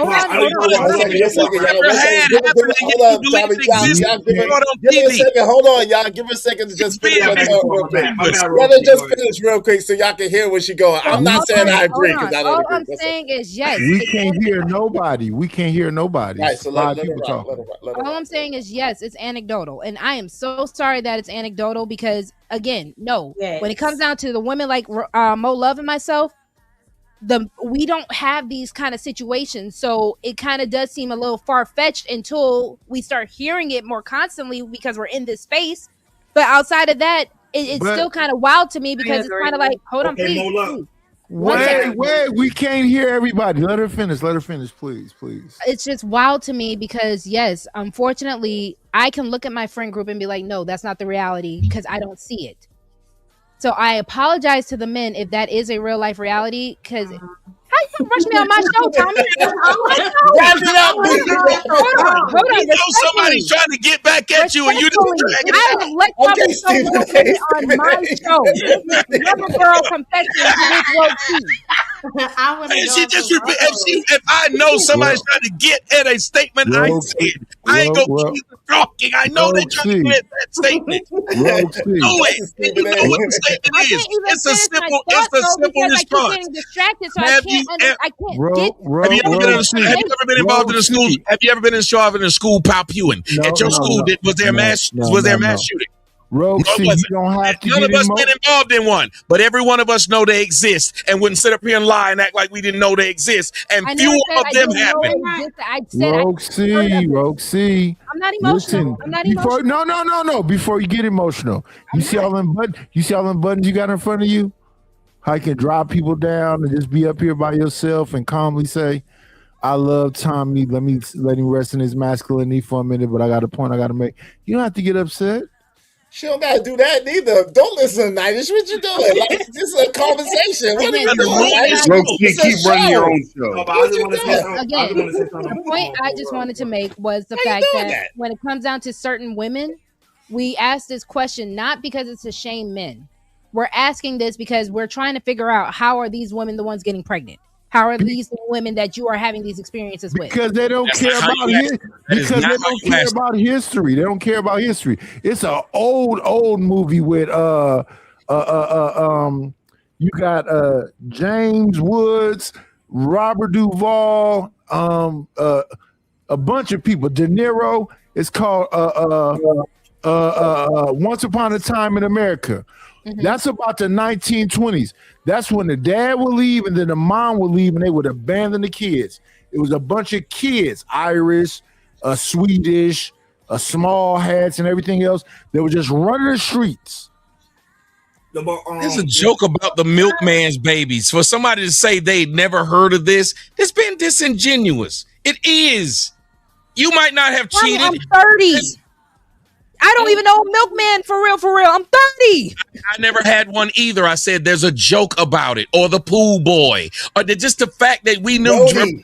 Or the cable guy. Or Papa was a Rolling Stone. Wherever he laid his hat was his home. I don't know what you're trying to do right now. My daddy was there.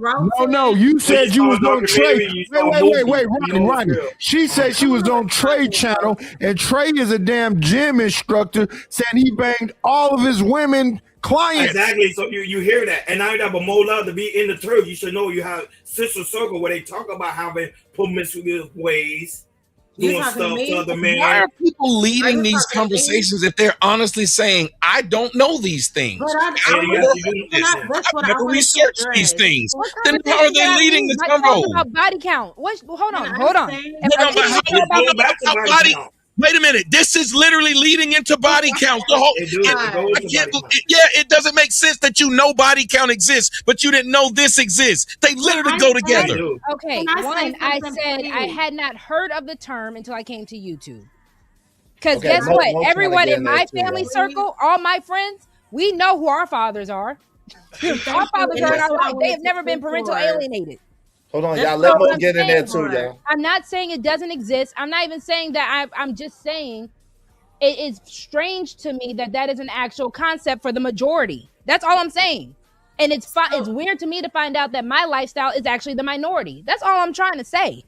I'm not saying what would you say to these guys once you realize that? How would you say to any guy, where are you finding these women? If you said you had come to that conclusion, that question should no longer be asked to a man who's telling you something that is the majority, as you said you have now figured out. You would never say to that man, where y'all finding them?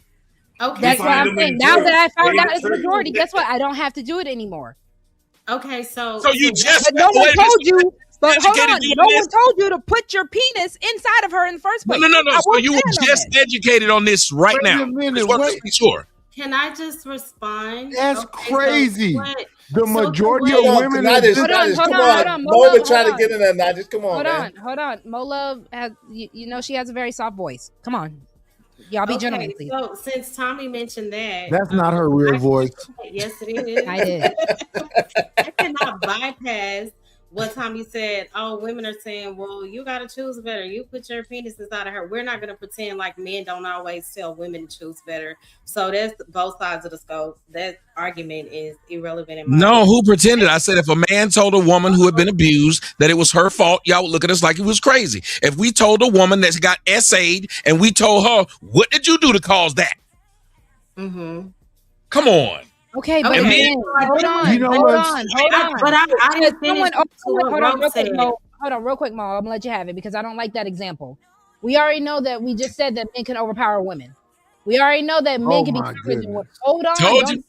Don't do that. Have an honest conversation. Don't do that because again, you getting a woman pregnant, that is not something where you can be like, oh, I'm the victim of. You got her pregnant. No, her trying to take a kid away from me or putting a kid on me that ain't mine actually is a guy being a victim of it.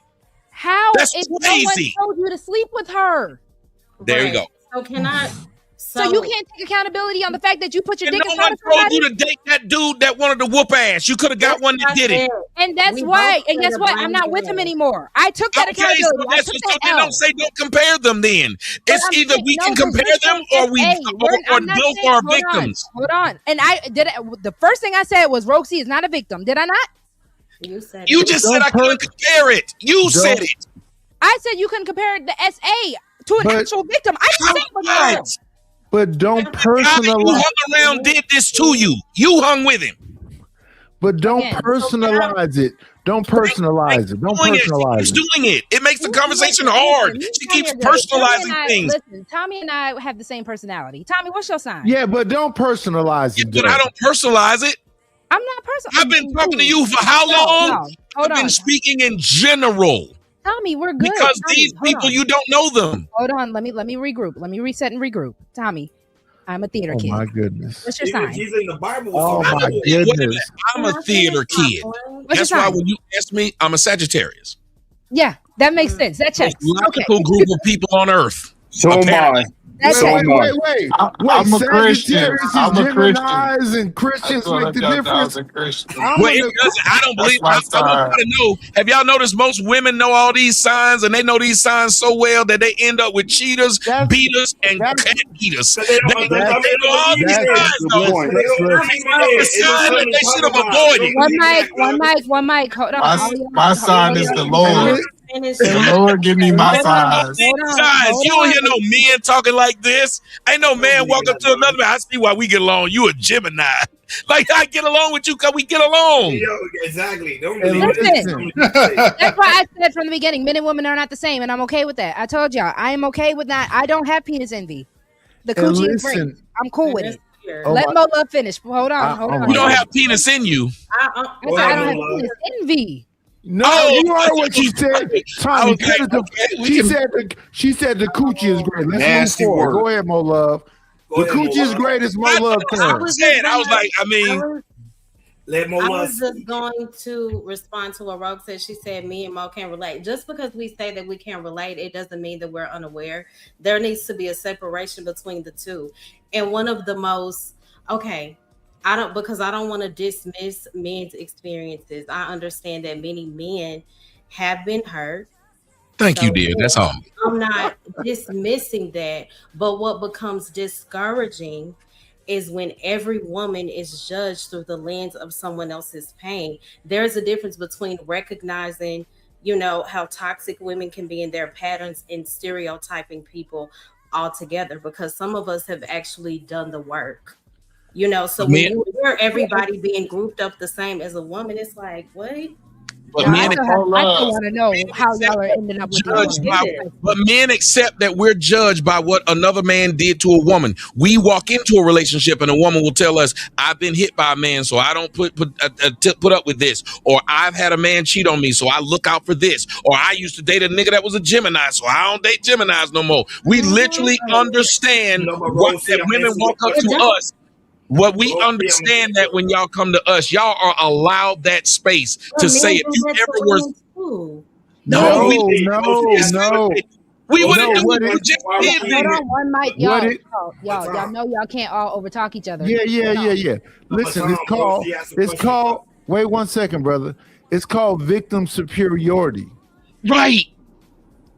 Because I've been through this, you that guy. But here's the thing. We're toxic over here. Hold on real quick, Nidish. Hold on. We're toxic over here. So we're going to be the honest truth. Well, let's stay right there then. Hold on. I'm going to let you have it.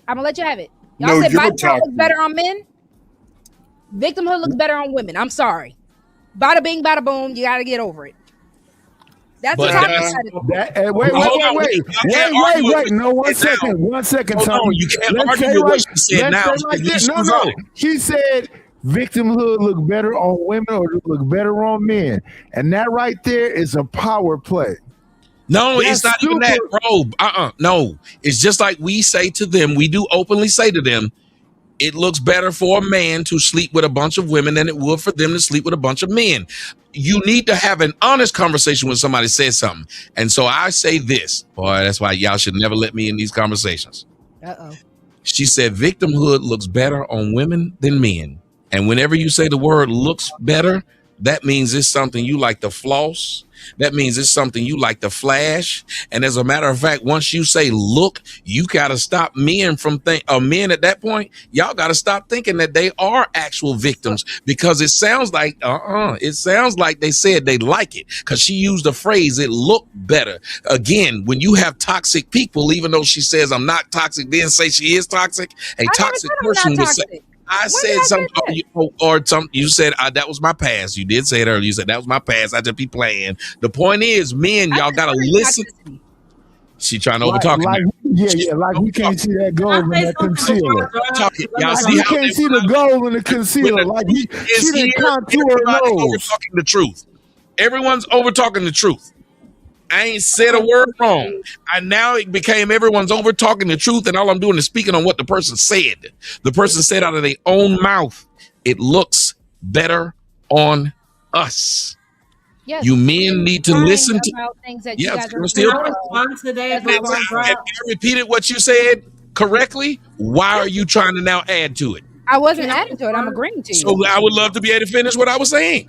Okay, when Or he is that finishes, can I go because I'm gonna drop after he goes. So here, I want all of you men to understand. She's gonna take all her light skinnedness away.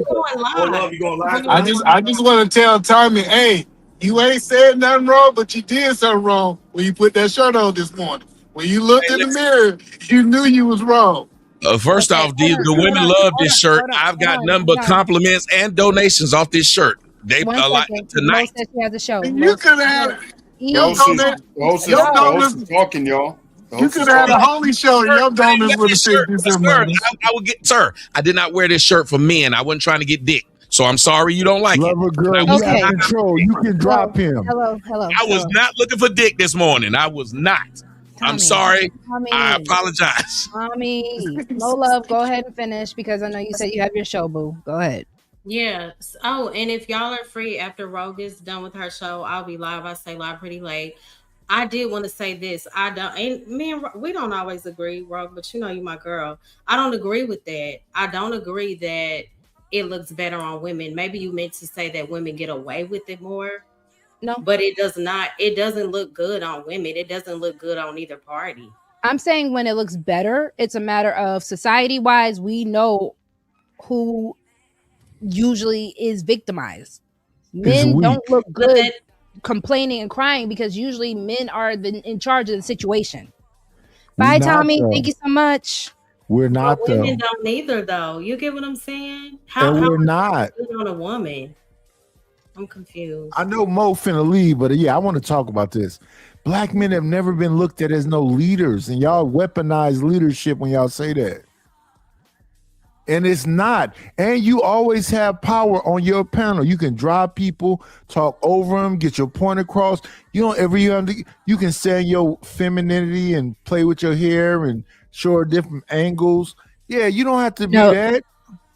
No, it was not a Freudian slip. I'm saying the quiet part out loud. When it comes down to how society views victims, women do. Nobody wants to look at men as victims. I'm sorry. Not saying that y'all can't be. It's just harder for y'all to get that card on y'all. It's not about not believing women who are victims, even though I have talked on my show about women who play games and who make it hard for real victims. I've talked about all this stuff. But when we are looking at how society looks at situations, unfortunately, that's why you hear men don't cry. Men can't cry. Real men don't cry. You guys don't look good crying, being victimized. It does not make society feel good because that shows weakness in men. And unfortunately, men are not in a position where y'all can show weakness. That's all I'm saying. I agree with what you're saying. I'm so sorry. I'm so sorry. Please let Mo finish, please. But I do want to say this. I think that's a huge part of an issue in society. I know we live in a world where if a man expresses himself, if he has a moment where he needs to cry, because men do need to cry. I'm sorry. That's why so many of them are struggling now. We have to stop that rhetoric. Okay, if a man cries or expresses himself too much, that he's weak. Absolutely not. And I think that also has to do with the maturity of a woman. Now, do I want to see a man cry every day? No, that's an issue. But to say that they always have to be strong, they can never have a moment where they need to just breathe and say, I need somebody to support me. That's crazy. What you just said was crazy too. Earlier, she said she don't want to see a man. Not to you. Listen. Wait. She said earlier that she don't want to see. Eat a man. 1 second. Let me say this right here. Let me say. I thought you was finished. I thought you ended. I thought it was the period. I don't want it to blow up like you did on another show, respectfully, and just went clean off on me. Oh, don't cry, baby girl. Okay, come on. I don't cry, but don't push me. Respectfully, what I'm gonna say is it's not. I don't even know what that Don't means. push me because I'm close to the edge. We do see a lot of our men pretending to be strong, and then they show up as crash outs because they don't have a chance to say, I'm triggered by this, or I need an outlet. You get what I'm saying? Like a lot of these men are pretending like they're okay and they not. Let's just keep it real. Now, I know majority of everybody in society play like they tough, but people are really struggling internally. That's why we see people screaming, yelling, cussing everybody out all day on a computer screen. Some of these people are really broken. It's not always a joke. So if you think what I said is crazy, shout out to United. But thank you, Rogue, for having me. Love you, boo. You had a great show. You look beautiful. I love your hair. I'll slide through. I'll slide through my sleep time. So I appreciate you, boo. Thank you again. Before you leave, I wanted you to let you know. I don't wait too many seconds. It's my turn. No. She was talking because to I me. feel like I'm not being heard. One And mic, the women one said that mic, I'm supposed to one get mic. heard tonight. One mic. Why can't one I be mic. heard, Rosie? I don't know what's going on.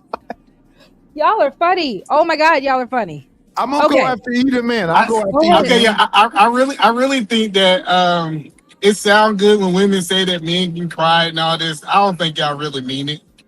Maybe y'all mean it for y'all sons, but you don't mean it for the men that you with. Most women don't mean You that don't for the men believe that that they they do. really mean it? I think men have outlets. Wait. I know it's your show, Lover Girl, but either man, you don't believe they really mean it? No, I don't think no woman wants to see her man crying. It shows weakness. Like we can get up here and paint these pictures that y'all need to be boohooing in y'all woman arm and she gonna look at you the same. Y'all niggas lying. That's all I'm saying. Like women don't want to see that. So when she starts saying 100% true, that hey, it's okay for my woman to cry in my arms. It's not okay for me to cry in my woman's arms. So the let's have victimhood, look, let me land it. The victimhood do look better on women than it looks on men. It's been like that since the beginning of time, and yet we trying to just argue just to argue. It just bugs me to let a waterhead boy that sits in the corner with a propeller on his head. Nidus, come on, we man. can't do this. We can't do this. One second. Let's have a conversation. He's not being disrespectful. One section. I'm not being disrespectful. I talk to you like this all the time. What I'm saying is this, brother. They loved us to be the victims. And in this society, we supposedly came here as slaves, and they could tie a horse to our legs and our arms and rip us apart and cut women open and throw the babies to the alligators, and we ain't never had no power. So now you trying to sit there and say they don't get some enjoyment out of us being the victims. They love us being the victims. The reason why that your little bitty 5'3" woman would get in front of that 6'2" dude and talk to him like he's a child because they think they Shirley Temple Black. They can call you boy. You ain't never had no power. So the audacity of you to sit up here and act like they ever respected the black man is dumbfounded. Back on you. So, Nitish, the fact that you will say that there's so many misandrists in this space, and I'm not going to go against you, but the fact that there are women that actually are fair, that are actually encouraging men to find their power, that are actually rooting for black men, because we do need y'all to find your power collectively. You guys are supposed to be leaders. If you look at a black man's natural built, you guys are built to be a leader. Black children are the most intelligent children until we either put them in front of the TV screen or we put them into these education systems that want them to be dumb. We are the smartest. We have the smartest children. So the fact that I keep hearing this is what sounds weak to me. When I keep hearing how men are just rebelling against their leadership, where men are telling me that women can really just stop y'all from being on your purpose and on your goal, that is crazy to me. If the woman is not trying to get on your program and get in line, she gotta go. And I'm so sorry if that hurts anyone's feelings. Gotta go. And but I didn't say that at all, though. From your purpose, she has to go, and that is Gotta what's go.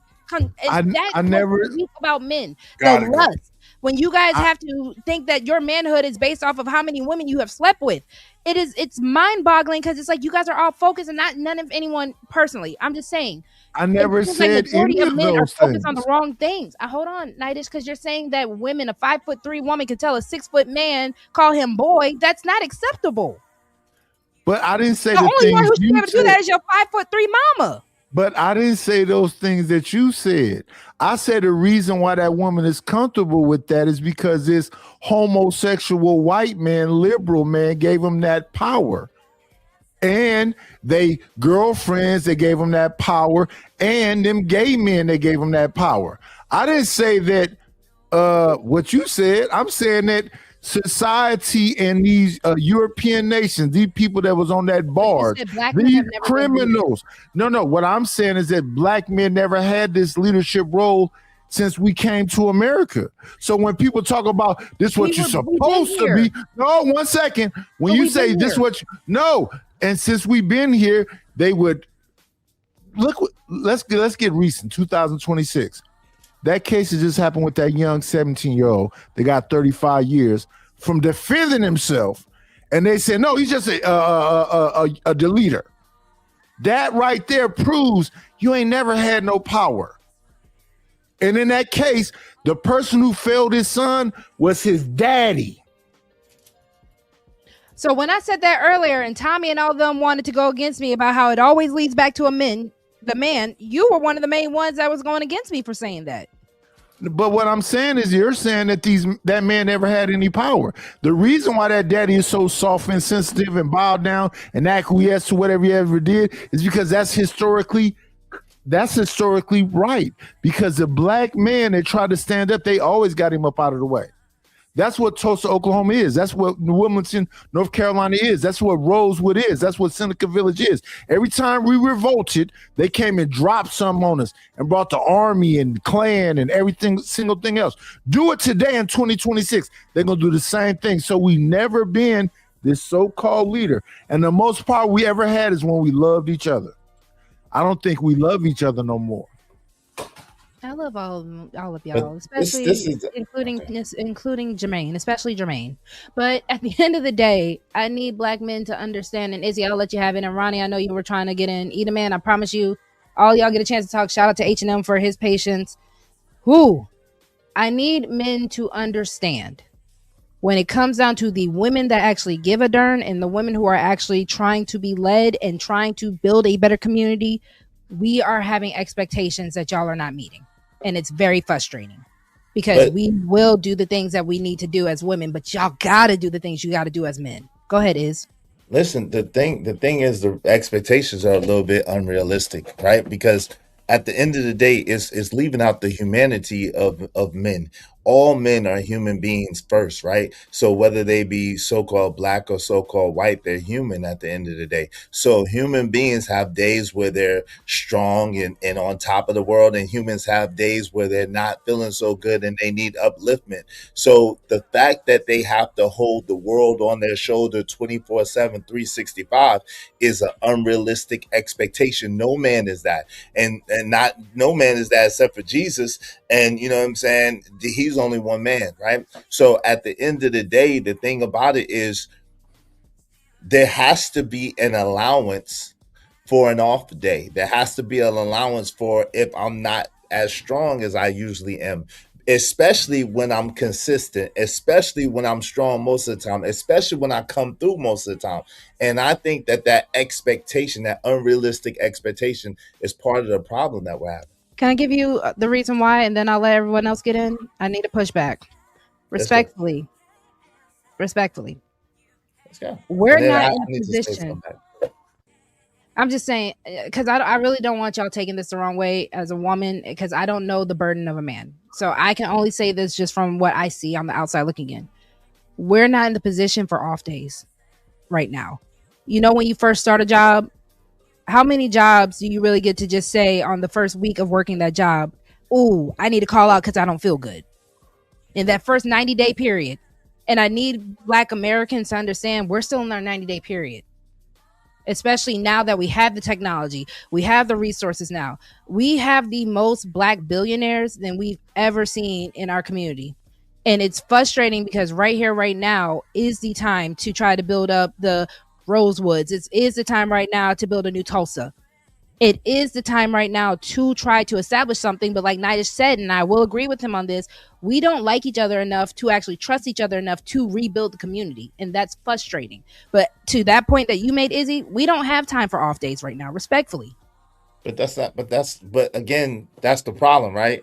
It's not realistic. Nobody can work 24/7, 365. It's not humanly possible, right? To work 24/7. There's a time and a season for everything. The earth tells us that when it changes from time to time. The weather tells us that when it changes from time to time. No one could be hot all the time. No one could be cold all the time. It has to be a balance. It has to be a balance. And so that's the thing. I understand what you're saying as far as we're behind the 8 ball. We need to get with it. We need to do our best. I get it, and I'm not making any excuses.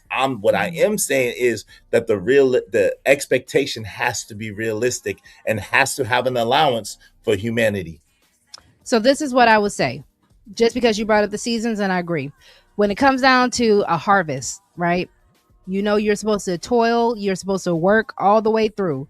And then when you harvest after it's said and done, and now it's become wintertime, what was the point of the harvest? Were you supposed to eat everything that you harvest back in the summer, spring? Or was the smart thing to do to actually preserve enough so that you can also eat in the winter and fall? And I feel like as Black people, when we have our harvest, we eat it all in the summertime. So then when it's left to winter and fall, we're left starving. And that's my issue with Black people. Oh, just my because we know goodness. the seasons change. Shout out to the shout outs. That was Am I wrong? beautiful, Rogue. You're not wrong. You are supposed to preserve that harvest you had at the beginning. But here's the thing. Again, when we had this conversation, this is what we need more than anything. We got to find a way to love each other again. Men, women, Black people in general. Y'all talk about delineation, the tethers, and everything that's a person of color. We got to find a way to love each other again and stop trying to find a way to differentiate and separate. I said that a bunch of times. That we need to find a way to love each other and respect each other and come together. All this hate amongst each other is not helping us win as Black people at all. It's not helping us win. It's helping us lose more than anything. So shout out to Tommy, right? Because I can agree with both of you gentlemen, but even when I hear rhetoric from Tommy, when I hear rhetoric from a lot of the Fresh and Fits, all these other big names that are in the space, I don't hear the promotion of love.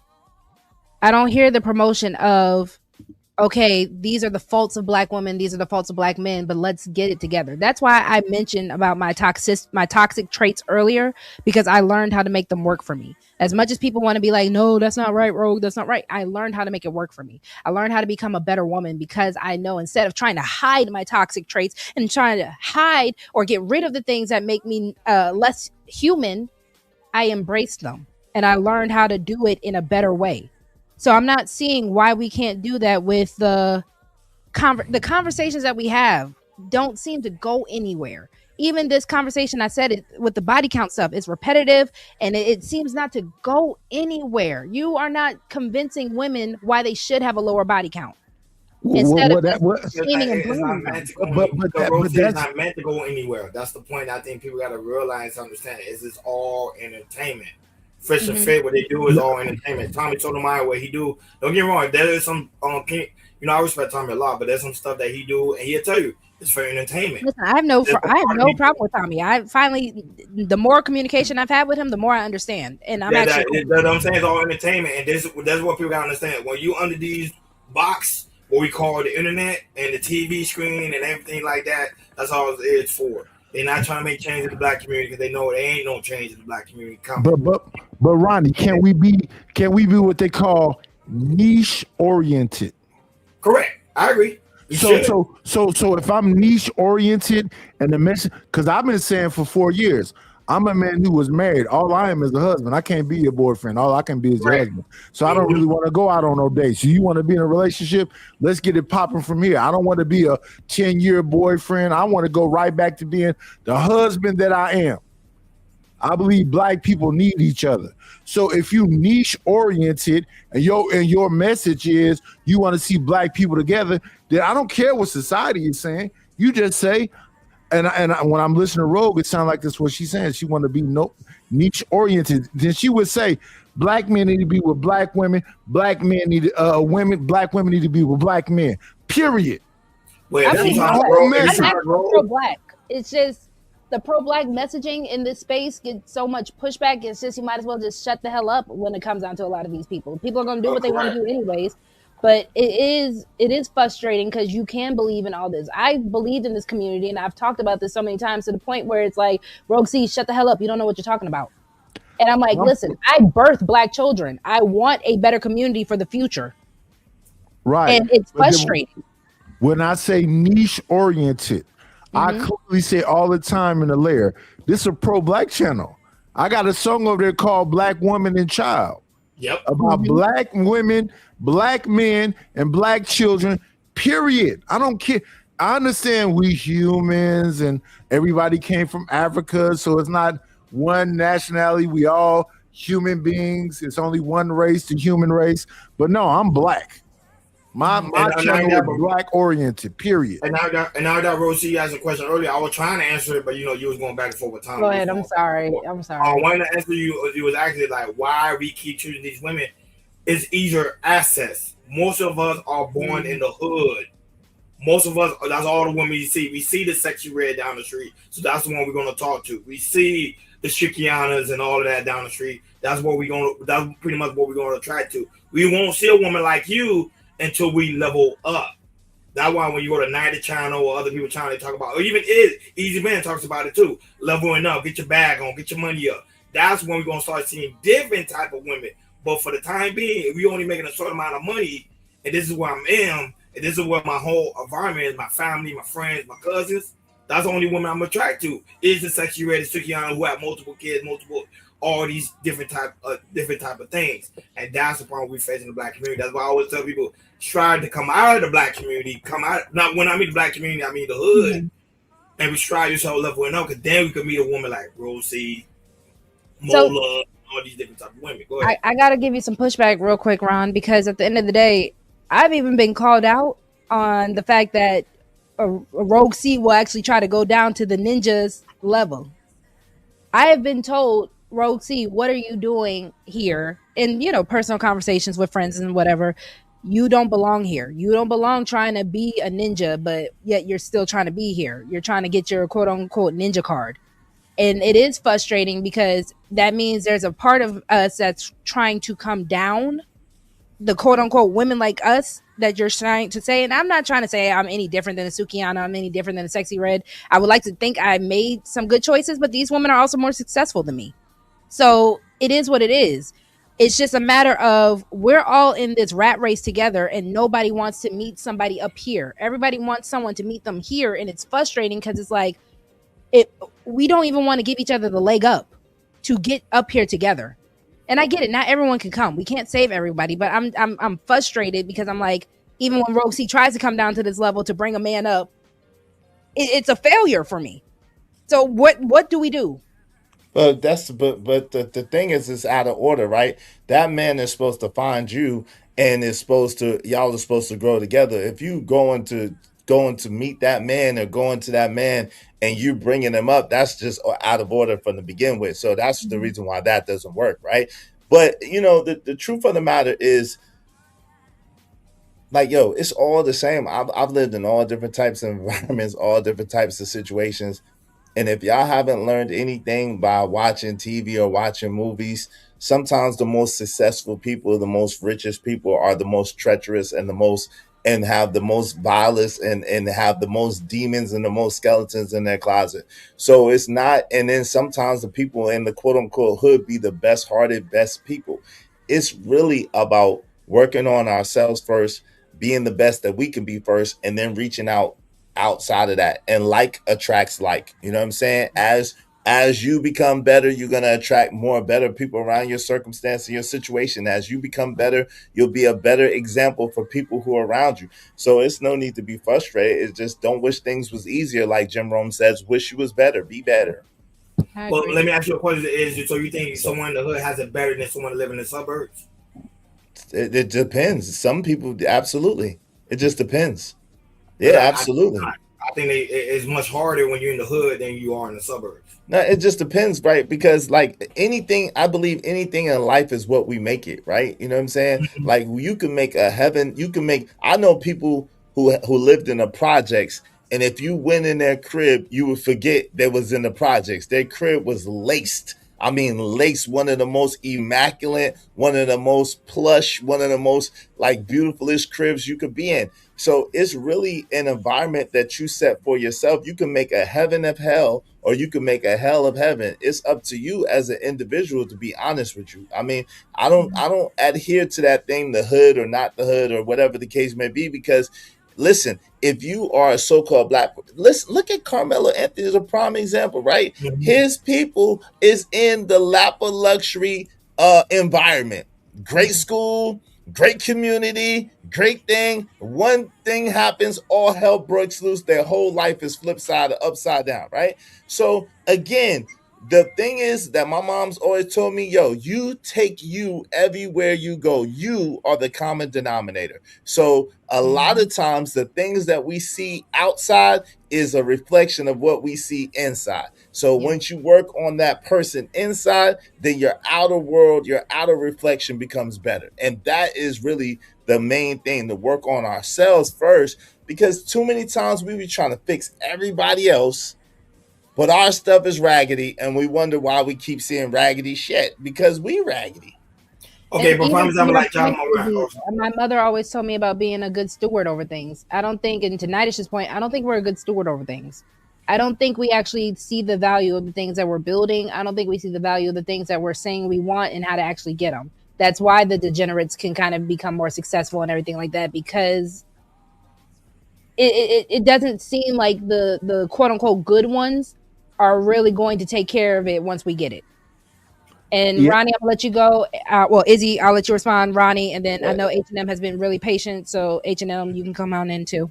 It depends on what we call success, right? Earl Nightingale says success is the progressive realization of a worthy ideal. So the truth of the matter is everybody's vision of success is different, number one. But then number two, the people that we see with the riches or with the lifestyle, a lot of times that don't be real, that be faking a facade. But even when it's not faking a facade, a lot of those people do not feel successful because they've only attained one thing. This is a life that we make. We make this life, and we make the bed that we lie in. So we can either make it a plush bed that feels wonderful with them 1,000 thread count sheets, or either we can make it, you know what I'm saying, a paper mache cardboard box on the floor. Either way, it's up to you. Like at the end of the day, it's up to you. If it's to be, it's up to me.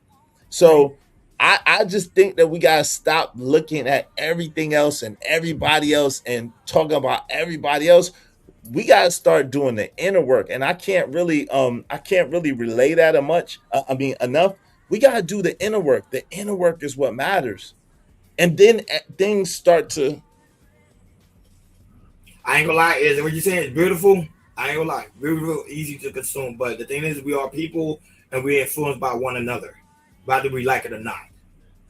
Prime example, look at John Morant. I was going to use it as an example. John Morant, who is an NBA star, went to the hood. Well, he didn't go to the hood, but he was trying to mimic the hood because he thought, quote unquote, this is good and this is what is acceptable into society. So I think it's the whole image of the hood. That's why I always shout out to you. And this is why I say it's very dangerous, because of what television, TV show, rappers, and entertainers putting out there, and it's consuming the black youth. And it keeps going on and on and on. Now, Carmelo Anthony, I know it's a sad situation, but if you die and we go probably history, I guarantee you probably have friends that's probably in the hood, probably have some form of influence on him, whether we like it or not. Listen, what Izzy said. It's true. What Izzy said. No, Izzy said it's right. Perception is, what you believe. When I had these conversations up here, I always like to say to the same thing. I don't want to change it or manipulate it. Whenever has a black man ever been in a leadership position? from transatlantic slave trade. We never had that position. We was victims right along with the sisters. But here was the difference. Back in that time, we all looked at each other as one. So we were trying to uplift the women were trying to uplift us. But somewhere around there in the 60s and 70s, when you got that feminism up in there, the women somehow thought we was different. We never been a patriarchy. We always been a matriarchy. Yes, women have been bamboozled by white feminism. I will agree with that. That's why I say if anything, I will be a womanist. Because I am a black woman and the intersectionality, I am black, I am woman. I cannot separate the two. Now, with that being said, we had Malcolm, we had Martin, we had Stokely. I mean, I don't have to list all of them because at the same timeline you said that the feminism happened, we had the biggest bunch of black leaders that we could probably ever think about. What destroyed the Black Panthers? Themselves. Drugs. No, feminism. The women said that all of the men was taking the roles as if Angela Davis and all the women. It's a city. It's a house in West Oakland right now, a blue house. Nothing but women on in front of Black Panthers because they said that the men. So what about the leaders of the Black Panthers that were actually raping the women and essaying the women? I've never heard that before. Wait. No. But let's say right where she at. Checkmate. Black men can't never do nothing right.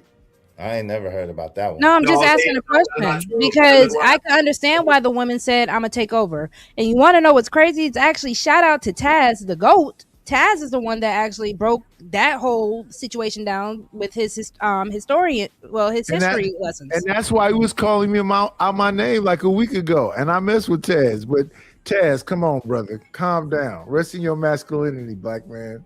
I ain't never heard. I know a lot of. He was cussing. Listen. He was cussing me out just a week ago because no. I want to respond to what you're saying. Black men have never had no power. So how are they leaders when they never? And since transatlantic slave trade, when did the black man? That's not true. Not this way. In the 19. Hold on. Let me answer you. In the 1900s to the 1940s. Black men had a tremendous, and even to the 1800s, there have been black men in America who have had and yielded a tremendous amount of power, influence, and everything. So we cannot tell that lie because of a small subset of the so-called United States that was enslaved. We can't tell that lie because there were black people who owned slaves. There are black people who were in Congress. There are black people who was in legislation. There are black people who own this land who actually are part of a shadow. But anyway, that's a whole other story. So the whole thing is this. Bought their family back. But the thing is, this Nidish. It's not accurate to say that black men in so-called America have never had any power. That's not true, right? Now, do they want you to believe that? Absolutely, without a shadow of a doubt. No, but wait. Hold on. Hello. 1 second, real quick. Respectfully, again, I love all the men in this space who have a voice. I appreciate y'all for everything you do. But you also want to know what's discouraging? Instead of black men being on panels discussing how they can get more power, you know what black men are on panels discussing? A woman's body count. Body. No, we're not talking about body counts right now. Don't do that. See, that's what I love about I'm not you. talking about right here, right now. Hold on, Nidish, because I wasn't even talking about this panel. The whole point I'm making is shout out to Trey. It was a great conversation. I'm happy I was there. I'm happy to have the conversation. But it is discouraging to see that a bunch of black men are up on the internet all day. The thing that they are discussing is how much mileage, literal mileage, they could calculate to see how much D a woman has had. I want to be respectful, and this is your panel. Let me ask Izzy Vance, Ronnie Ron, Hustle and Muscle, Willing to Win. Are we sitting on panels every day caring about a woman's body count? No. I don't. That's why when I heard the title, I was like, damn, I'm on the wrong show because I'll never talk about that ever. No. Again, I don't care. I wasn't talking about y'all. That's why I said the issue was more so what I see in this space. So it doesn't have to be you all. I know, Nidish, you don't discuss this kind of stuff. I know, but that's not what I'm saying. What I'm saying is that I hear what you're saying, but most of the conversation we have, including me, is about a minority of people. It's a minority of people that make over 6 figures. It's a minority of people that's over 6 feet tall. It's a minority of women that's fine. We're not gonna blame them, Jonesing, because again, the original panel that I was reviewing before everything popped off. Shout out, this was a great show. I'm very proud of the show. I'm very happy that you all came to rock with me in the show. But the original panel was on the discussion that I came up to because I was a little discouraged to see men talking about body count. This is not something that I think Black men should be discussing. I'm happy that you all did discuss it with me because it was a fun show. But it is also a matter of, if we're going to get to the serious part and the nitty gritty part about Black male leadership, when I see all these Black men, this whole manosphere situation, all the stuff that we know this YouTube stuff has been, I think it's crazy that is the stuff they want to constantly always discuss. And not y'all, but it's always a discussion about women and our downfall, but it's never about how to uplift others. But Rogue C, it's a minority of women that's into the OnlyFans thing. And the guy you had up here that you was, putting emphasis on is an OnlyFans corn star. But this is the thing shout out to Tommy B that he had to degenerate down to that instead of being some kind of like voice of the Black people. Where he really has his power is being a corn star on OnlyFans. That's what he is today. I don't know, listen, he can't even be on YouTube or Kick or Twitch or most things because he decided to put that thing on the Black woman on camera. Listen, but so shout out to Nice, but I would say this, Rogue. From what I understand, the manosphere started out definitely uplifting Black men and definitely a voice for Black men, right? That's what I understand. Now, the truth of the matter is, unfortunately, people don't want to hear what they need to hear. They want to be, like Ronnie said, they want to be entertained. This is the problem. The people want to be entertained. If you do a show, I've done it intentionally multiple times. Told them it's going to be an education show. 2 people show up. You know what I'm saying? It's got somebody in the thumbnail. You know it's going to be drama. 1 million people show up and they bear money. So at the end of the day, it's about the appetite of the people. And we got to really be honest with ourselves. Do we really want change or do we really want to be entertained? And I would say that majority of people want to be entertained. They don't want to be changed because change is too difficult for a lot of people. Most people don't want to do the work. They want the results, but they don't want the work. And if they can't get the results by not doing the work, why not have a good time on the way down? But Izzy, wait. Hold on. No. The people have spoken. But Izzy, you did a great live. No. The people have said what they want. To the point where somebody is calling themselves the new Fight Club. That's on Trey's channel. That was actually the video that I was reviewing. Shout out to Trey. The people have spoken. They want Fight Club back. Yeah, and let Will and the Win get in there, y'all. Will and the Win. What are you saying, Will and the Win? No, I was just saying, like, you did a members live only show the other day. Mm-hmm. I mean, you were talking about some good stuff over there, but I think I have to agree with you. I think the people, especially in this space, I think it's just entertainment. I don't think it's here to learn or grow the community or just anything. It's just entertainment, and that's a problem because I never been around Fight Club. I never been around that, but I agree with you, Izzy. I think it's just entertainment. I don't think it's just to learn to grow the community or anything like that. Hold on real quick. I want to read this from shout out to Rudemp. The Black Manosphere was supposed to become a political organization, but it was just a front voice. It was a front to voice their disdain and hurt for Black women.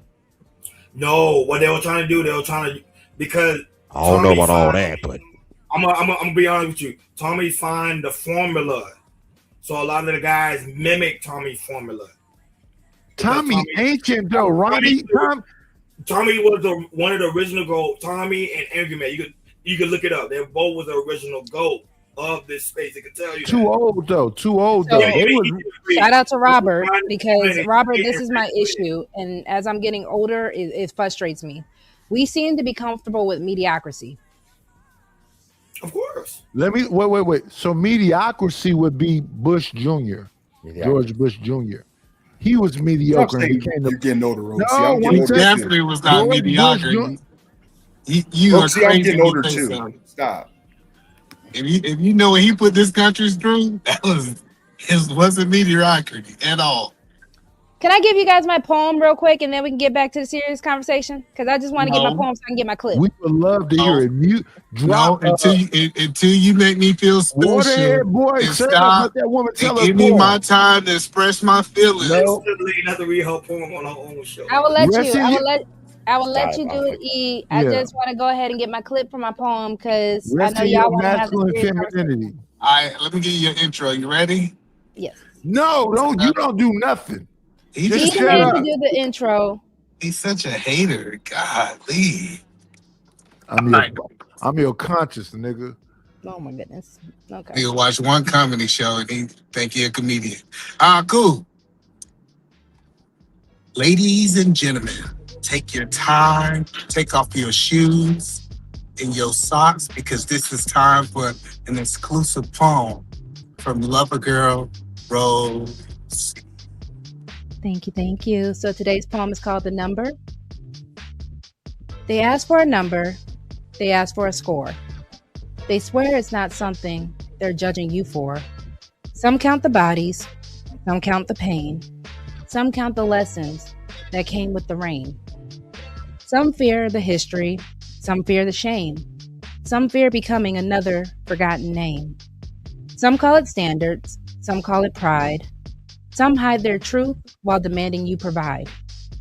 But numbers don't tell us who stayed or who lied, who healed from the hurt or who never even tried.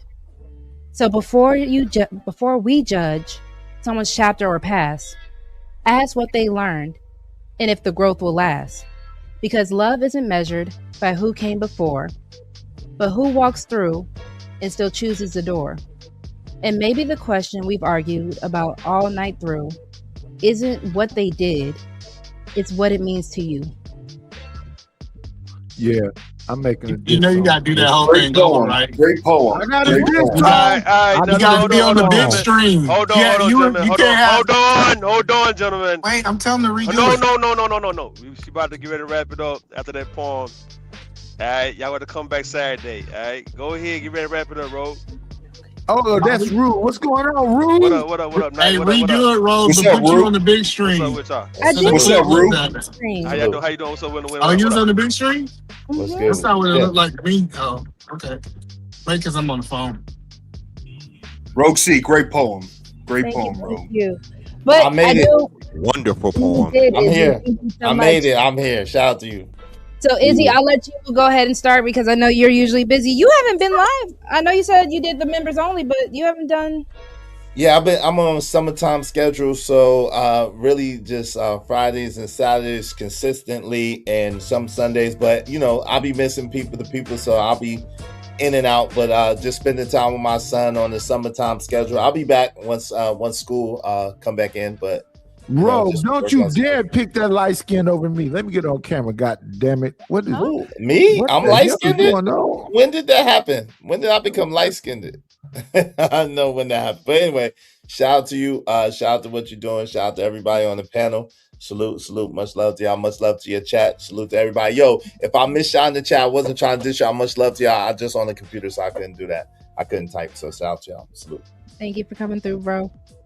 All right, because Nightish, I'm gonna let you and Eda Man have the last word. H&M, you did not get to talk much, so let's hear from you real quick. Yeah, let's listen to H&M. Sure. There's a lot to talk about. I was just in the back making dinner and listening to y'all jibber jabber, but shout out to all of you. It was a good jibber jabber session. H&M, was it seafood? Now I ain't had seafood in over 4 months, but I'm gonna get back into it. I'm trying to put on weight. So I need more vegetables and regular meat. You know what I mean? So you eat red meat? Yeah, every now and then. H&M, what would you like to talk about with the actual topic? Well, as far as the body count is concerned, you say men are busy talking. Well, first of all, I don't dive into deep into body counts. And second of all, does that mean that as men we should ignore a woman's body count entirely? Like, who cares if you fuck 20 men? I'll take you as you are. Is that what you're saying? Ignore the whole aspect of the body count, or do you think we should consider some aspects? Because to me, a too high body count is 5 or more men. If 5 or more penises have been inside of you, that's too much in my humble opinion. Or better yet, 3 or more is too much. So where do we draw the line? That's my question. Where do we draw the line with the body count shit? Anybody can answer. What if So it's let me 120? answer. Let me answer this because that was actually one of my segments. So the $1 million question, right? What exactly do people think body count says about someone? Because the real debate comes from people aren't arguing about a number. The arguing is about what the number actually represents, right? So to some people, it means freedom, experience, and exploration. To others, it means poor decisions, lack of discipline, and incompatible values. Same number, different interpretation. That's why these conversations never end, because people are debating symbols, not really just statistics. So at the end of the day, it's not about the number, because you're not supposed You're to right. lady. And it's always based around the gender. If a man got a body count, it's seen as a good thing, but if a woman got a body count, it's seen as a bad thing. So Nidish, you you didn't get to say your lying. final thoughts before you left. But thank you, Nidish. Shout out to Nidish. I appreciate Shout you as out to always. Nidish. So yes, H&M, the number matters. You are allowed to have a preference at the end of the day, right? You are most definitely allowed to have a preference. It's just a matter of what are you going to do about it? If you're going to stay with the woman, if not, you can bypass her. It doesn't need to be a discussion. But I Makes do sense to appreciate me. you, H&M. Scam, you were up here a little earlier and you didn't really get much time to say, so I'll go ahead and let you have it real quick. And Eda Man also left and didn't get to say nothing. But bye, guys. I appreciate y'all. Thank you. Body count is one of the biggest lying talking points in the sky, along with finance. They're divorcing because of finances. I find this interesting. 15, 20 years worth of panels and content creators Thank you, that Red. fly all the way out to other countries in the sky. And one question, where are these virgins? Where are the 22-year-olds or 28-year-old pure women sitting in there doing an interview with them? Where? Anybody seen the virgins? Because they say they got $8 million in a briefcase and they super high value. And this is what these men want. Where are they? But they got butt naked bimbos, no walls. And go to sleep.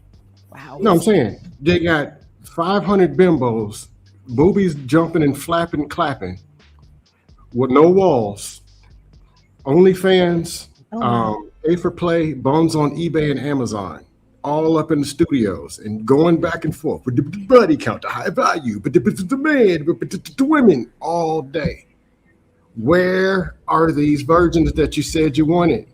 You're telling me you can't take $5,000, say, excuse me, can you find me one 28-year-old virgin?